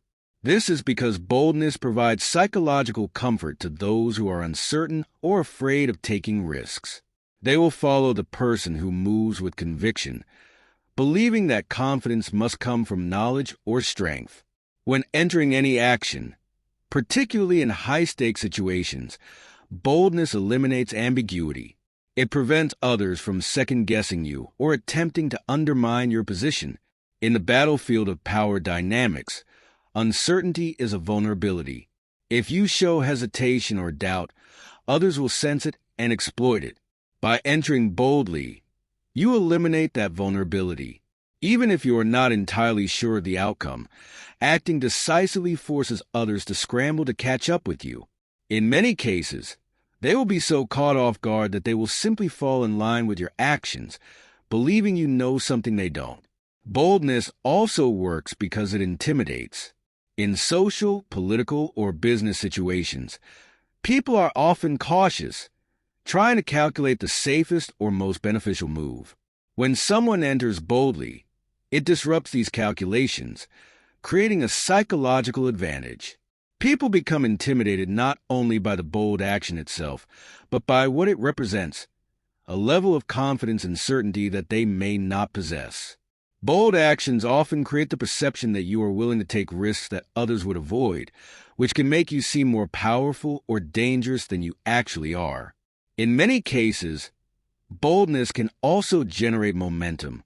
Once you take the first bold step, it sets off a chain reaction. People respond to bold actions with respect or fear, and this in turn reinforces your position of strength. The more bold actions you take, the more your reputation grows as someone who is decisive, confident, and capable. This reputation becomes a kind of self-fulfilling prophecy. Others begin to believe that you are always in control, that you always have a plan, and that following you is the safest course of action. This snowball effect makes it harder for your rivals or enemies to challenge you, as they become more and more unsure of how to deal with your audacity. However, Boldness must be calculated. Acting boldly does not mean acting recklessly. While boldness involves risk, it is not blind risk. The successful practitioner of this law knows when to take bold action and when to hold back. Boldness works best when it is unexpected, when others are lulled into complacency or are acting cautiously themselves. By striking boldly at the right moment, you capitalize on their hesitation. But if boldness is overused or deployed at the wrong time, it can lead to disaster. Therefore, you must always weigh the risks and rewards before entering action with boldness. The key is to act when the potential gain is worth the risk and when your boldness will have the greatest psychological impact. Boldness is also a strategy for overcoming fear, both in yourself and in others. Many people are paralyzed by fear when it comes to making significant moves, especially in competitive or dangerous situations. This fear leads to hesitation, which in turn leads to missed opportunities. Boldness allows you to break through that fear barrier. By committing fully to your actions, you push past the self-doubt and fear of failure that holds so many people back. This not only empowers you, but also sends a message to others that you are not easily swayed by fear. In this way, boldness becomes both a personal weapon and a way to project strength outwardly. There is also an element of unpredictability in boldness. People tend to act based on assumptions about what others will do. When you act boldly, you defy those assumptions, creating confusion and forcing others to react rather than plan. This gives you the upper hand because the element of surprise is in your favor. By making bold moves, you break through the patterns of predictability that most people rely on, destabilizing them and leaving them unsure of how to proceed. This unpredictability keeps your rivals off balance and prevents them from countering your moves effectively. Additionally, boldness can serve as a powerful tool for self-expression and branding. In any field, whether it's business, politics, or personal relationships, those who make bold moves are remembered. Bold actions make a lasting impression, creating a distinct identity or reputation that others cannot ignore. When you consistently act boldly, you build an image of yourself as someone who is daring, innovative, and not afraid to challenge the status quo. This image alone can become a source of power, as people begin to associate your name with strength, fearlessness, and authority. In relationships, boldness can also shift the dynamic in your favor. Whether it's in romantic, professional, or social interactions, people often test boundaries or try to assert dominance. By entering boldly into any interaction, you establish yourself as the dominant party from the outset. This dominance can be subtle or overt, but the message is clear. You are not to be trifled with. Boldness in personal interactions creates an aura of control that others will respect or fear, making it easier for you to steer the relationship in the direction you want. One of the critical aspects of boldness is understanding that hesitation is often more dangerous than bold action. In many situations, the fear of making a mistake leads people to do nothing, which can be far more damaging than making a bold move. Inaction signals weakness, indecision, and a lack of leadership, while boldness, even if it involves risk, signals strength and a willingness to take charge. People will often forgive mistakes made through bold action, but they rarely forgive weakness or indecision. Lastly, boldness is a way to set yourself apart from the crowd. Most people move cautiously, trying to minimize risk and avoid standing out too much. By acting boldly, you immediately differentiate yourself as someone who is willing to go further than others. This separation from the norm can elevate you in the eyes of both allies and rivals, giving you a unique position of power. You become the person who is willing to take the big risks to achieve big rewards, while others remain stuck in the middle ground of caution and compromise. Law 28. Enter action with boldness teaches that the decisive move is often the most effective one. Boldness not only positions you as a figure of authority and strength, but also disrupts the plans of your competitors, puts people on the defensive, and generates momentum in your favor. Whether you are pursuing power in business, politics, or personal relationships, boldness is a psychological weapon that sets you apart and establishes you as a leader who is unafraid to take charge. It is through bold action that you gain control, inspire loyalty, and build a reputation that will carry you further than caution or timidity ever could. Law 29. Plan all the way to the end emphasizes the importance of foresight, strategy, and control in the pursuit of power. This law is about thinking beyond the immediate moment and visualizing the final outcome of your actions before you take them. By planning all the way to the end, you ensure that you maintain control over the course of events, avoiding pitfalls, and adapting to unforeseen circumstances. It is a lesson in the mastery of long-term thinking, where success is not just about the next move, but about dominating the entire game. At the heart of this law is the idea that many people are short-sighted. They act on impulse or focus only on the immediate benefits of their actions, without considering the consequences that may follow. This kind of thinking often leads to failure because, without a plan, one is at the mercy of chance, circumstance, and the reactions of others. When you fail to think ahead, you leave yourself vulnerable to the unexpected and give power to those who do think ahead. To plan all the way to the end is to shield yourself from these uncertainties by controlling as much of the outcome as possible. A key element of planning all the way to the end is clarity of purpose. You must know exactly what you want to achieve before you begin. Without a clear goal, even the most elaborate plans can unravel because you will be pulled in multiple directions, responding to every challenge or distraction that arises. When you are certain of your ultimate goal, it becomes easier to ignore distractions and stay focused on the steps that will get you there. This clarity not only guides your actions, but also gives you the discipline to follow through on your strategy, even when obstacles arise. In addition to clarity, this law requires a deep understanding of the entire landscape of your situation, whether it's a personal conflict, a business venture, or a political campaign. You need to think through all the variables that could influence your success, from the actions of your rivals to the changing social or economic climate. This kind of strategic thinking allows you to anticipate the moves of others, adapt your approach, and ensure that no unexpected event will throw you off course. To plan all the way to the end is to be prepared for every eventuality, so that no matter what happens, you have a response ready. Planning to the end also means being able to recognize the right moment to act and the right moment to hold back. Timing is crucial in the pursuit of power, and those who succeed are those who know when to strike and when to wait. By planning with the end in mind, you can better pace your actions, ensuring that you don't burn out or overextend yourself too early. Patience becomes a tool of power when it is combined with strategic foresight. Knowing that you have a plan that will unfold over time allows you to resist the temptation to act too soon or too rashly. Another aspect of this law is the understanding that people are often unpredictable. Emotions, biases, and irrational impulses can cause even the most carefully laid plans to go awry.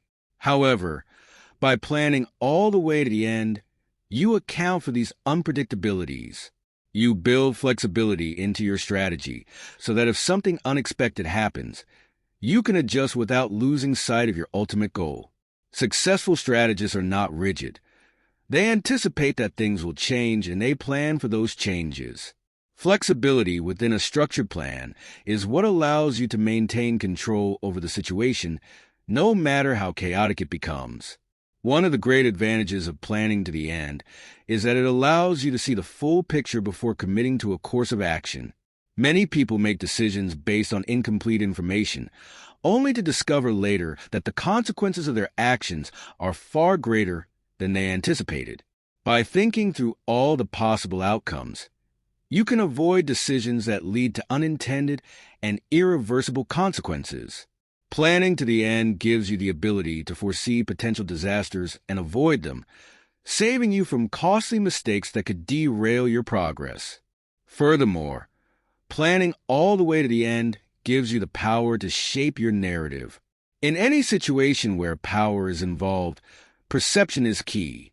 People will judge you not only on your actions, but also on how those actions fit into a larger story.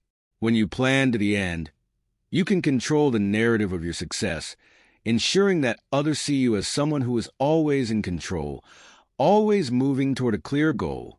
This kind of reputation can be as powerful as any strategic move because it gives you an aura of authority and foresight that others will respect and fear. However, this law also comes with a warning. Overplanning can be as dangerous as underplanning. It's important to strike a balance between meticulous preparation and the ability to adapt.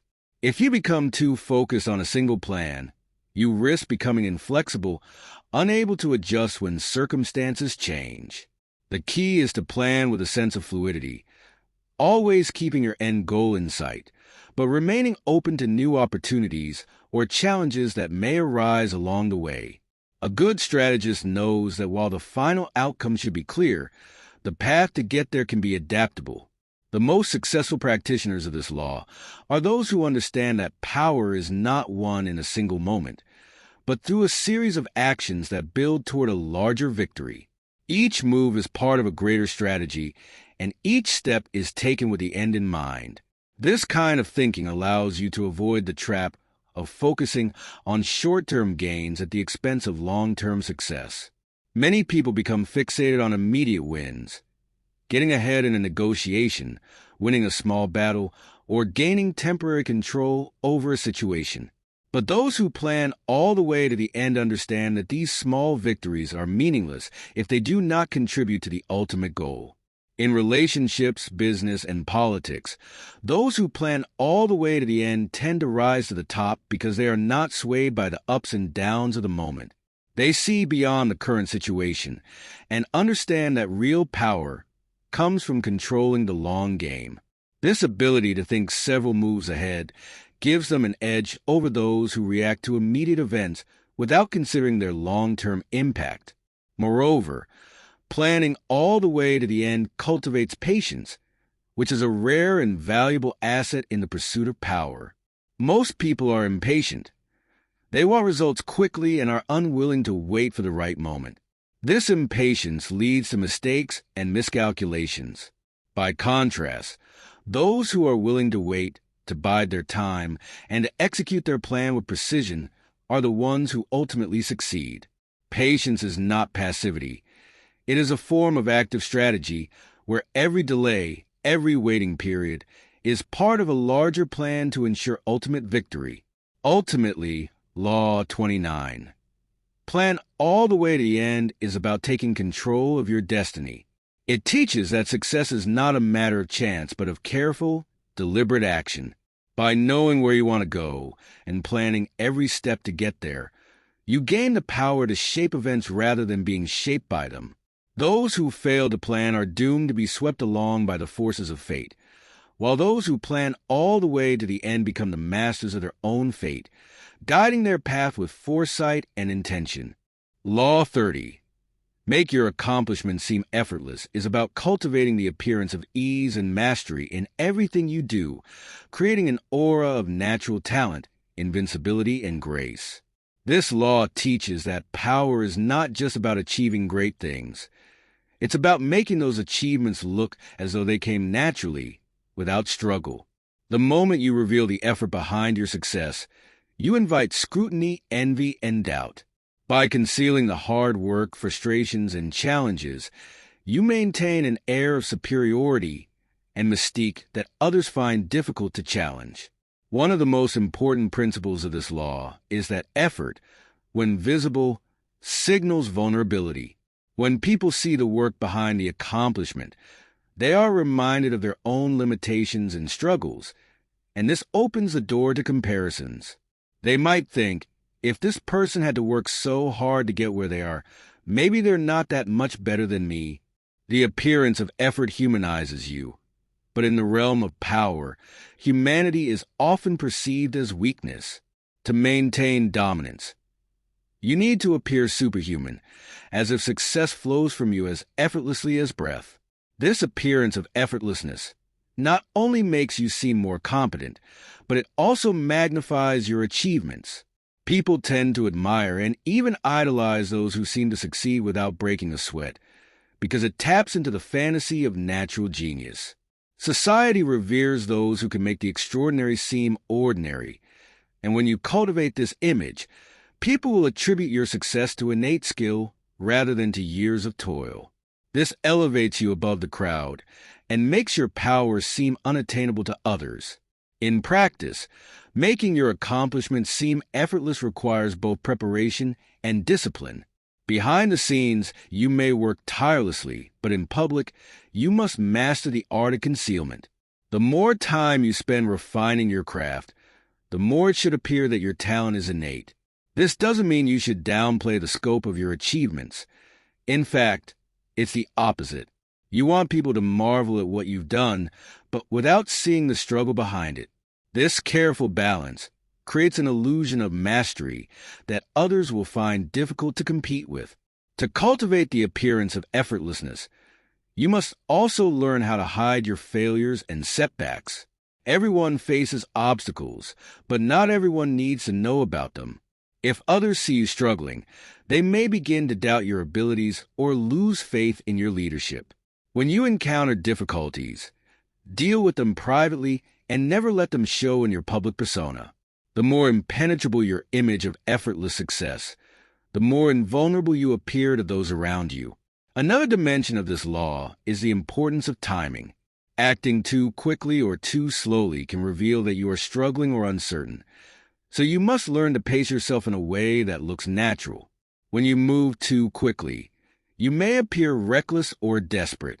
When you move too slowly, it may seem as though you're unsure of your abilities. The key is to find a rhythm that projects calm confidence, as if you're always exactly where you need to be, doing exactly what you intended all along. This law also applies to how you communicate. Avoid the temptation to explain your achievements in too much detail. The more you explain, the more you reveal the effort behind the work, and the less impressive the accomplishment becomes. Let your work speak for itself. If someone asks how you achieved something, offer a vague but confident response, something that suggests the result was inevitable. This not only maintains the appearance of effortlessness, but also adds to your mystique. People will be left wondering how you manage to do what you do, which enhances their perception of your power. The appearance of effortlessness also extends to how you handle conflict and competition. If you react too strongly to challenges, you show that you feel threatened. This diminishes your power because it reveals that others can get under your skin. Instead, when faced with adversity, remain calm and composed. Even if you're working furiously behind the scenes to address a problem, maintain the outward appearance that everything is under control. The more unshakable you seem, the more others will assume that you're untouchable. Over time, this cultivated effortlessness builds a powerful reputation. People will start to see you as someone who is naturally capable, someone whose success is inevitable. This reputation is a form of power in itself because it makes others less likely to challenge you. They will assume that, since everything seems so easy for you, you must be operating on a higher level. In their minds, competing with you becomes pointless, because how can you fight someone who makes everything look effortless? However, there is a balance to strike. While it's important to appear effortless, you must also avoid coming across as lazy or disinterested. People still need to believe that you care about what you're doing and that you have a vested interest in success. The trick is to show enough engagement to keep people invested in your journey, but not so much that they see the effort behind it. Enthusiasm, if shown at all, should be tempered with composure and grace.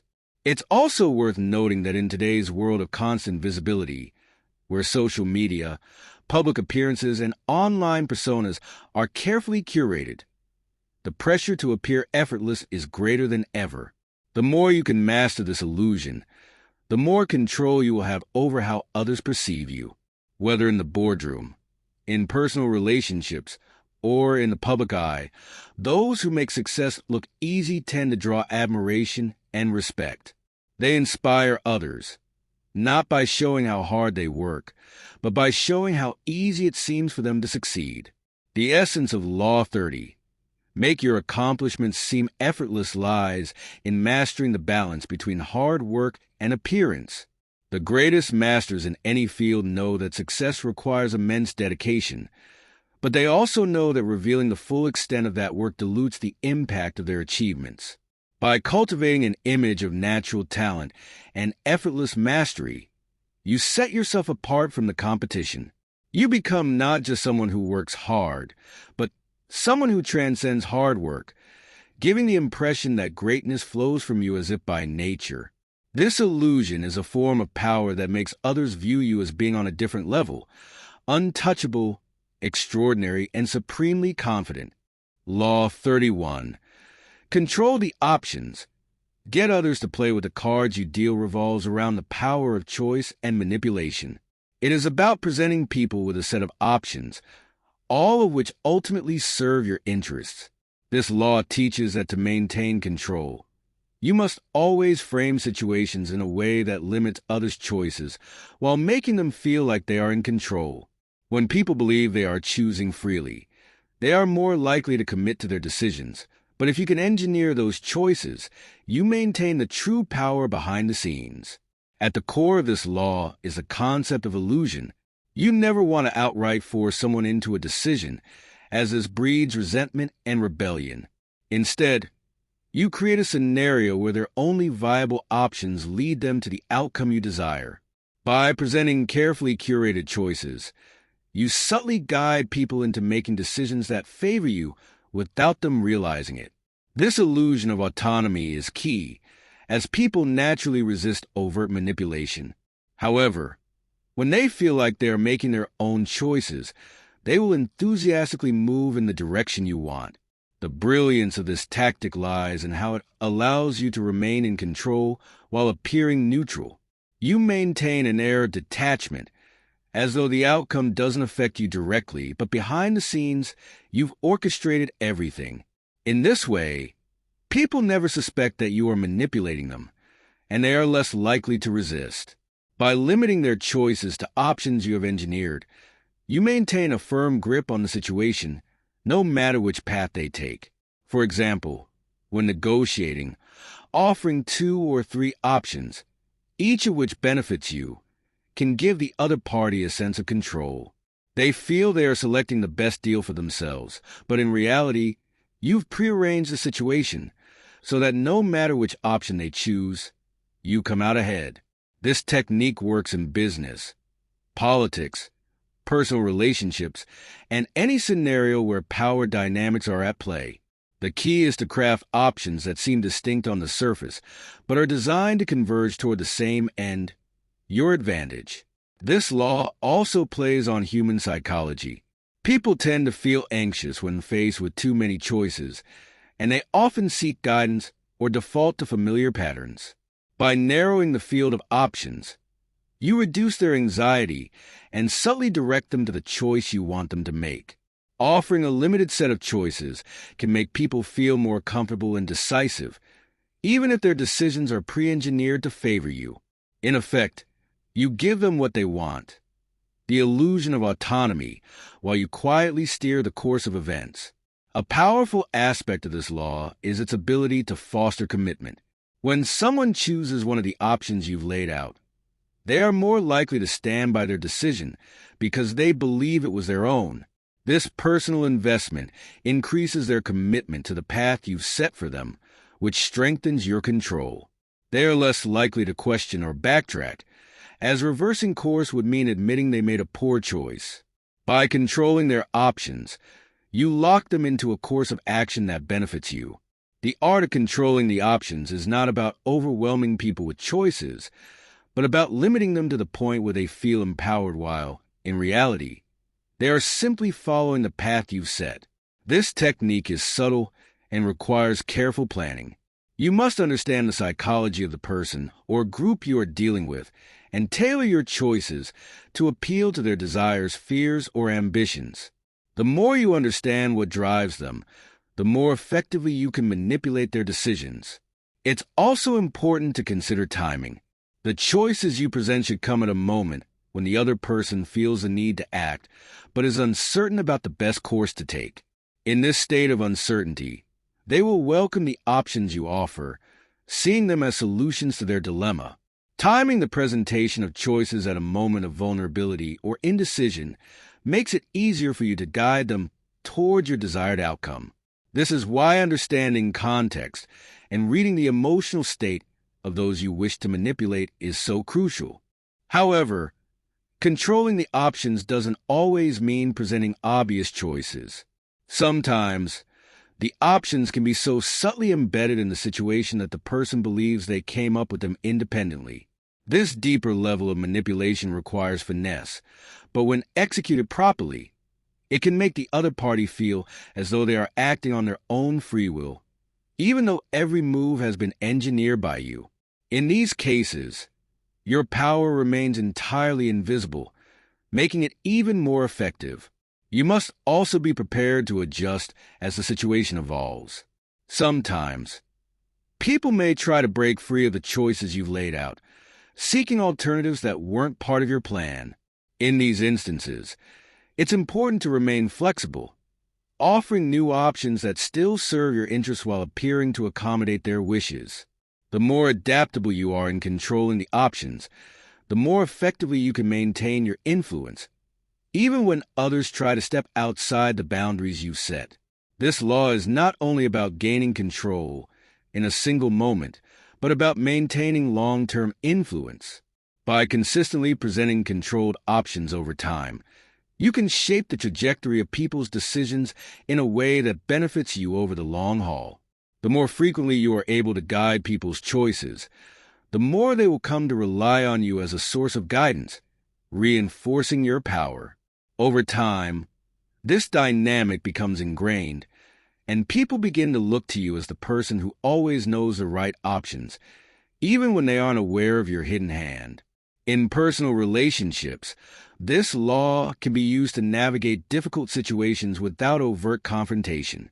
If you are dealing with someone who resists being told what to do, you can present them with options that allow them to save face while still steering them toward the outcome you want.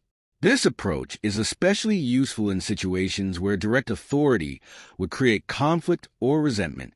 By allowing them to choose their path, you preserve the relationship while quietly maintaining control. It's also worth noting that this law is not about deception for its own sake, but about maintaining influence in a world where outright control is often resisted. People naturally want to feel independent, but true power lies in shaping that independence in a way that benefits you. By controlling the options, you give people the freedom they crave while ensuring that they ultimately serve your agenda. In this way, the law serves both your immediate goals and your long-term strategic interests. Ultimately, Law 31. Control the options. Get others to play with the cards you deal is about mastering the art of indirect influence. It teaches that true power comes not from forcing people into submission, but from giving them the illusion of freedom while carefully guiding their choices. By shaping the context in which decisions are made, you maintain control without ever appearing domineering. This law allows you to move others in the direction you desire, while they believe they are following their own path, an essential strategy in the subtle game of power. Law 32. Play to people's fantasies is a lesson in understanding human nature and the deep desires that drive people's decisions. At its heart, this law teaches that power comes from tapping into the fantasies, dreams, and illusions of others. People often find the truth to be harsh, mundane, or unsatisfying, and they crave something more, an escape, a dream, or an idealized version of reality.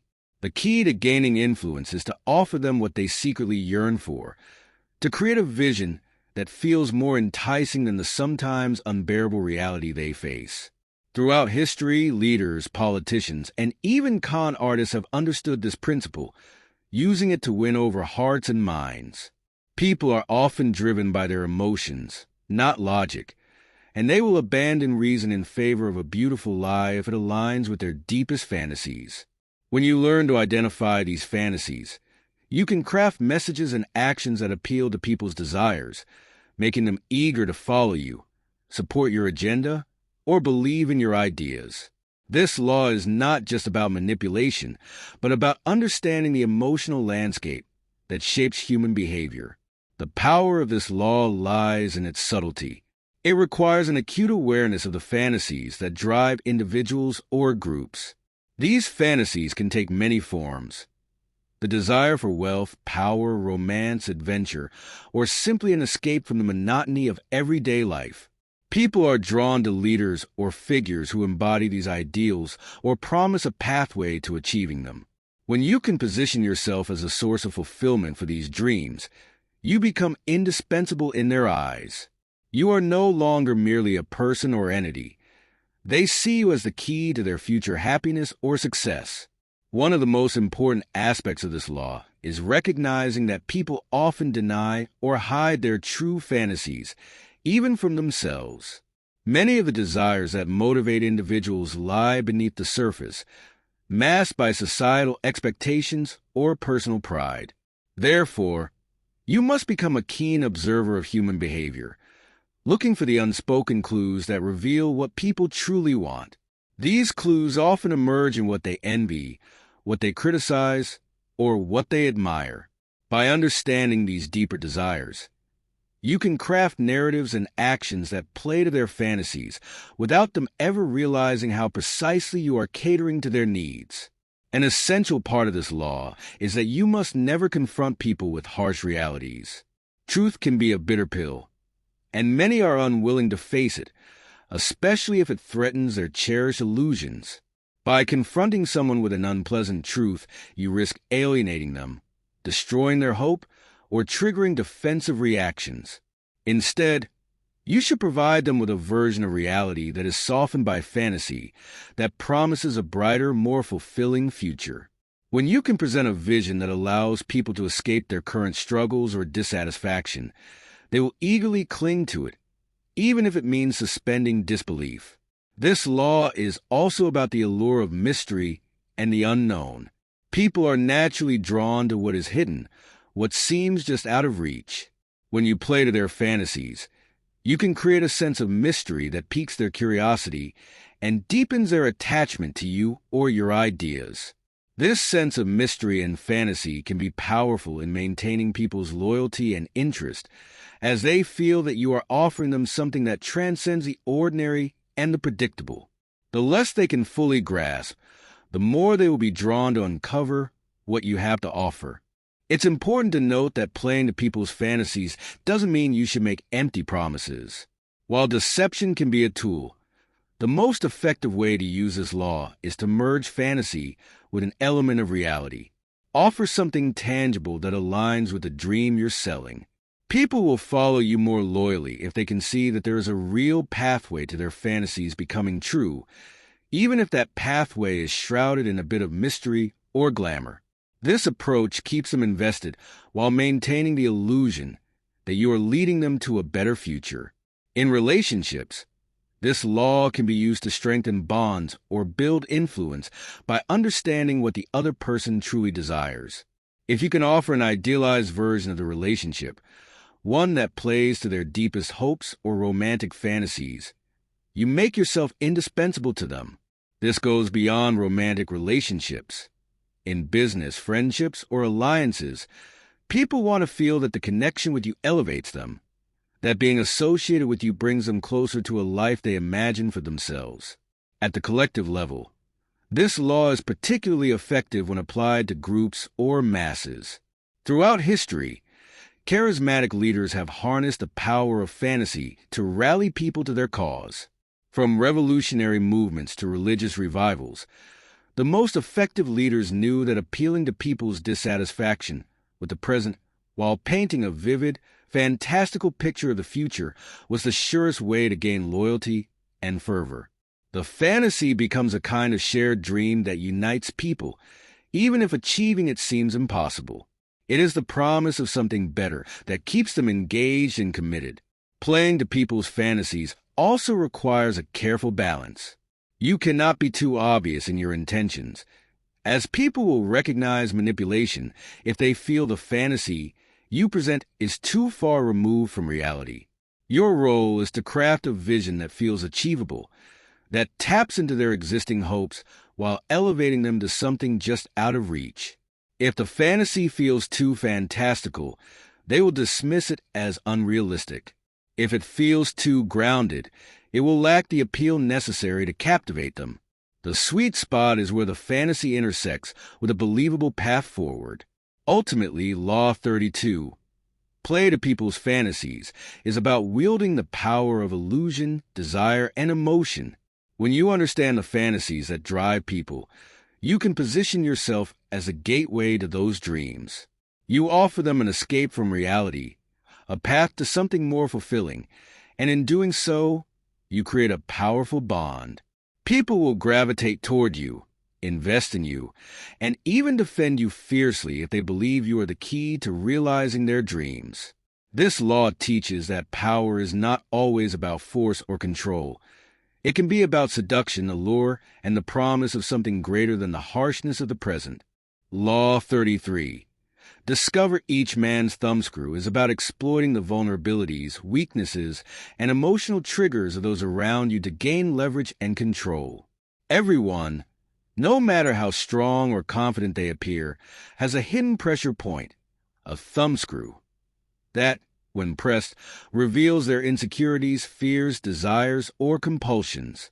The essence of this law is to find those points in people and use them strategically to manipulate their behavior and decisions. In the pursuit of power, knowing someone's deepest vulnerabilities gives you an unmatched advantage. At the heart of this law is the understanding that human beings are complex and layered. No one is entirely invulnerable. Even the most formidable individuals have weak spots. Whether it's their pride, need for validation, ambition, jealousy, or fear of losing control. Identifying these vulnerabilities allows you to exert influence over them without their full awareness. It is a subtle but potent way of guiding their actions while they believe they are acting of their own accord. To discover a person's thumbscrew, you must first become a master of observation. This isn't just about watching their actions, but about listening carefully to what they say and, even more importantly, to what they don't say. What do they react to emotionally? What makes them uncomfortable? Do they avoid certain topics or people? These subtle cues are windows into their deeper psyche. Emotional reactions are often indicators of hidden fears or unresolved issues, and if you pay attention to them, they reveal the points where the person is most fragile. Many people unknowingly broadcast their weaknesses through their behaviors, insecurities, or need for approval. For example, someone with an overinflated ego may have a deep fear of public humiliation or failure, making their need for respect a critical vulnerability. On the other hand, someone who appears overly modest or self-deprecating might crave recognition or validation, and can be influenced by offering them praise or acknowledgement. By catering to or subtly manipulating these desires, you can lead people in the direction you want without force or direct confrontation. Another way to discover someone's thumbscrew is by paying close attention to their relationships and social dynamics. People are often more vulnerable when it comes to their connections with others. Some may fear losing the favor of an influential friend or superior, while others may be insecure about their social standing or reputation. This law teaches that once you know who or what a person is emotionally invested in, you can use it to your advantage. You can either play on their fears, threatening their social position or security, or offer them something that feeds their desires, drawing them closer to you. Fear is one of the most potent thumbscrews. Many people are motivated by fear, whether it's the fear of failure, rejection, loneliness, or losing power. Fear can cloud judgment, making people vulnerable to manipulation. Once you identify what someone is afraid of, you can use that fear as leverage, applying pressure when necessary to control their decisions. However, this must be done with precision.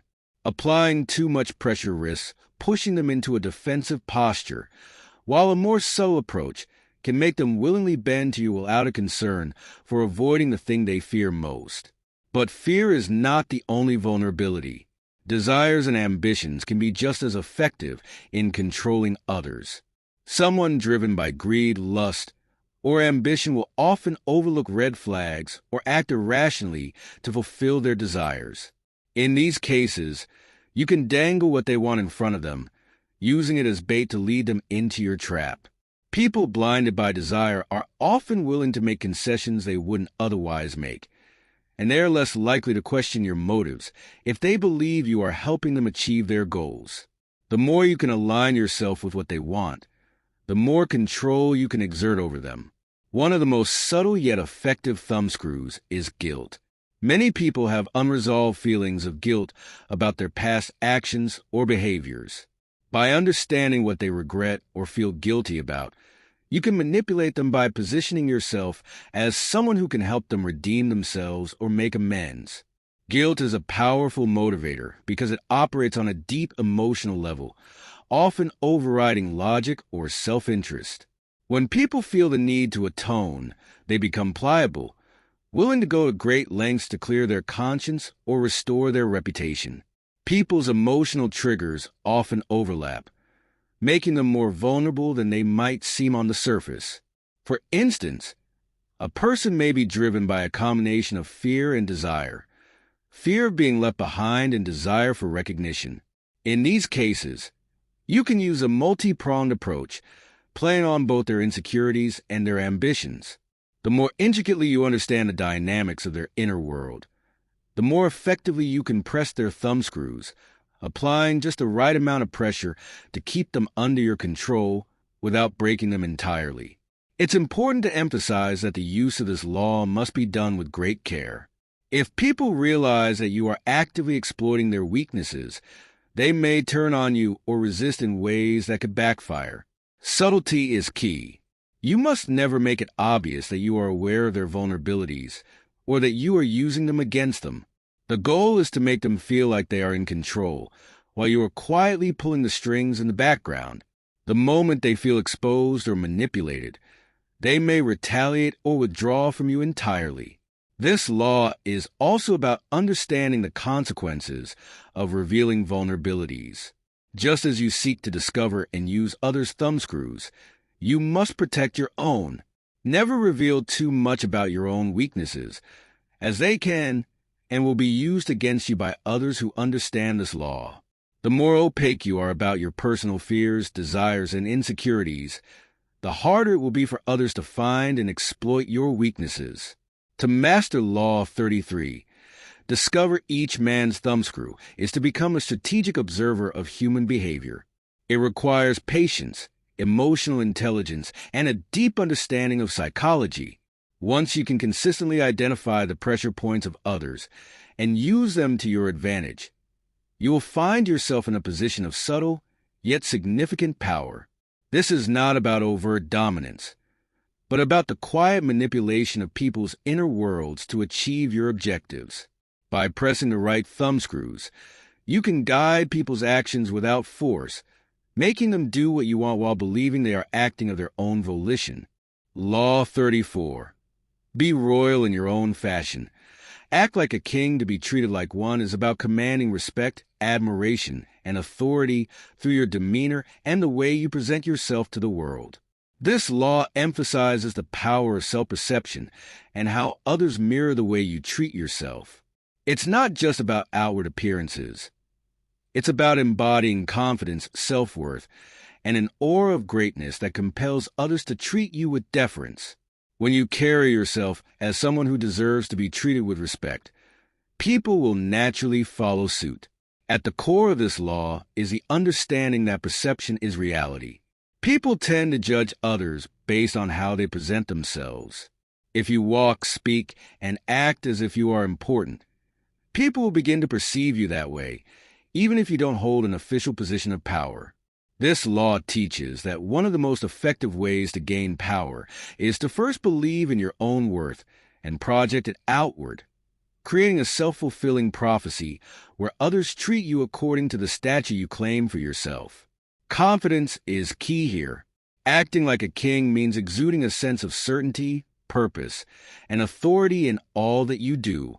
It's about being unshaken by external events or challenges because kings or those in positions of power are supposed to remain composed and above the fray. When you carry yourself with this unflappable demeanor, people will begin to assume that you possess the strength and capabilities that warrant such calmness. In contrast, those who display insecurity, uncertainty, or a lack of composure are quickly seen as weak or inferior, no matter their actual abilities. Self-respect is a critical aspect of this law. If you don't respect yourself, others won't either. Acting like royalty means holding yourself to high standards and expecting the same from others. You don't allow yourself to be treated poorly, and you don't lower yourself to engage in petty disputes or behaviors. This regal attitude sends a clear signal that you are someone who demands respect, and over time, people will adjust their behavior to align with the way you treat yourself. This doesn't mean arrogance or entitlement. It means recognizing your own worth and refusing to accept anything less than what you deserve. A key part of this law is also understanding that people are attracted to power and status. When you project an aura of royalty, you signal to others that you are someone of importance, someone worthy of their attention and respect. People will often defer to you simply because you appear to be in command of yourself and your surroundings.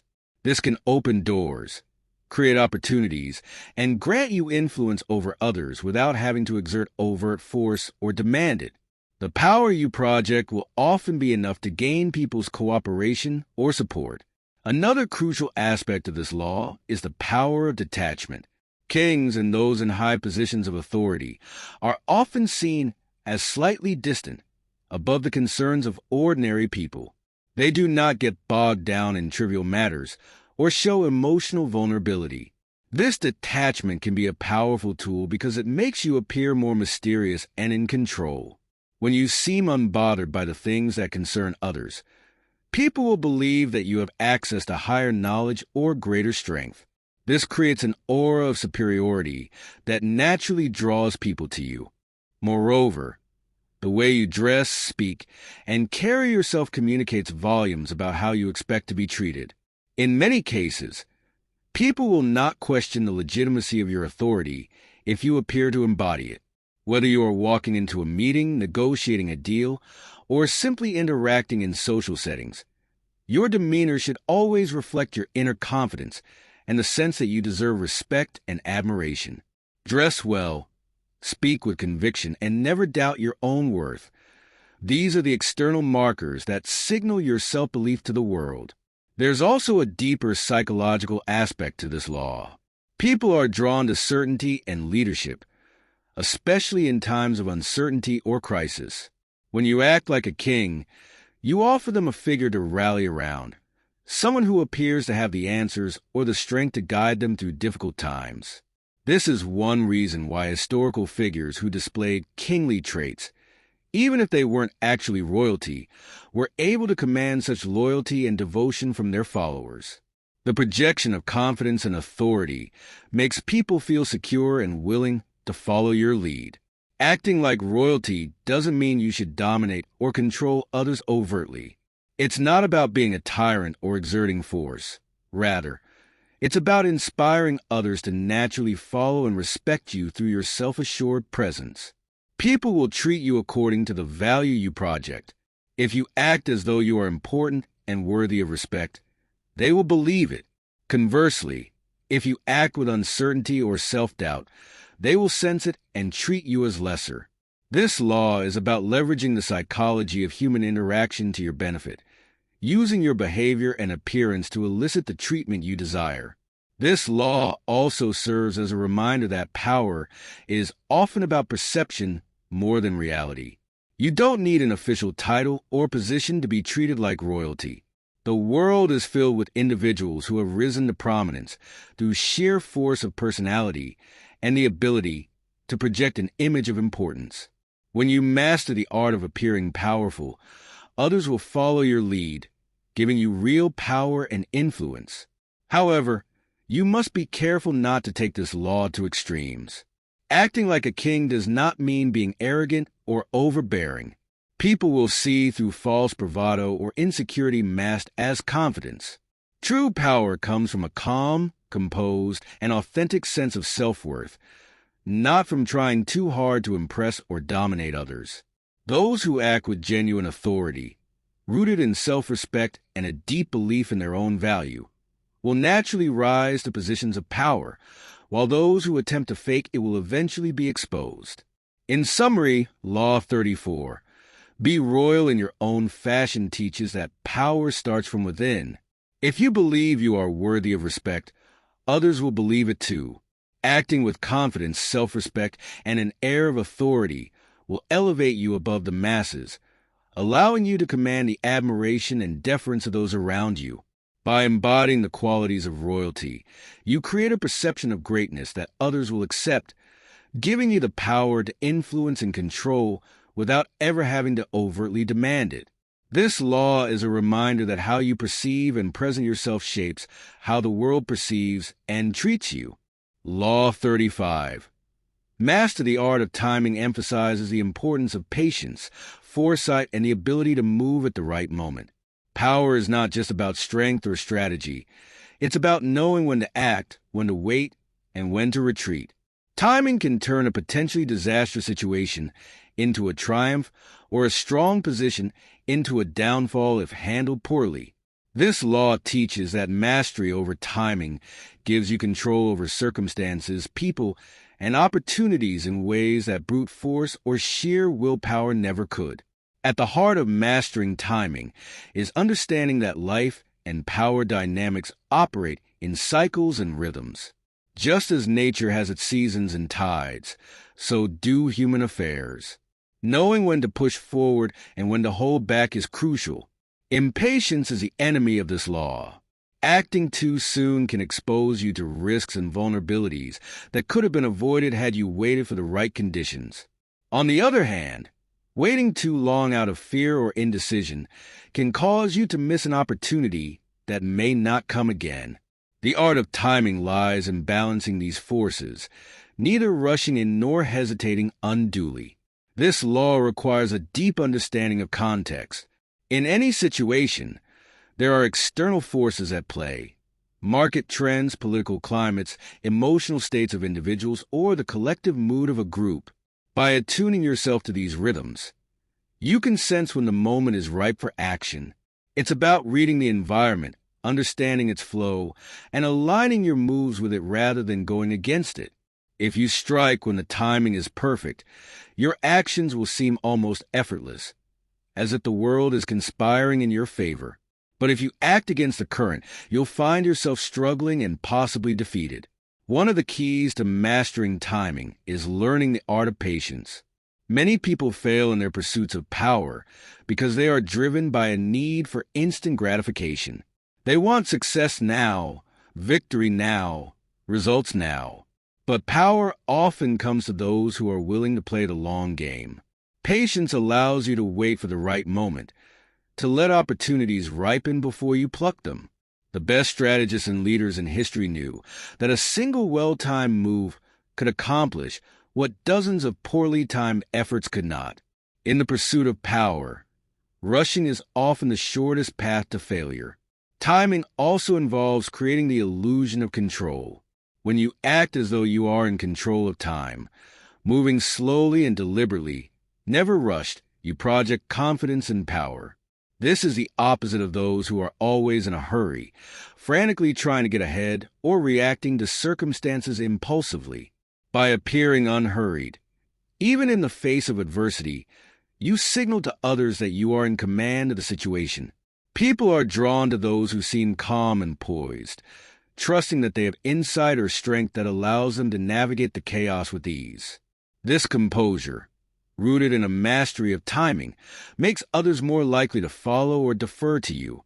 Another critical aspect of this law is understanding the timing of others.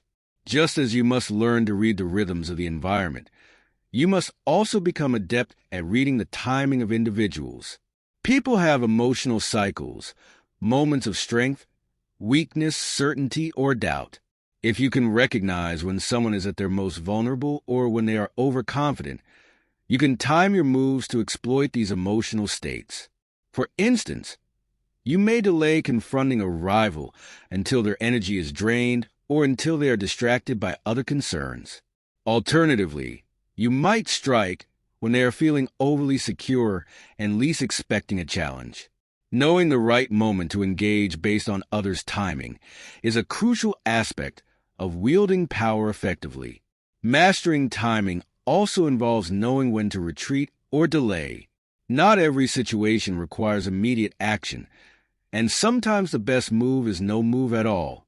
Waiting for circumstances to shift in your favor can be more powerful than forcing an issue prematurely.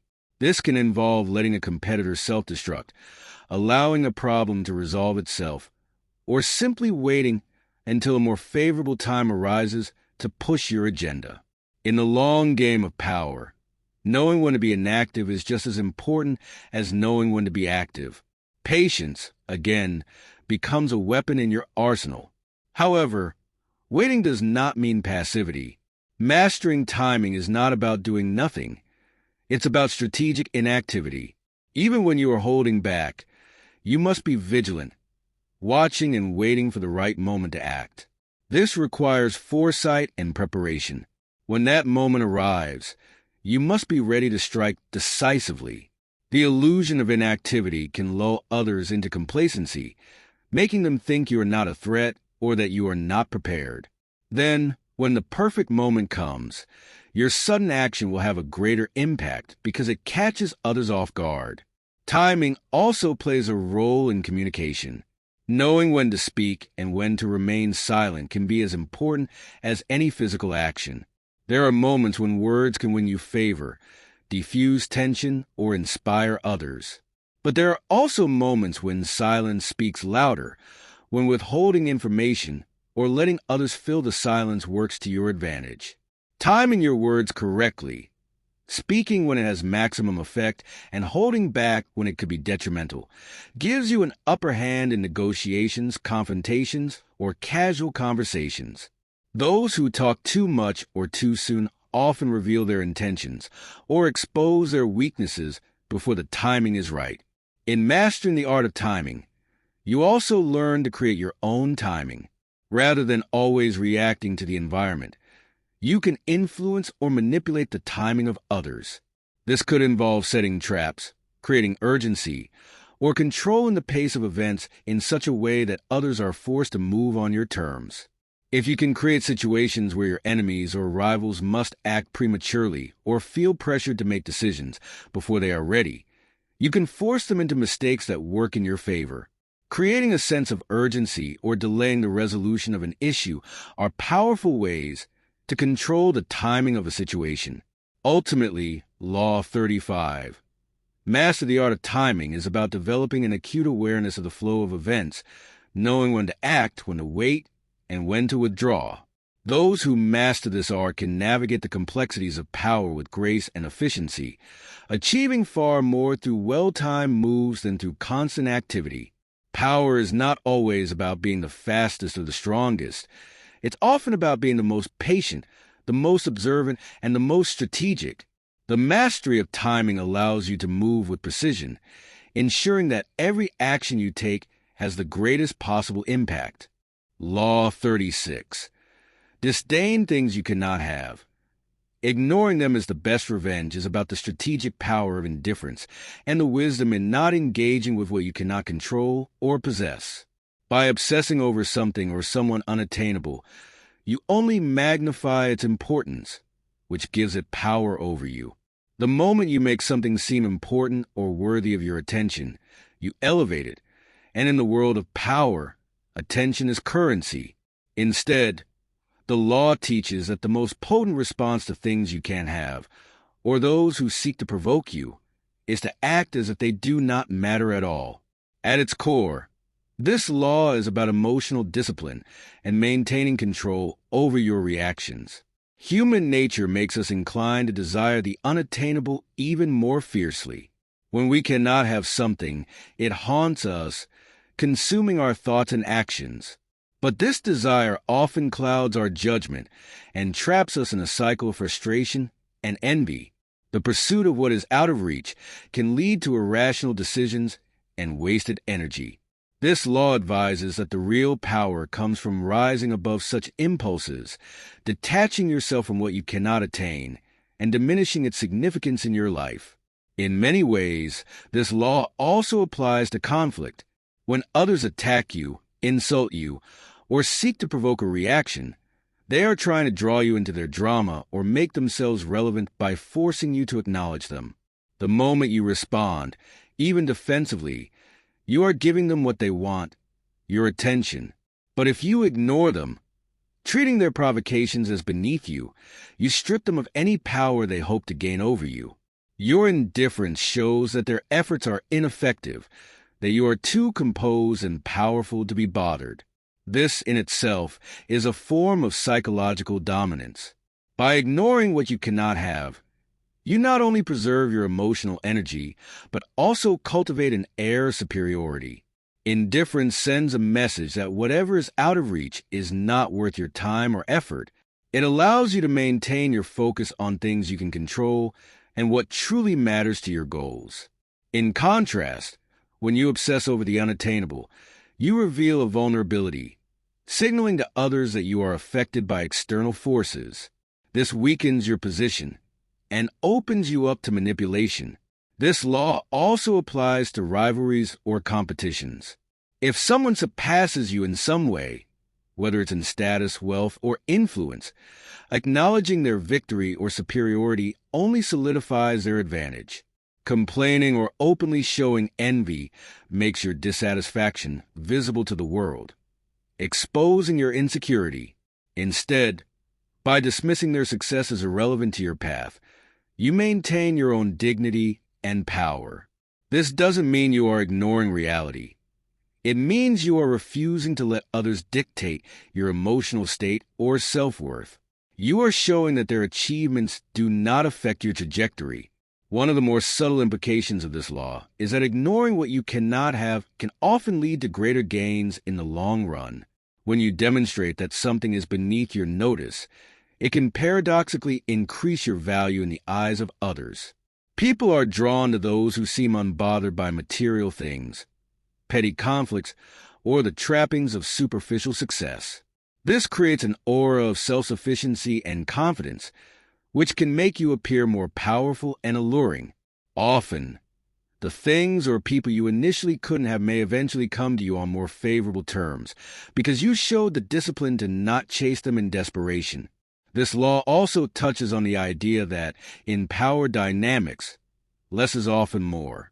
The more you react to provocations or unattainable desires, the more you entangle yourself in unnecessary drama. By cultivating a sense of emotional distance, you free yourself from these entanglements, keeping your focus on what truly matters. The less you show interest or desire for what you can't have, the more space you create for new opportunities that align with your strengths and aspirations. This is a form of strategic detachment that allows you to stay nimble and in control. Moreover, ignoring provocations or things beyond your reach signals that you are in control of your emotions. Emotional control is a hallmark of power. Those who cannot control their emotional responses are easily manipulated and often make impulsive decisions that backfire. When you are able to walk away from something that would otherwise tempt or provoke you, you show a mastery over yourself that is rare and valuable in any power dynamic. Others will notice your restraint and self-discipline, and they will respect you for it, even if grudgingly. This law is also effective in interpersonal relationships, whether in business, friendships, or romance. Showing indifference to someone who is trying to gain your approval or attention can make you more desirable. People often want what they can't have, and when you make it clear that you are not easily influenced by others' efforts to woo or manipulate you, it can increase their respect and desire for your attention. This creates a dynamic where you are in control of the relationship because you are dictating the terms of engagement. It's important to note that ignoring what you cannot have does not mean ignoring everything that challenges you. It's about selectively choosing where to invest your energy. If something is truly important to your goals and within your grasp, it's worth pursuing with focus and determination. But if it's something that only serves to distract you, provoke unnecessary conflict, or is unattainable, then indifference is your best weapon. Power often comes from the ability to let go of what does not serve you and to focus relentlessly on what does. Ultimately, Law 36. Disdain things you cannot have. Ignoring them as the best revenge is about the psychological edge you gain by refusing to be drawn into battles or pursuits that are unwinnable or trivial. By ignoring provocations, diminishing the importance of what you cannot have, and refusing to give power to those who seek it from you, you maintain your own sense of control and authority. In the long game of power, the ability to let go and remain unaffected is a subtle but potent form of dominance. It ensures that you are never a slave to your desires or the whims of others. Indifference becomes a shield that guards your focus, your energy, and your power. Law 37. Create compelling spectacles emphasizes the power of visual impact and theatricality in the pursuit of influence and control. Humans are inherently drawn to spectacle. We are wired to respond to what catches our eye, what excites our senses, and what stirs our emotions. This law is rooted in the understanding that in a world where attention is a limited and precious resource, creating dramatic, unforgettable displays can capture the imagination of others and consolidate your power over them. Compelling spectacles do more than entertain.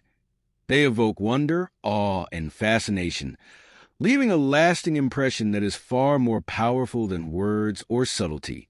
Spectacles are designed to distract, impress, and influence, bypassing reason and appealing directly to the emotions. This law teaches that you can control the narrative by controlling the optics, the showmanship, and the presentation. In power dynamics, people are swayed more by what they see and feel than by what they hear or think. A well-crafted spectacle can shape perceptions, distort reality, and make the impossible seem possible. Those who master this law understand that creating a sense of grandeur, mystery, or excitement can turn even mundane events into something extraordinary, magnifying your influence over those around you. The essence of this law is to recognize that spectacle taps into the emotional core of human psychology. Logic and reason may guide people's thoughts, but it is their emotions that drive their actions. By creating a spectacle, you bypass intellectual defenses and speak directly to the heart of your audience, leaving them captivated and eager for more. Whether in politics, business, or personal interactions, a carefully orchestrated spectacle can eclipse reason and steer people toward your desired outcome without them even realizing it. To use this law effectively, you must understand the visual and emotional triggers that capture attention. Think of ancient rulers and leaders who used grand parades, elaborate ceremonies, and public displays of wealth or military strength to awe their subjects. These spectacles weren't just for show. They were carefully crafted psychological tools to solidify power. The imagery of power is almost as important as power itself. When people see you as larger than life, as someone who operates on a grand scale, they are more likely to view you as powerful and infallible. This law is not about trickery for the sake of deception, but about the strategic use of sensory experience to create an emotional response. The spectacle must feel authentic and meaningful. Otherwise, it risks being seen as a shallow gimmick. It's the difference between a powerful leader creating a unifying event to inspire loyalty and a hollow charade designed to manipulate emotions. The key is to tap into the emotions of the moment, whether it's awe, patriotism, excitement, or even fear, and channel them in ways that align with your goals. Spectacles work because they are immersive and overwhelming. They capture attention by leaving no room for distraction. The most compelling spectacles saturate the senses, pulling the audience into a world where you control the environment and the message. In this sense, The spectacle becomes a form of propaganda, shaping not only how people see you, but also how they see themselves in relation to you. The more vivid and grand your display, the more influence you wield, because people are naturally drawn to what seems powerful, impressive, and awe-inspiring. This law also underscores the importance of being unpredictable. Spectacles captivate because they often come as surprises. They break the monotony of everyday life. The more unpredictable and spectacular your actions are, the more attention you command. By keeping people guessing and constantly delivering the unexpected, you maintain a sense of excitement and mystery around you. This unpredictability keeps others on their toes, never knowing when or where the next spectacle will arise. As a result, you maintain control of the narrative because you are the one setting the terms of engagement. However, creating compelling spectacles is not just about grandiosity. It's about timing, symbolism, and context. A spectacle that is out of place or mistimed can seem desperate or out of touch. But a spectacle that aligns with the emotional tone of the moment, whether it's celebrating a victory, rallying support in a crisis, or signaling the start of a new era, can have an enduring impact. For example, a leader who throws a grand public celebration after a major achievement sends a message not just of victory, but of control, stability, and strength.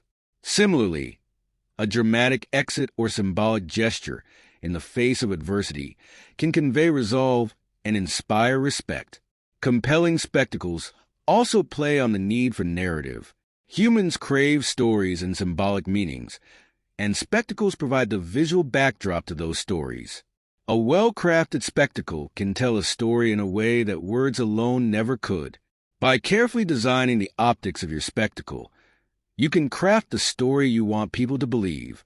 You can use symbols, rituals, or displays to evoke the emotions you want and to reinforce the message you want others to take away. In this sense, the spectacle becomes a form of storytelling, one where you control the plot, the imagery, and the emotions.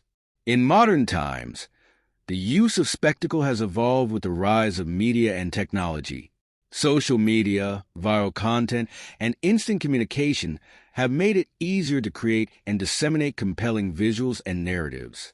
Now, more than ever, mastering the art of spectacle means mastering the digital space. A carefully timed post, a viral image, or a dramatic event captured on video can become a spectacle that reaches millions. Those who understand this power of optics in the digital age can amplify their influence on an unprecedented scale. However, the law comes with a warning. Not all spectacles are beneficial. The spectacle must serve your purpose and be controlled carefully, or it can backfire. A poorly executed or excessive display can make you look desperate for attention, undermining your credibility. Worse still, if your spectacle collapses or is exposed as mere illusion, it can have the opposite effect, revealing weakness rather than strength. This is why the best spectacles are subtle, leaving enough to the imagination to keep people intrigued, but not so much that they feel manipulated. Ultimately, Law 37. Create compelling spectacles teaches that in the game of power, appearances matter as much as reality. A well-crafted spectacle captures the imagination, shifts focus, and gives you control over the emotional landscape. Whether you are rallying supporters, distracting enemies, or building a persona, the spectacle is a tool that can shape perceptions, create emotional connections, and leave a lasting impact. In a world where attention is often more valuable than truth, mastering the art of creating compelling spectacles is an essential skill for anyone seeking to wield power. Law 38. Think as you like, but behave like others is about the delicate balance between internal independence and external conformity. It emphasizes the importance of masking your true thoughts, beliefs, or intentions when it serves you, while outwardly blending in with the crowd.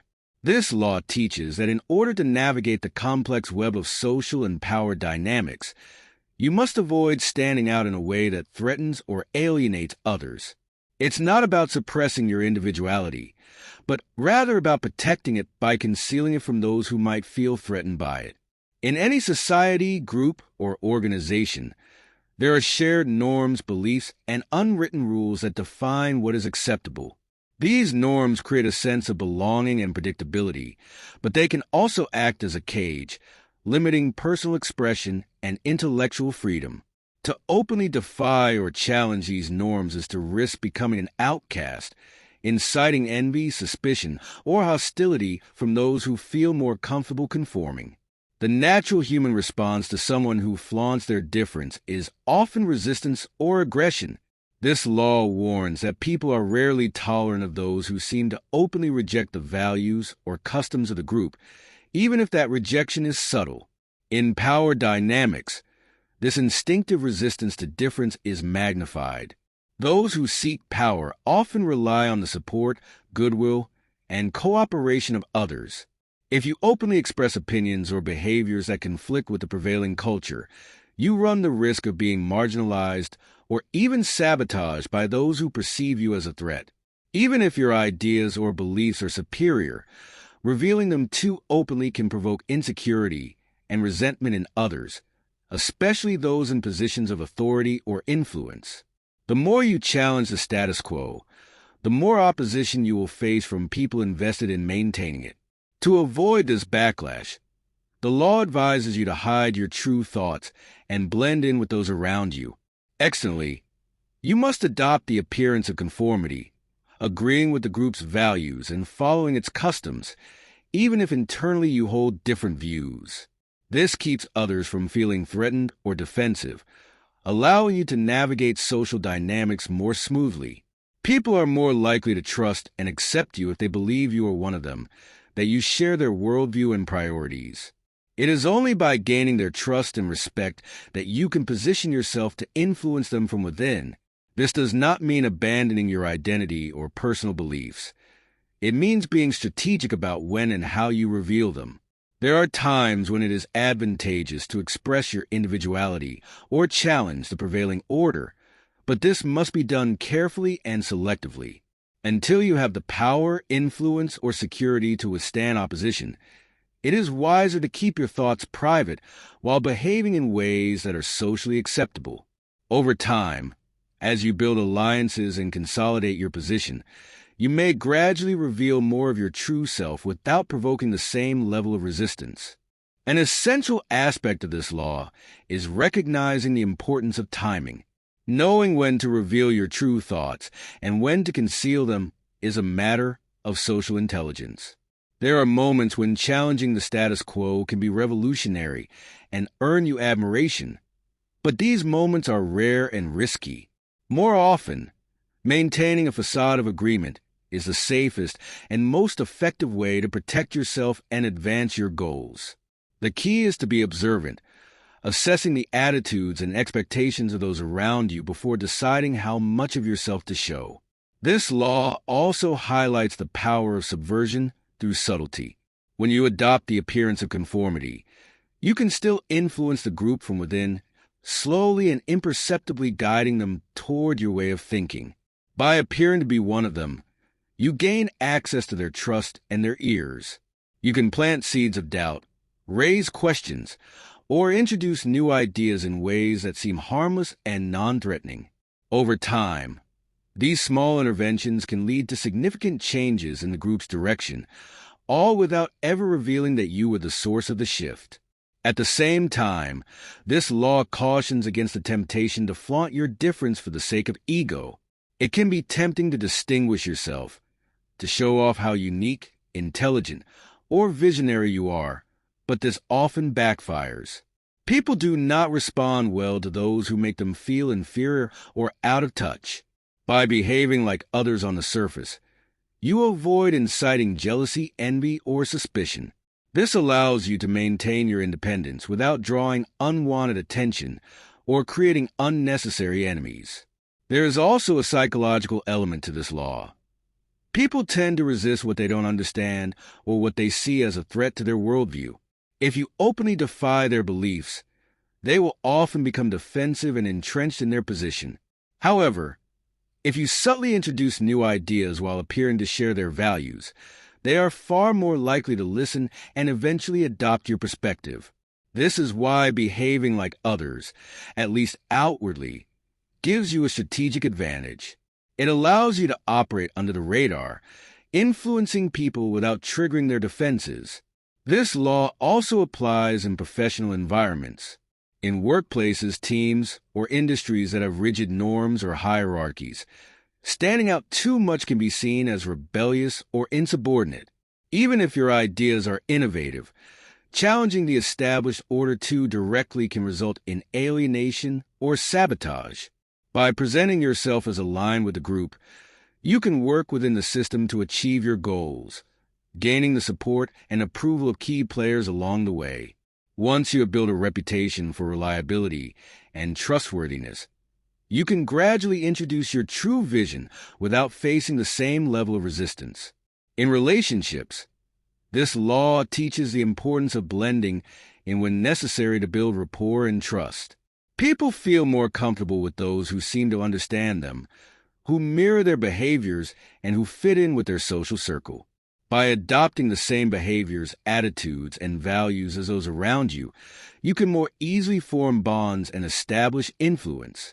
Once trust is built, you can introduce your own perspectives and ideas in a way that feels natural and non-threatening. Ultimately, Law 38, think as you like but behave like others, is about mastering the art of social camouflage. It teaches that external conformity is a tool for navigating the complexities of human relationships and power dynamics. By blending in and keeping your true thoughts private, you avoid unnecessary conflict and opposition, gaining the trust and support of those around you. Over time, this allows you to influence others more effectively, guiding them toward your goals without ever appearing to challenge or threaten their beliefs. It's a subtle but powerful strategy for maintaining personal independence while thriving within the confines of social expectations. Law 39. Stir up waters to catch fish is a principle of power that emphasizes the strategic manipulation of emotions and situations to gain control over others. This law teaches that when emotions are high and chaos reigns, people become more reactive, less rational, and easier to influence or manipulate. By deliberately provoking or stirring up confusion, tension, or emotional unrest, you can weaken your opponents, making them more susceptible to your influence or to making mistakes that you can exploit. The underlying premise of this law is that people are most vulnerable when they are emotional or uncertain. When their composure is disrupted, their ability to think clearly and make sound decisions diminishes. In contrast, those who remain calm and composed during turbulent times have the advantage. This law advises not only mastering your own emotions, but also mastering the ability to stir emotions in others for strategic gain. When you stir up waters, whether through conflict, confusion, or emotional provocation, you are effectively taking control of the environment. Chaos is an excellent cover for manipulation because it forces others to react instinctively rather than logically. In such situations, their reactions are more predictable and easier to exploit. They may make impulsive decisions, overreach, or reveal vulnerabilities they would normally guard. This law encourages you to exploit those moments when your opponents are emotionally unbalanced, guiding them toward choices that ultimately serve your interests. However, stirring up waters is not about creating chaos for the sake of it. It's about being intentional and strategic with your provocations. You must carefully assess the situation and understand what emotional triggers will most effectively unbalance your target. Sometimes, this involves playing on people's insecurities, fears, or desires. In other cases, it involves creating uncertainty, generating suspicion, or encouraging conflict between others. By destabilizing your opponents emotionally or mentally, you distract them from their objectives and force them to focus on damage control rather than advancement. This tactic can be seen in all arenas of life, from politics to business to personal relationships. Politicians often use emotional rhetoric to sway public opinion, creating fear, anger, or uncertainty to galvanize support or distract from deeper issues. In business, leaders may create internal conflict to shake up a complacent team or to divert attention from their own strategic maneuvers. In personal relationships, stirring up emotions, whether through jealousy, anger, or guilt, can provide an advantage in negotiations or conflicts, putting the emotional party on the defensive while you maintain control. The success of this strategy depends on your ability to remain calm and calculating while others are losing their composure. This law is as much about emotional intelligence as it is about manipulation. You must be able to read people's emotional states and understand how to push their buttons without overplaying your hand. If you provoke too much, too often, you risk creating resentment or backlash. The art lies in subtly stirring the waters just enough to create confusion or agitation, without being seen as the cause of it. One of the key aspects of this law is the idea of emotional detachment. While you are actively working to unbalance others emotionally, you must maintain your own sense of calm and control. If you allow yourself to get swept up in the emotional turmoil you've created, you lose the advantage. Emotional detachment allows you to assess the situation from a higher vantage point, ensuring that your actions are calculated and strategic rather than reactive. The calm amidst a storm is always the one who holds the real power. Furthermore, the chaos you create doesn't have to be overt or aggressive. Sometimes the best way to stir up waters is through subtle insinuations, hints, or suggestions that plant seeds of doubt or conflict. People are quick to jump to conclusions, especially when they are insecure or emotionally vulnerable. A well-placed rumor or a vague comment can create enough uncertainty or tension to make people question their alliances or second-guess their decisions. In this way, you can provoke emotional responses without ever being seen as directly responsible. It's also crucial to recognize that this law works best when applied in moderation. If you continuously stir up too much chaos, people will grow wary of you, and your actions may provoke a strong backlash. Additionally, constant chaos can erode trust, both from those you are manipulating and from those you rely on for support. Stirring the waters should be done with precision and foresight, ensuring that the confusion you create serves a specific purpose rather than spiraling out of control. At its core, this law is about understanding human psychology and the ways in which emotions can be manipulated to achieve your goals. When people are calm and clear-headed, they are difficult to influence because they can think logically and make sound judgments. But when they are upset, anxious, or angry, their decision-making process becomes clouded, and they are far more susceptible to suggestion, persuasion, or manipulation. By learning how to provoke the right emotions at the right time, you can control not only the narrative but also the outcomes of key situations. However, you must also be prepared to handle the fallout. Stirring the waters may bring about unexpected consequences, as emotions are inherently unpredictable. There's always a risk that someone may react more violently or irrationally than you anticipated, which is why it's essential to be ready for anything. The most successful practitioners of this law are those who can adapt quickly and pivot when the situation shifts, turning even unforeseen chaos to their advantage. In the modern world, this law has taken on new dimensions with the rise of digital communication and social media. Stirring up waters can now happen on a global scale with a single tweet, video, or piece of news. By tapping into collective fears, desires, or grievances, one can create widespread confusion or emotional unrest that ripples through entire communities or populations. This kind of mass emotional provocation can be a powerful tool for influencing public opinion, swaying elections, or driving market behavior. But even in smaller, more intimate settings, the principle holds. Whether it's in a business meeting, a negotiation, or a personal conflict, understanding how to provoke the right emotional reactions can give you an edge. The key is knowing when to stir the waters and when to let them settle, allowing you to remain in control of both the process and the outcome.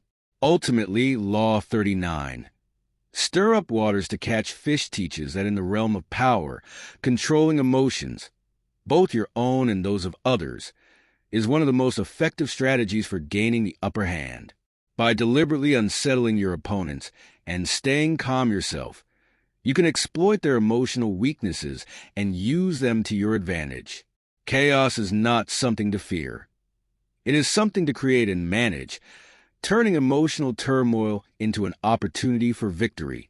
Law 40. Despise the free lunch is a powerful reminder of the fundamental truth that nothing in life is truly free, and that accepting something for nothing often comes with hidden costs. In the realm of power, this law warns against being lured into situations where apparent generosity or gifts are used as tools of manipulation, dependence, or control. At its core, this principle teaches that everything, even kindness or charity, has a price, and those who desire power must avoid becoming indebted to others or appearing cheap by relying on handouts.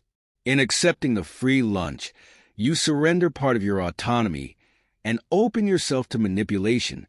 The person who offers you something for free, whether it's a favor, advice, or material wealth, often expects something in return, even if that expectation is not immediately obvious. The free lunch creates a sense of obligation, even if unspoken, and that obligation can be exploited.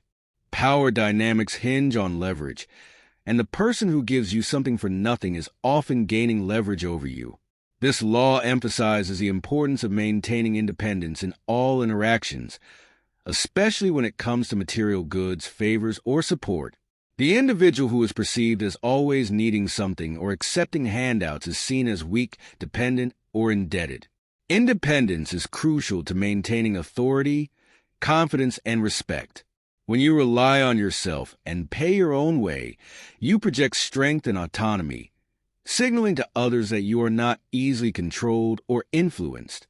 In contrast, those who depend on others, either for financial support or opportunities, will always find themselves in a subordinate position, constantly vulnerable to the whims of their benefactors. Despising the free lunch also cultivates a mindset of abundance rather than scarcity. Those who expect and accept things for free often operate from a mentality of lack, where they feel unable to generate their own wealth, resources, or opportunities. This scarcity mindset creates an aura of desperation, attracting opportunists who seek to exploit that vulnerability. In contrast, the person who refuses the free lunch embodies the abundance mindset, sending the message that they are fully capable of providing for themselves and are not in need of charity.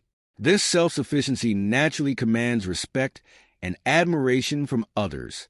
Furthermore, this law highlights the importance of understanding the value of what you offer and what you receive. Nothing in life is without value, and when you accept something for free, you not only diminish its worth in your eyes, but also in the eyes of others. There is a social and psychological transaction that occurs when we pay for something, whether it's goods, services, or support, that reinforces our ownership and autonomy. The act of paying reinforces your control over the situation, whereas receiving something for free makes you more passive, subtly altering the power balance. In power dynamics, paying your own way creates a different kind of leverage. It allows you to operate on equal terms. If you rely on the goodwill or generosity of others, you are in their debt and beholden to them. When you pay for everything you receive, you are on equal footing with those around you. This balance is essential for maintaining control in relationships, negotiations, or any competitive arena. The law also warns of the dangers inherent in generosity. While it is important to be seen as generous in order to gain favor and build alliances, excessive generosity can be detrimental if not managed carefully. People often view those who give too freely with suspicion, wondering about their true motives. This suspicion can undermine your authority, as people may assume that your generosity comes from weakness or a desire to manipulate. In power games, generosity must be wielded strategically, not given away without thought. This means knowing when to give and when to hold back, ensuring that your gifts or favors are appreciated rather than taken for granted. Additionally, despising the free lunch extends beyond material exchanges. In social, professional, and even intellectual contexts, there's often an expectation that when someone gives you advice, information, or assistance for free, there's a hidden expectation of reciprocity. Accepting free advice can create the perception that you are incapable of finding solutions on your own or that you need constant guidance. This damages your image of self-reliance and intelligence. People are more likely to respect those who pay for their education, counsel, or mentorship because it signals that they value and invest in themselves. Powerful individuals understand the delicate balance between generosity and independence. They know that to command respect, they must be seen as self-reliant and capable. The free lunch, whether in the form of material goods, favors, or advice, can erode that image by making you seem dependent or cheap. Powerful people are willing to pay for what they need, and in doing so, they maintain control over their own destiny. The broader lesson of this law is that the price of something is not just its material value, but also the psychological and social costs attached to it. What you take for free may end up costing you far more than what you would have paid if you had invested in it up front. This applies to relationships, business deals, and power plays. When you invest in yourself, whether by paying for your own resources, expertise, or opportunities, you strengthen your position, ensuring that no one can claim ownership over your success. This law also advises against using free as a lure unless you are prepared for the long-term consequences. Offering something for free often creates an expectation or dependence in others, which can lead to resentment or suspicion down the line. It's essential to ensure that any generosity you display is strategic and does not create unnecessary entanglements that could harm your long-term power. True generosity is always given with purpose and intention, never for the sake of gaining temporary favor. In conclusion, Law 40. Despise the free lunch teaches us that nothing in life is truly free, and that accepting something for nothing often comes with hidden strings attached. In the world of power, it is essential to maintain independence, avoid falling into the trap of relying on others' generosity, and always be willing to pay your own way. By doing so, you project strength, self-reliance, and control, while avoiding the hidden dangers of dependency and manipulation. Always be wary of what appears to be a gift, because in the world of power, every transaction has its price. Law 41. Avoid stepping into a great man's shoes is a cautionary principle that emphasizes the importance of forging your own path rather than attempting to follow directly in the footsteps of someone who has achieved greatness. When a person steps into the shoes of a predecessor who has cast a long shadow, they inevitably invite comparisons and face the immense pressure of living up to the legacy of the person before them. This law warns that trying to mimic or replace a towering figure often sets one up for failure, as they become trapped in a cycle of expectations that are difficult to surpass. To truly succeed, one must differentiate themselves and establish their own unique identity, rather than trying to replicate the achievements of others. The essence of this law is the understanding that greatness, especially the kind that transforms history or leaves a lasting legacy, is incredibly rare. When someone is considered a great man or woman, it is because they possess an extraordinary combination of talents, vision, timing, and circumstances that allowed them to stand out and create something monumental. For the person who follows them, the expectations are not just to succeed, but to match or surpass that greatness. This is where the danger lies.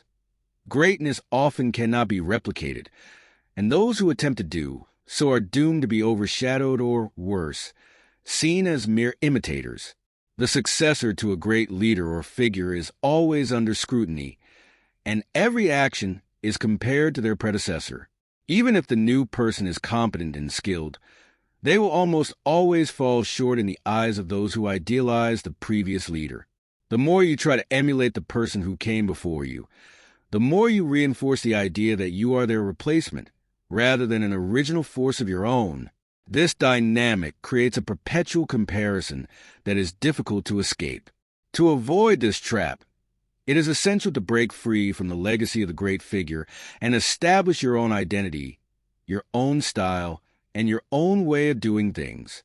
The key to power in this situation is to innovate, to surprise, and to create something new that defines you rather than living in the shadow of someone else's achievements.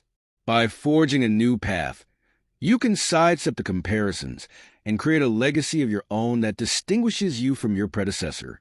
History is littered with examples of leaders and figures who tried to follow in the footsteps of a predecessor and failed, not necessarily because they lacked talent or ambition, but because they became ensnared in the expectations and legacy of the person who came before them. The problem lies in the fact that when a figure has achieved monumental success, their accomplishments are often seen as the pinnacle, and any deviation from their methods or accomplishments is viewed negatively.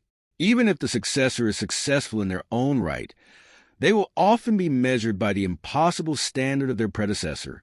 Avoiding stepping into a great man's shoes also means understanding that the world changes, and what worked for one person in a specific context and time may not work for another.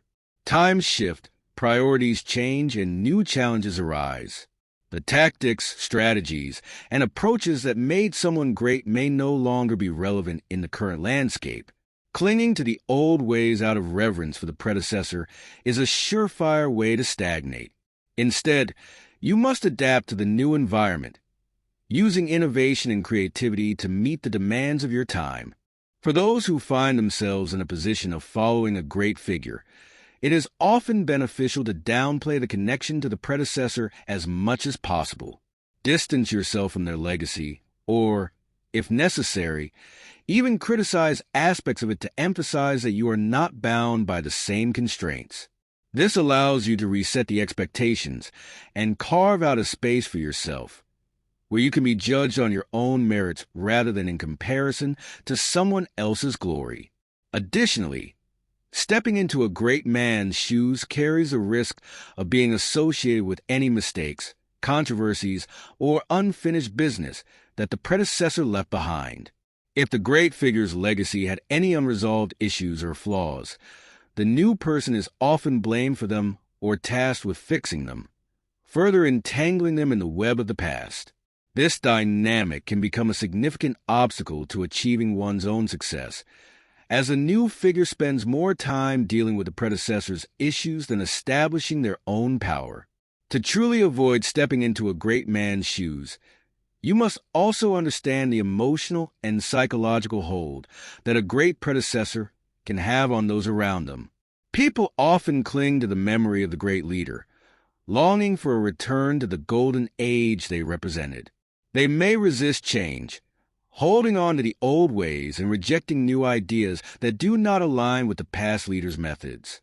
In this situation, the challenge is not just to differentiate yourself, but to win over those who are loyal to the previous figure.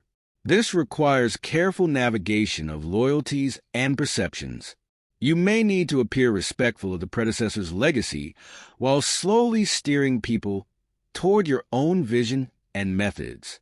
There is also a deeper lesson in this law about self-awareness and the nature of power. True power comes from authenticity and originality, not from imitation. Trying to replicate someone else's greatness limits your potential and forces you into a mold that may not suit you.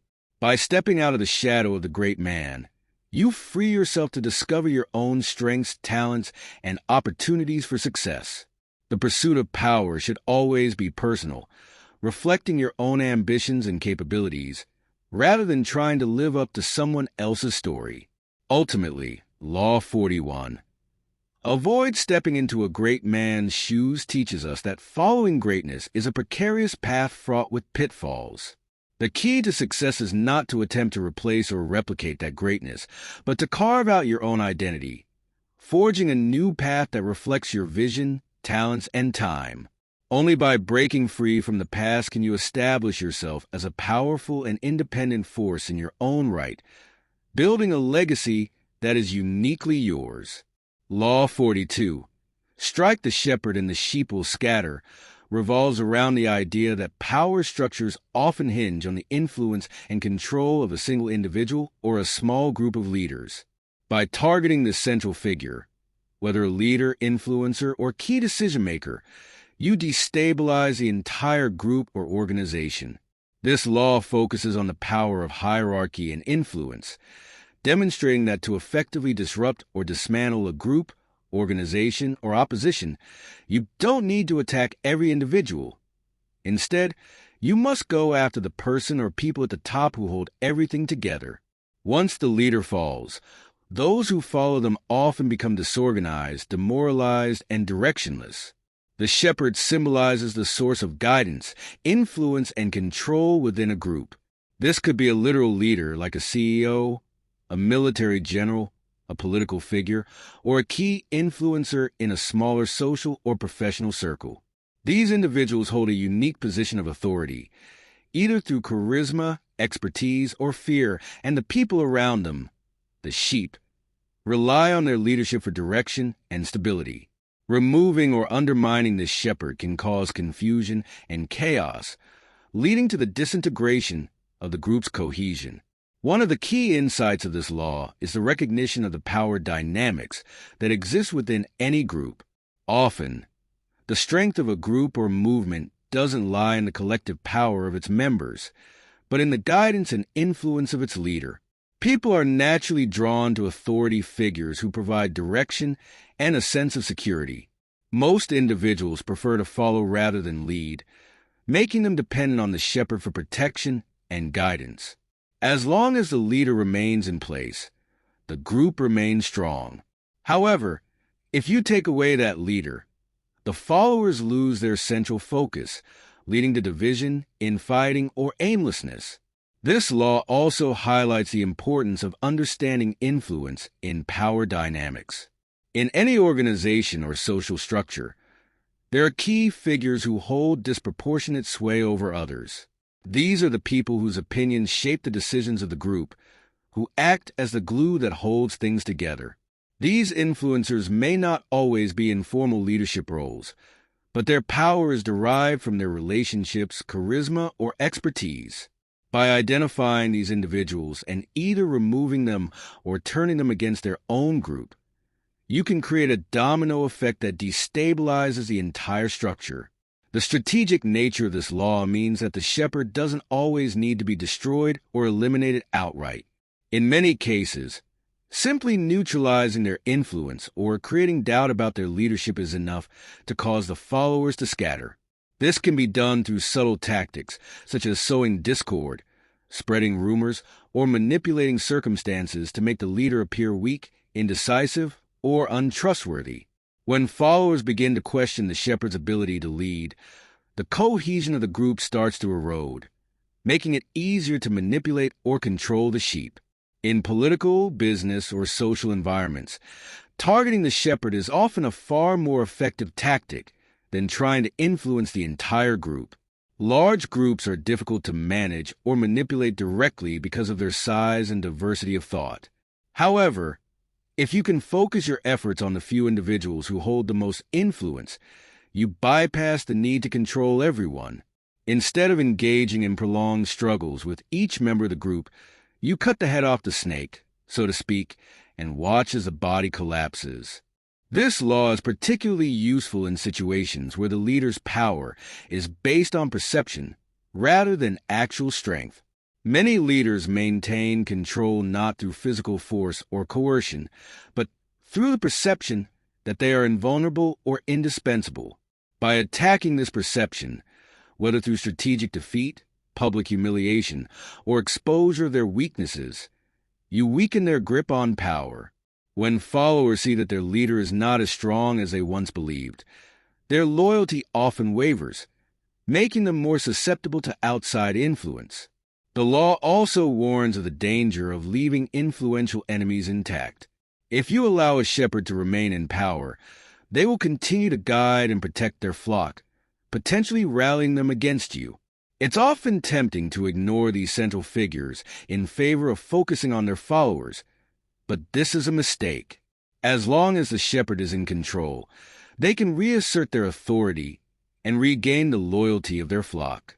Eliminating or neutralizing the shepherd not only removes the leader, but also removes the focal point around which the group organizes itself.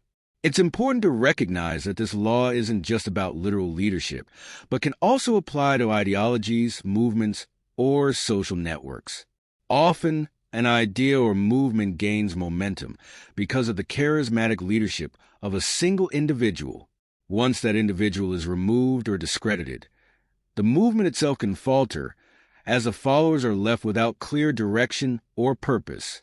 In this way, striking the shepherd is about removing the source of strength and momentum from a cause, leaving it rudderless. However, this law should be applied with caution. Striking the shepherd can backfire if done too overtly or without the proper groundwork.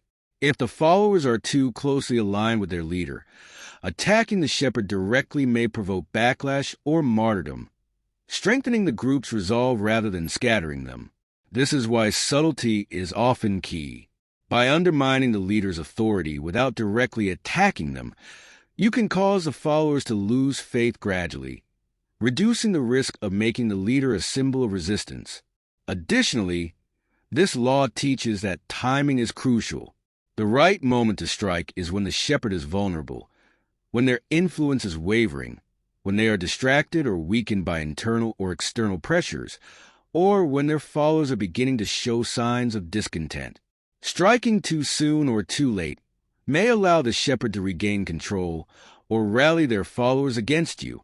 In conclusion, Law 42, strike the shepherd and the sheep will scatter, emphasizes the power of targeting key influencers within any group or organization to destabilize the entire structure. By focusing on the leader or central figure, you bypass the need to control or manipulate the masses directly. When the leader is removed, neutralized, or discredited, the followers often become directionless and disorganized, making it easier to assert your own influence or take control.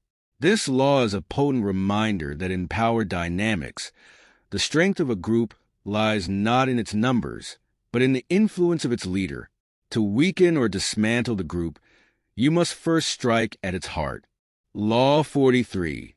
Work on the hearts and minds of others emphasizes the subtle and psychological aspects of power. While many of the other laws focus on strategies of dominance, manipulation, or control, this law stresses the importance of winning over people on an emotional and intellectual level. To truly gain and maintain power, it is essential to secure people's loyalty, trust, and affection, not merely their obedience or compliance. This law goes beyond mere authority or influence. It involves shaping how others perceive and feel about you, creating a deep emotional bond that makes them willing to support you without force or coercion. This law teaches that brute force or coercive power can only get you so far. People who are subjugated through fear or intimidation will comply for a time, but their loyalty will always be shallow and transactional. The moment they sense weakness or find an opportunity to escape your influence, they will turn on you. To build a more stable and enduring form of power, you must engage with people's hearts and minds, creating emotional and psychological ties that make them want to follow you, even when they don't have to. Winning the hearts of others is about appealing to their emotions, desires, and personal aspirations. People are driven by their need for recognition, respect, and emotional connection. By showing that you understand and care about their inner world, you can create bonds that are difficult to break. This is not about flattery or manipulation, although those can play a role, but about genuinely engaging with people on a deeper level. When people feel that you understand them and that you care about their needs and desires, they are far more likely to trust and follow you. This law also highlights the importance of empathy in leadership. Empathy allows you to see things from the perspective of others, to understand their motivations, fears, and desires. By tapping into these emotional undercurrents, you can influence people in ways that feel natural to them, rather than imposed from the outside. You become a leader who inspires loyalty because people feel seen, heard, and valued under your guidance. On the intellectual side, Winning the minds of others means appealing to their rationality, beliefs, and sense of logic. People are more likely to follow and support you if they believe that your decisions and actions align with their own values, principles, and interests. This involves not only making sound decisions, but also presenting those decisions in a way that resonates with others. If people believe that your leadership serves their interests or aligns with their values, they will be more willing to support you long-term, even through difficult times. However, working on the hearts and minds of others requires patience, subtlety, and long-term thinking. It's not about winning people over in a single conversation or through a grand gesture.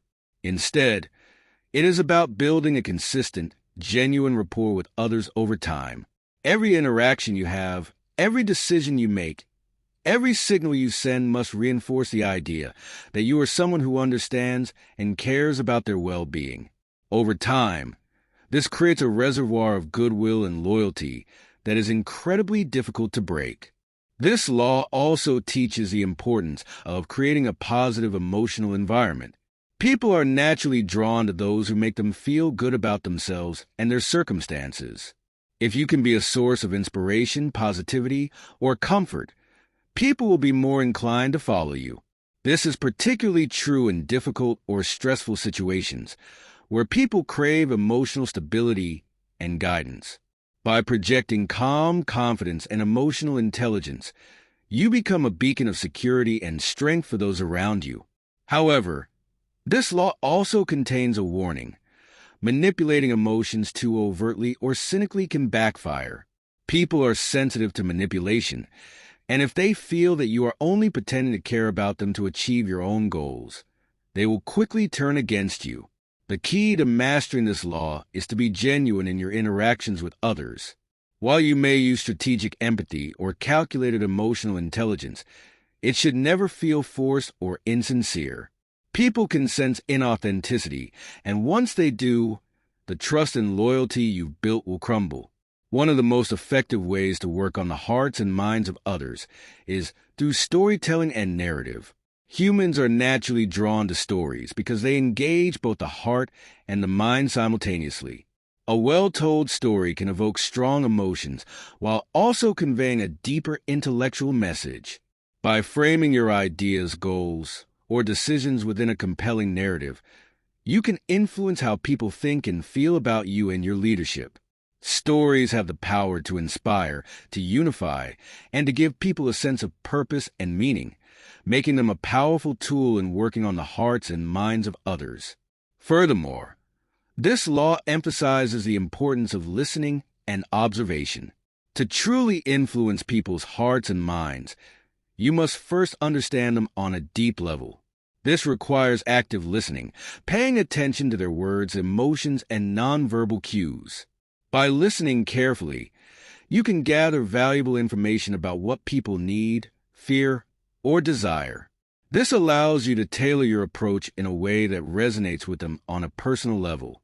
It also demonstrates that you are someone who values their perspective, which strengthens the emotional bond between you. Another key element of this law is consistency. People are more likely to trust and follow someone who is consistent in their behavior, values, and communication.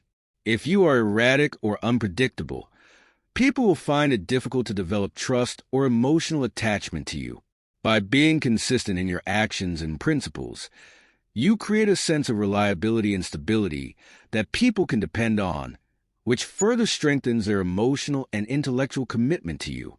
In applying this law, it's also important to recognize that different people have different needs and motivations.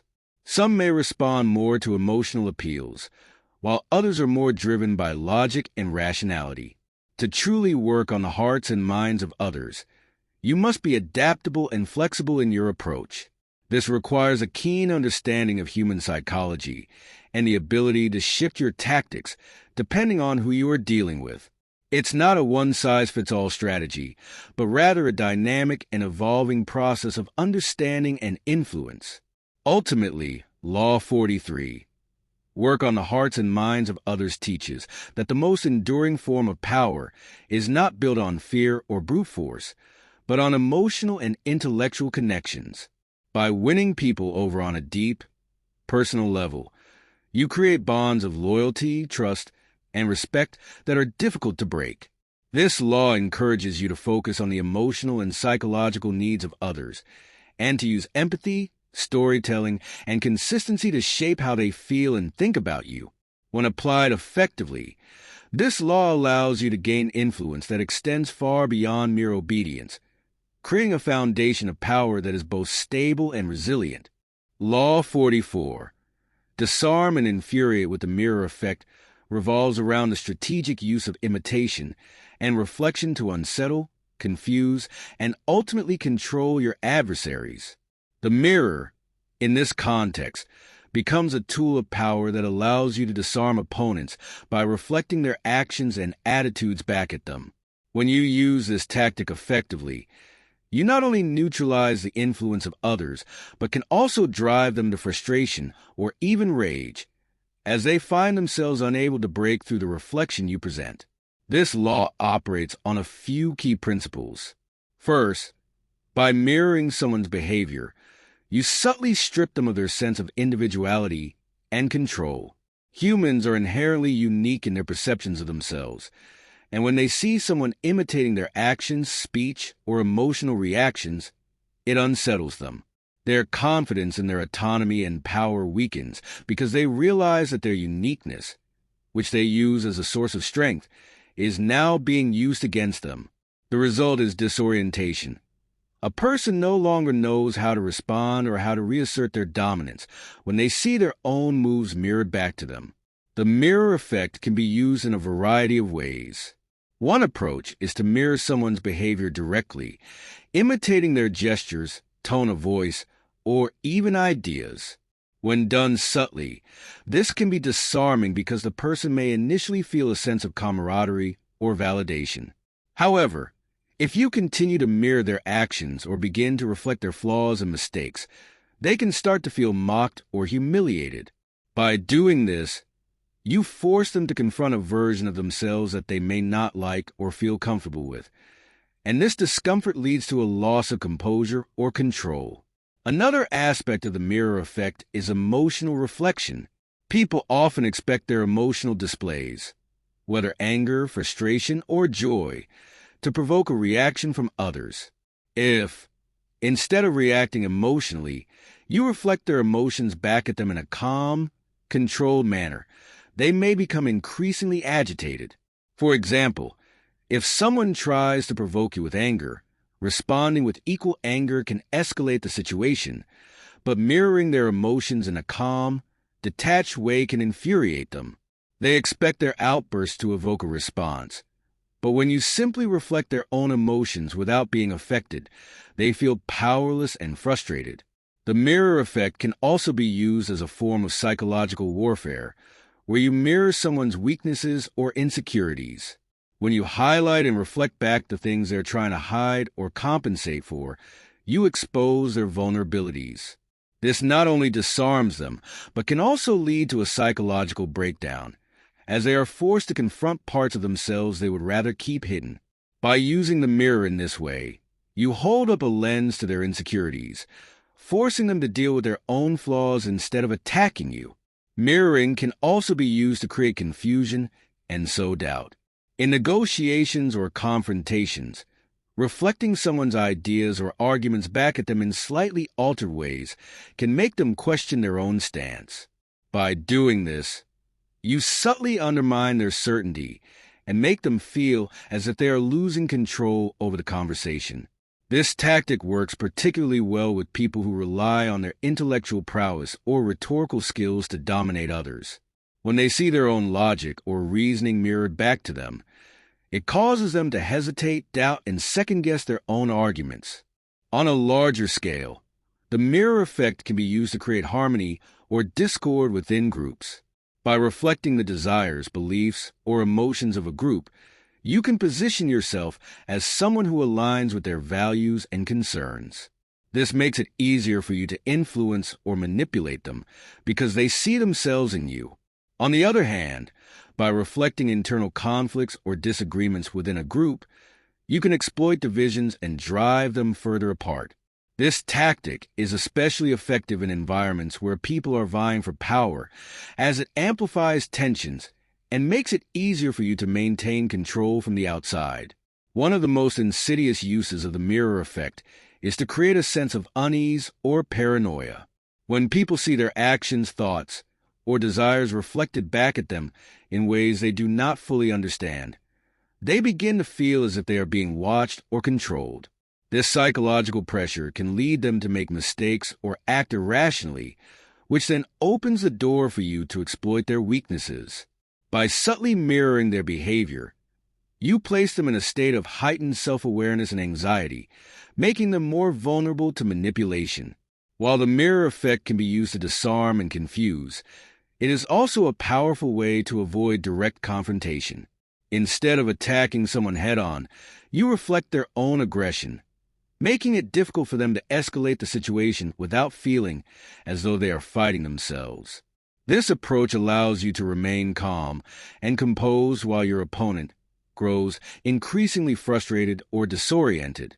In this way, you maintain control over the interaction, guiding it toward your desired outcome without ever appearing to be the aggressor.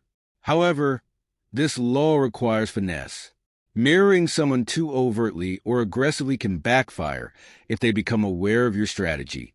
The mirror effect works best when it is subtle, where the person you are targeting doesn't realize what is happening until it's too late.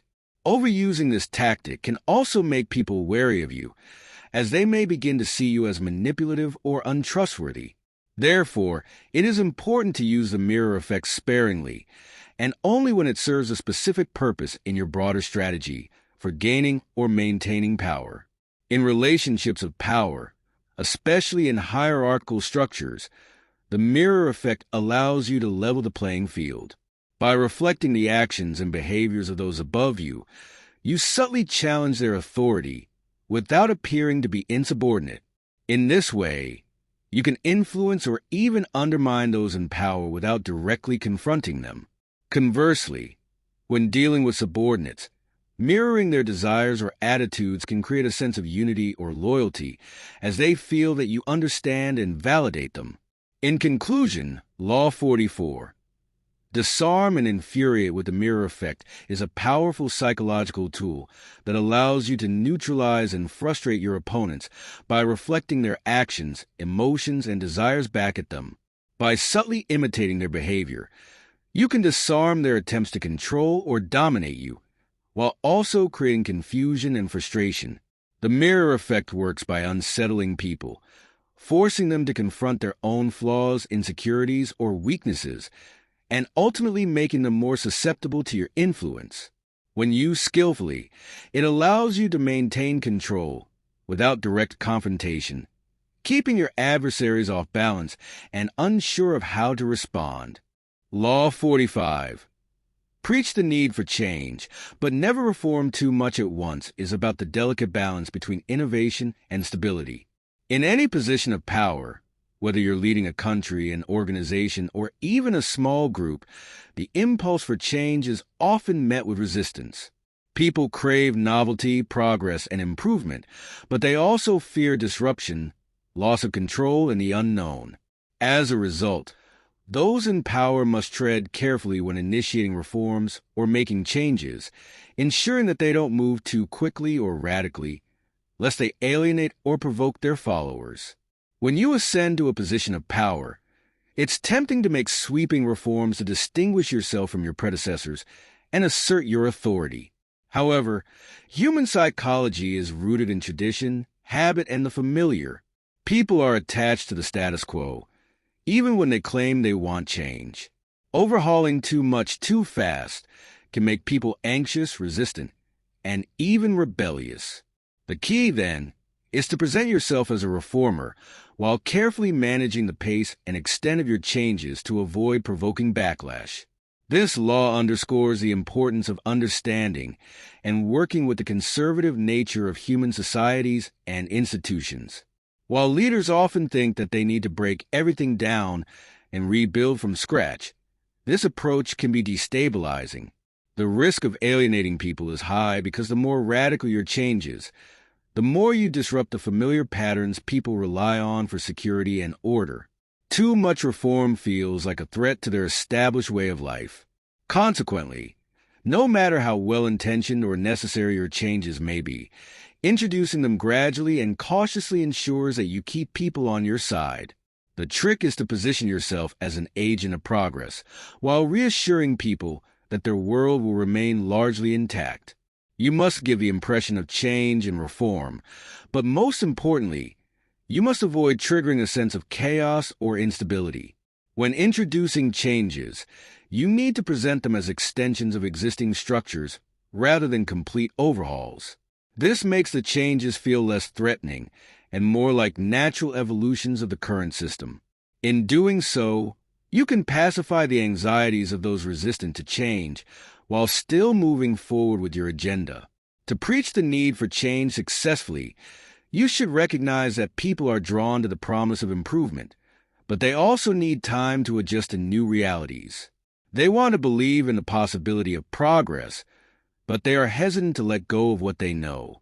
Therefore, effective leaders must craft their message carefully, highlighting the necessity of change while providing assurances that the changes will be gradual and not disrupt the fundamental structures that people depend on. At the same time, preaching the need for change is a powerful tool for maintaining control. It positions you as a visionary leader who is responding to the needs of the people and the times. By championing change, you align yourself with the future, making yourself indispensable to progress. However, you must also recognize that people tend to associate rapid and large-scale reforms with instability. Even if your changes are beneficial in the long term, the immediate impact of too much disruption can lead to fear, unrest, or even rebellion. This law also suggests that change, when enacted too quickly, risks alienating those who are attached to the old ways. It is important to remember that those in power before you often have established systems and traditions that are deeply embedded in the culture of an organization or society. If you attempt to dismantle these too aggressively, you will likely face resistance from those who benefited from the old order. Instead, a more subtle and gradual approach will allow you to co-opt existing power structures and integrate your reforms in a way that minimizes opposition. A successful leader must understand the psychology of the masses and play upon their desires for stability and continuity, even as they preach the need for transformation. You must use the language of change, but enact reforms in such a way that people barely notice the shifts until they are fully entrenched. By the time your reforms are fully implemented, they will seem like an inevitable and natural part of the system, rather than a sudden upheaval. In political or organizational settings, this law is particularly crucial because power structures are often fragile. If you attempt to impose too much change too quickly, you risk creating enemies of those who feel displaced or threatened by the new order. Such enemies can band together to resist or sabotage your efforts. By introducing reforms in a measured, step-by-step process, you allow people to adjust to each new change, preventing them from feeling overwhelmed or mobilizing against you. It's also important to remember that successful reform is not just about what changes you make, but also about what you choose not to change. Some aspects of the old system may be obsolete or inefficient, but they provide a sense of continuity and familiarity.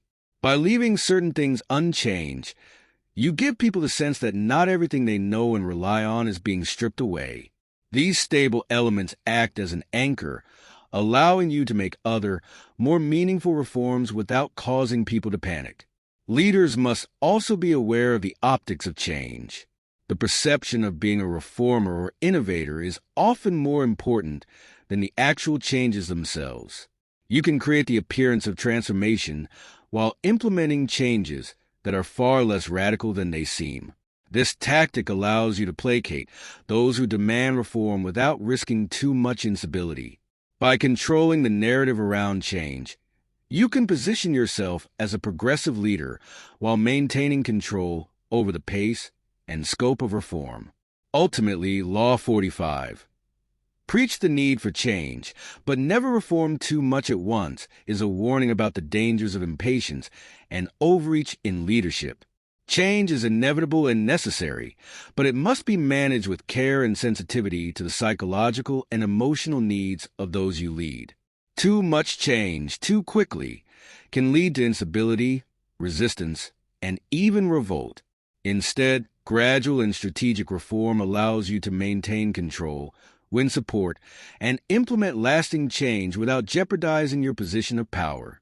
By understanding this law, you can master the art of transformation, leading people into the future while ensuring that they remain grounded in the present. You become the visionary who brings progress while protecting the foundations of stability, an essential balance for anyone seeking to maintain and expand their influence. Law 46. Never appear too perfect centers on the concept that perfection is often viewed with suspicion, jealousy, and resentment. To rise in power and maintain influence, it is essential to understand that human nature is complex, and the perception of being flawless can actually work against you. This law advises that showing some degree of imperfection or vulnerability can be more effective than striving to seem flawless at all times. Perfection breeds envy, while a hint of imperfection makes you relatable and keeps others from feeling threatened by your success. At first glance, perfection may seem like an ideal to strive for. After all, who doesn't want to be seen as the best, the smartest, or the most capable? However, this desire to appear perfect can quickly backfire, especially in environments where power is at stake. Perfection implies superiority, and people around you may begin to feel inferior or overshadowed. The higher you rise, the more attention you attract, and the more people will look for ways to bring you down.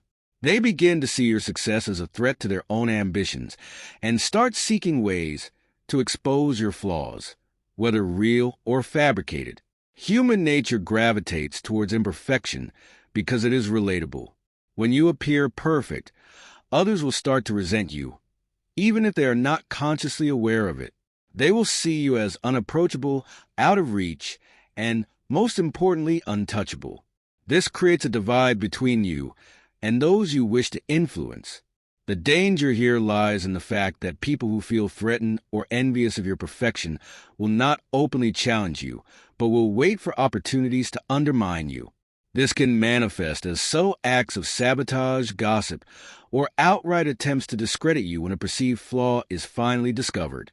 To navigate this, you must adopt the tactic of showing occasional vulnerability or making deliberate, minor mistakes. These moments of imperfection humanize you in the eyes of others. When people see that you, too, are fallible, they are more likely to relate to you and less likely to harbor resentment or envy. This does not mean you should display incompetence or weakness. It's about carefully controlling the narrative so that your imperfections are seen as charming, relatable, or even calculated. In social or professional settings, appearing too perfect often leads others to believe that you are hiding something. People naturally distrust those who seem too good to be true. A person who never shows vulnerability or weakness seems robotic or insincere, and others begin to question whether they are being manipulated. In contrast, when you occasionally reveal a flaw or mistake, you lower people's defenses. They feel that they can trust you more because you appear honest and transparent, even if your vulnerabilities are staged or minor. Moreover, perfection does not just provoke envy. It also sets unrealistically high expectations. Once you are seen as perfect, people expect you to maintain that standard in every situation. The moment you falter or fail, the backlash is severe because people feel betrayed by the image of perfection you previously projected. Your mistakes are magnified, and your failures seem catastrophic because they contrast so starkly with the flawless persona you've cultivated. By showing small imperfections along the way, you lower these expectations and can navigate setbacks with less scrutiny. One of the most important aspects of this law is the idea that you should always leave others with room to shine. When you are too perfect, You overshadow those around you, stifling their own growth or ability to showcase their talents. Over time, they will grow resentful, feeling as though you are monopolizing all the glory. This is particularly dangerous in group dynamics, where collaboration and cooperation are essential. Allowing others to feel competent and valued prevents them from turning against you. By making them feel that they can contribute and succeed, you deflect some of the resentment that your perfection might otherwise attract. This law also touches on the concept of humility. True power does not come from flaunting your achievements or abilities. It comes from knowing when to step back and let others take the spotlight. Humility disarms envy. By downplaying your successes or sharing credit with others, you prevent people from feeling threatened by your accomplishments. This strategy not only preserves your position, but also strengthens your relationships, as people will see you as generous and self-assured rather than domineering or arrogant. In many cases, appearing too perfect can isolate you from the people who could otherwise be your allies. Those who feel they cannot compete with you will either distance themselves or plot against you. To prevent this, you must create a sense of inclusion by allowing others to see that you, too, have challenges, insecurities, or areas of growth. This fosters a sense of camaraderie rather than competition. People are more willing to support and follow a leader who shows they are still learning and evolving, just like everyone else. There is also a strategic element in showing imperfection. When you appear flawless, people become eager to find your weaknesses. But by revealing controlled imperfections, you remove the incentive for others to dig deeper into your life or achievements. You present them with a surface-level flaw that satisfies their curiosity or need to see you as human. This tactic works especially well in competitive environments where people are constantly looking for an edge over one another. By showing a slight imperfection, you pacify potential challengers without giving them any real leverage to use against you. In addition, displaying vulnerability can also be a way to build stronger relationships. When you show that you are not invulnerable, you invite empathy from others. They may see their own struggles reflected in your minor missteps and feel a greater connection to you. This can be a powerful tool for building loyalty, as people are more likely to support someone who they feel is genuine and relatable. Strategic vulnerability, then, is not about showing weakness, but about deepening trust and fostering a sense of shared humanity. In summary, Law 46. Never appear too perfect advises against the seductive allure of striving for flawless perfection. Perfection isolates you, breeds envy, and sets you up for harsher scrutiny when you eventually slip. By embracing and revealing controlled imperfections, you become more relatable, human, and ultimately more powerful. You remove the threat of resentment by letting others see that you too are fallible, while simultaneously maintaining control over how those imperfections are perceived. Balance is key. Remain competent, capable, and confident, but never let perfection blind you to the complexities of human nature. Law 47. Do not go past the mark you aim for. In victory, learn when to stop emphasizes the importance of restraint, self-awareness, and discipline in moments of success. When you achieve victory, the temptation to keep pushing, to secure more, and to extend your dominance is strong. However, this law warns that overreaching after a win can lead to disastrous consequences. Knowing when to stop, when to settle, retreat, or pause is as crucial to maintaining power as the initial pursuit of it. Success often brings a rush of exhilaration and confidence. The feeling of having bested your competition or achieved your goals can create an illusion of invincibility, and in that heightened state, it's easy to believe that more is always better. But continuing to press forward without recognizing the natural stopping point can trigger unexpected resistance or backlash. The more you push, the more enemies you accumulate, and the more your resources are stretched thin.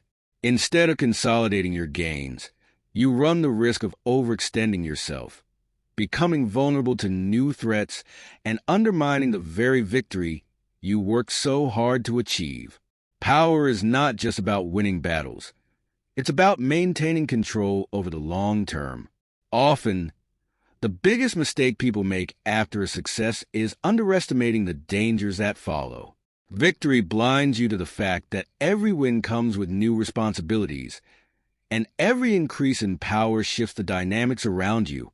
The more you achieve, the more eyes are on you, and the more people will be waiting for you to make a misstep. Pushing beyond the mark you aim for, out of greed or overconfidence, invites resentment, envy, and eventual downfall. One of the greatest challenges after victory is managing your own ego. Success can inflate your sense of self-importance, leading you to believe that you can do no wrong. This distorted perception encourages reckless behavior, like continuing to fight even after the battle has been won, or striving for dominance where none is needed. The wise person knows that true power comes from not only achieving victory, but knowing when to step back and allow the dust to settle. Those who fail to recognize this often fall victim to their own hubris, undoing their success by pushing too far. Another key aspect of this law is understanding that victory often changes the dynamics of power in unpredictable ways. When you win, those around you may change their loyalties or motivations. Allies who supported you during your climb may begin to question their own place in your world. Those who were once indifferent may now view you as a threat. If you continue to push for more control, you may inadvertently create new enemies or destabilize the relationships that helped you get to where you are. By stopping at the right moment, you allow others to feel secure, reducing the risk of resistance or betrayal. The need to stop at the right moment also applies to negotiations or competition. In any deal, if you push too hard or demand too much, you risk alienating the other party. There is a delicate balance between getting what you want and knowing when to accept what's on the table. If you overplay your hand, you may find that what could have been a fair or beneficial agreement becomes untenable. By taking too much, you leave the other side with little incentive to honor the deal, creating long-term friction and, potentially, a reversal of fortune. In moments of triumph, it's also essential to allow others to save face. When you crush your opponents completely or show no mercy after a win, you humiliate them, leaving them with little choice but to plot revenge. By stopping before you utterly destroy your rivals, you give them the opportunity to retreat with some dignity. This not only prevents them from becoming vengeful enemies, but also secures your reputation as a wise and magnanimous leader, rather than a ruthless tyrant. Restraint in victory demonstrates strength and wisdom. When you know how to stop, you show that your success is not born of impulsive greed, but of calculated strategy. Those who are able to temper their desires for more are perceived as being in control, not only of their external circumstances, but also of themselves. This self-mastery is a hallmark of true power because it shows that you are not driven by the same impulses that cause others to overreach and fail. One of the greatest risks in not stopping when you should is that you lose sight of your original goal. In the pursuit of more, you forget what you initially set out to achieve. The goalposts keep moving, and before you know it, you're entangled in new conflicts or competitions that drain your resources and energy.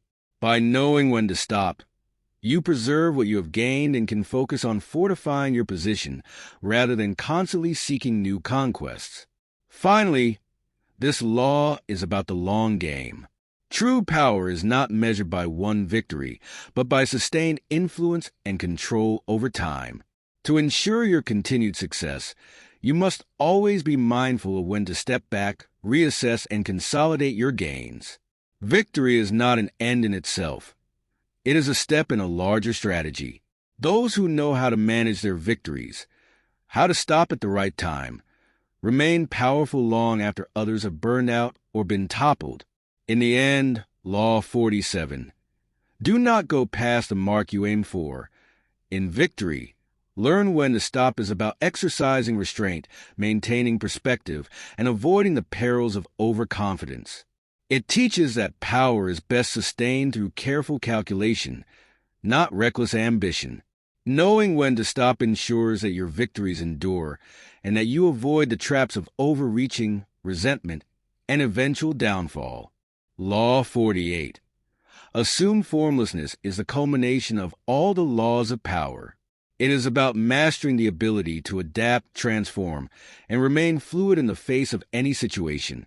At its core, this law teaches that rigidity leads to vulnerability, while flexibility and unpredictability are your greatest assets.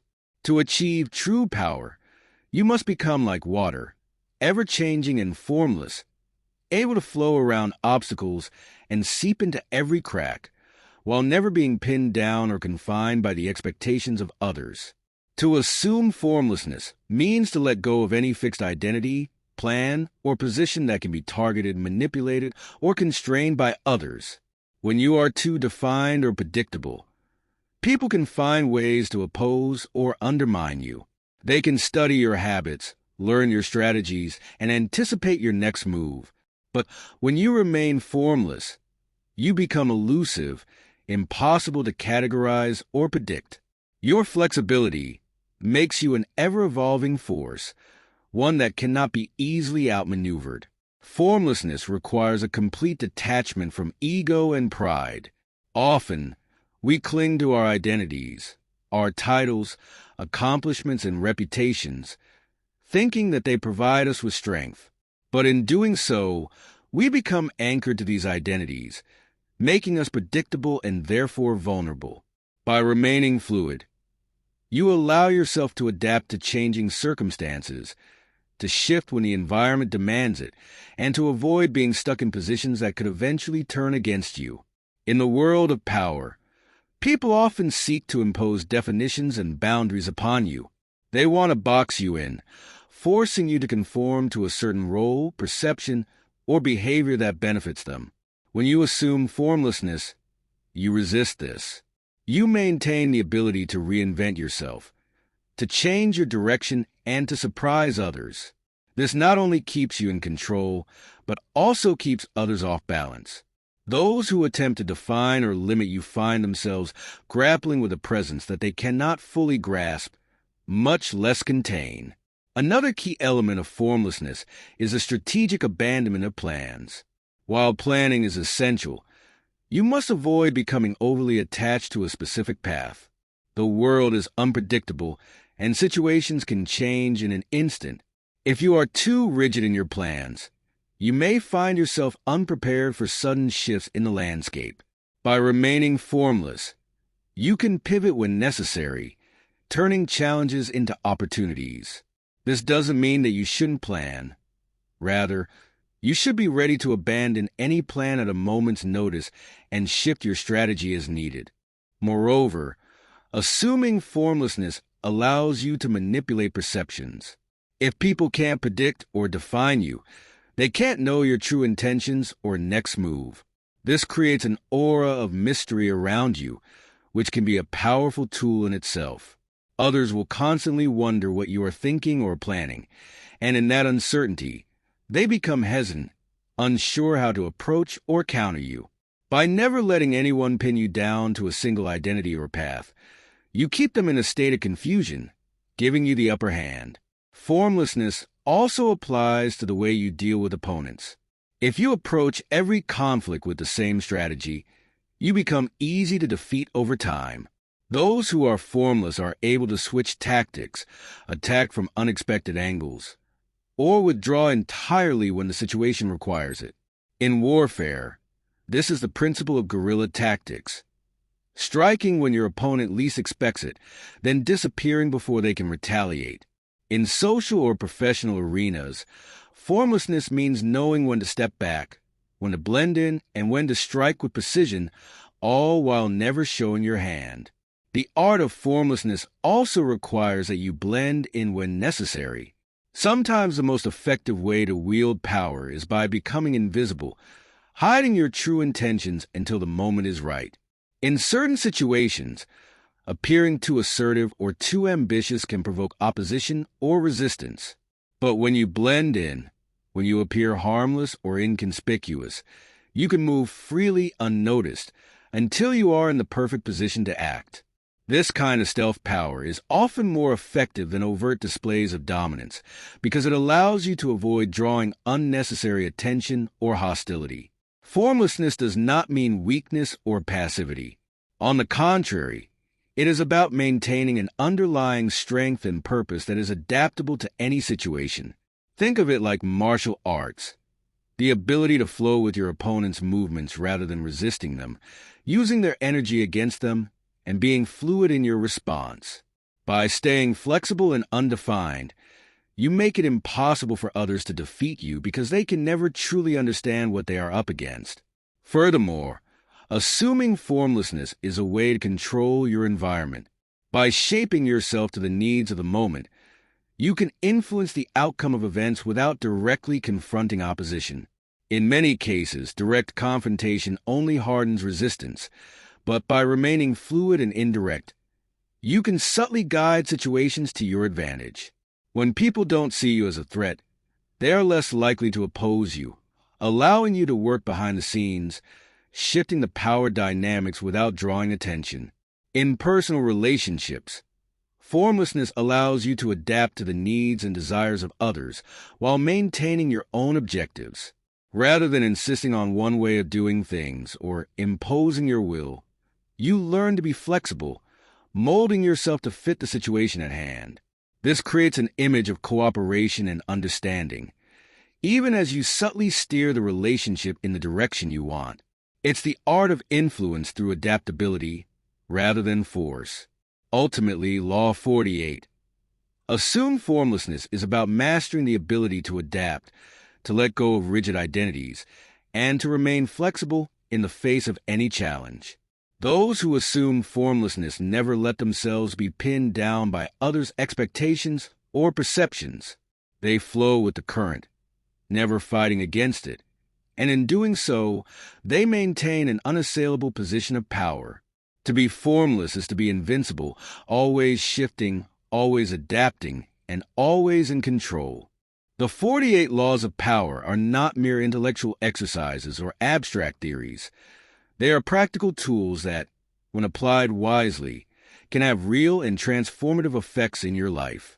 From business dealings to personal relationships and self-development, the laws provide a versatile framework for navigating complex human interactions, maximizing your influence, and achieving your goals. However, applying these laws in today's fast-paced, hyper-connected world requires a more nuanced approach. You must balance the timeless wisdom of strategic thinking with the demands of modern communication, transparency, and interconnectedness. Mastering these laws, and more importantly, mastering power itself, is not something that happens overnight. It is a gradual process that demands discipline, self-awareness, reflection, and above all, patience. In the world of business, the 48 laws can be seen as essential tools for anyone looking to rise through the ranks or build their own empire. Business, at its core, is about relationships, influence, and competition. Knowing when to employ discretion, when to strike boldly, and how to manage reputations are invaluable skills in any professional setting. For example, understanding how to keep your hands clean, Law 26, can help you maintain a pristine public image while executing your strategies behind the scenes. Knowing how to control the options others see, Law 31, can ensure that negotiations always tip in your favor. In a world where every move is scrutinized and public opinion can shift overnight, these strategies can be the difference between failure and success. In personal relationships, these laws offer a guide on how to navigate complex dynamics of power and influence. Whether in friendships, romantic relationships, or family interactions, power dynamics often exist beneath the surface. Knowing when to conceal your intentions, Law 3, or when to appeal to someone's self-interest instead of relying on their generosity, Law 13, can prevent unnecessary conflicts and ensure more favorable outcomes. However, it's important to understand that using these laws doesn't necessarily mean manipulating others in a harmful way. Rather, they offer a framework for managing human interactions more skillfully, making sure you are not overpowered by those around you, and positioning yourself for growth. Self-development is another area where the 48 laws can be incredibly impactful. The journey toward personal mastery and influence starts with self-awareness. Recognizing your own tendencies, weaknesses, and strengths allows you to better implement the laws in a way that feels authentic to you. For instance, mastering the art of timing, Law 35, isn't just about manipulating others. It's also about knowing when to act in your own life, when to make a career move, when to speak up, or when to hold back. Similarly, recreating yourself, Law 25, is not only a tool for public influence, but also a method of personal evolution. By constantly refining and reinventing yourself, you become more adaptable to the changing circumstances of life, more capable of facing new challenges, and more in control of your destiny. In today's interconnected society, the dynamics of power have shifted in many ways. Social media, for example, amplifies reputations, giving individuals more control over their public image, but also making them more vulnerable to scrutiny. The rapid flow of information has made transparency a necessity, and the old tactics of secrecy and manipulation must be balanced with the demands of authenticity. This doesn't mean the laws of power are outdated, but it does mean they must be adapted. Law 6, for instance, advises creating an air of mystery, but in the age of social media, this might look more like cultivating a carefully curated persona rather than outright deception. Likewise, maintaining flexibility and formlessness, Law 48, has become even more crucial, as the pace of change in the modern world leaves little room for rigid thinking or fixed strategies. Mastering power requires patience and persistence. It is not something that can be rushed, nor is it a one-time achievement. To truly internalize the lessons of the 48 laws, you must practice them consistently, reflect on their effects, and learn from your experiences. There will be missteps along the way, times when you overreach or miscalculate, but these are part of the process. Power is not static. It's dynamic, and so must be your approach to mastering it. This journey requires you to be both strategist and student, constantly adapting to new situations and refining your understanding of the subtle forces at play. The pursuit of power is an ongoing process of learning, adapting, and growing. It's not simply about winning battles or achieving short-term victories. True mastery of power is about securing long-term success, influence, and freedom in life.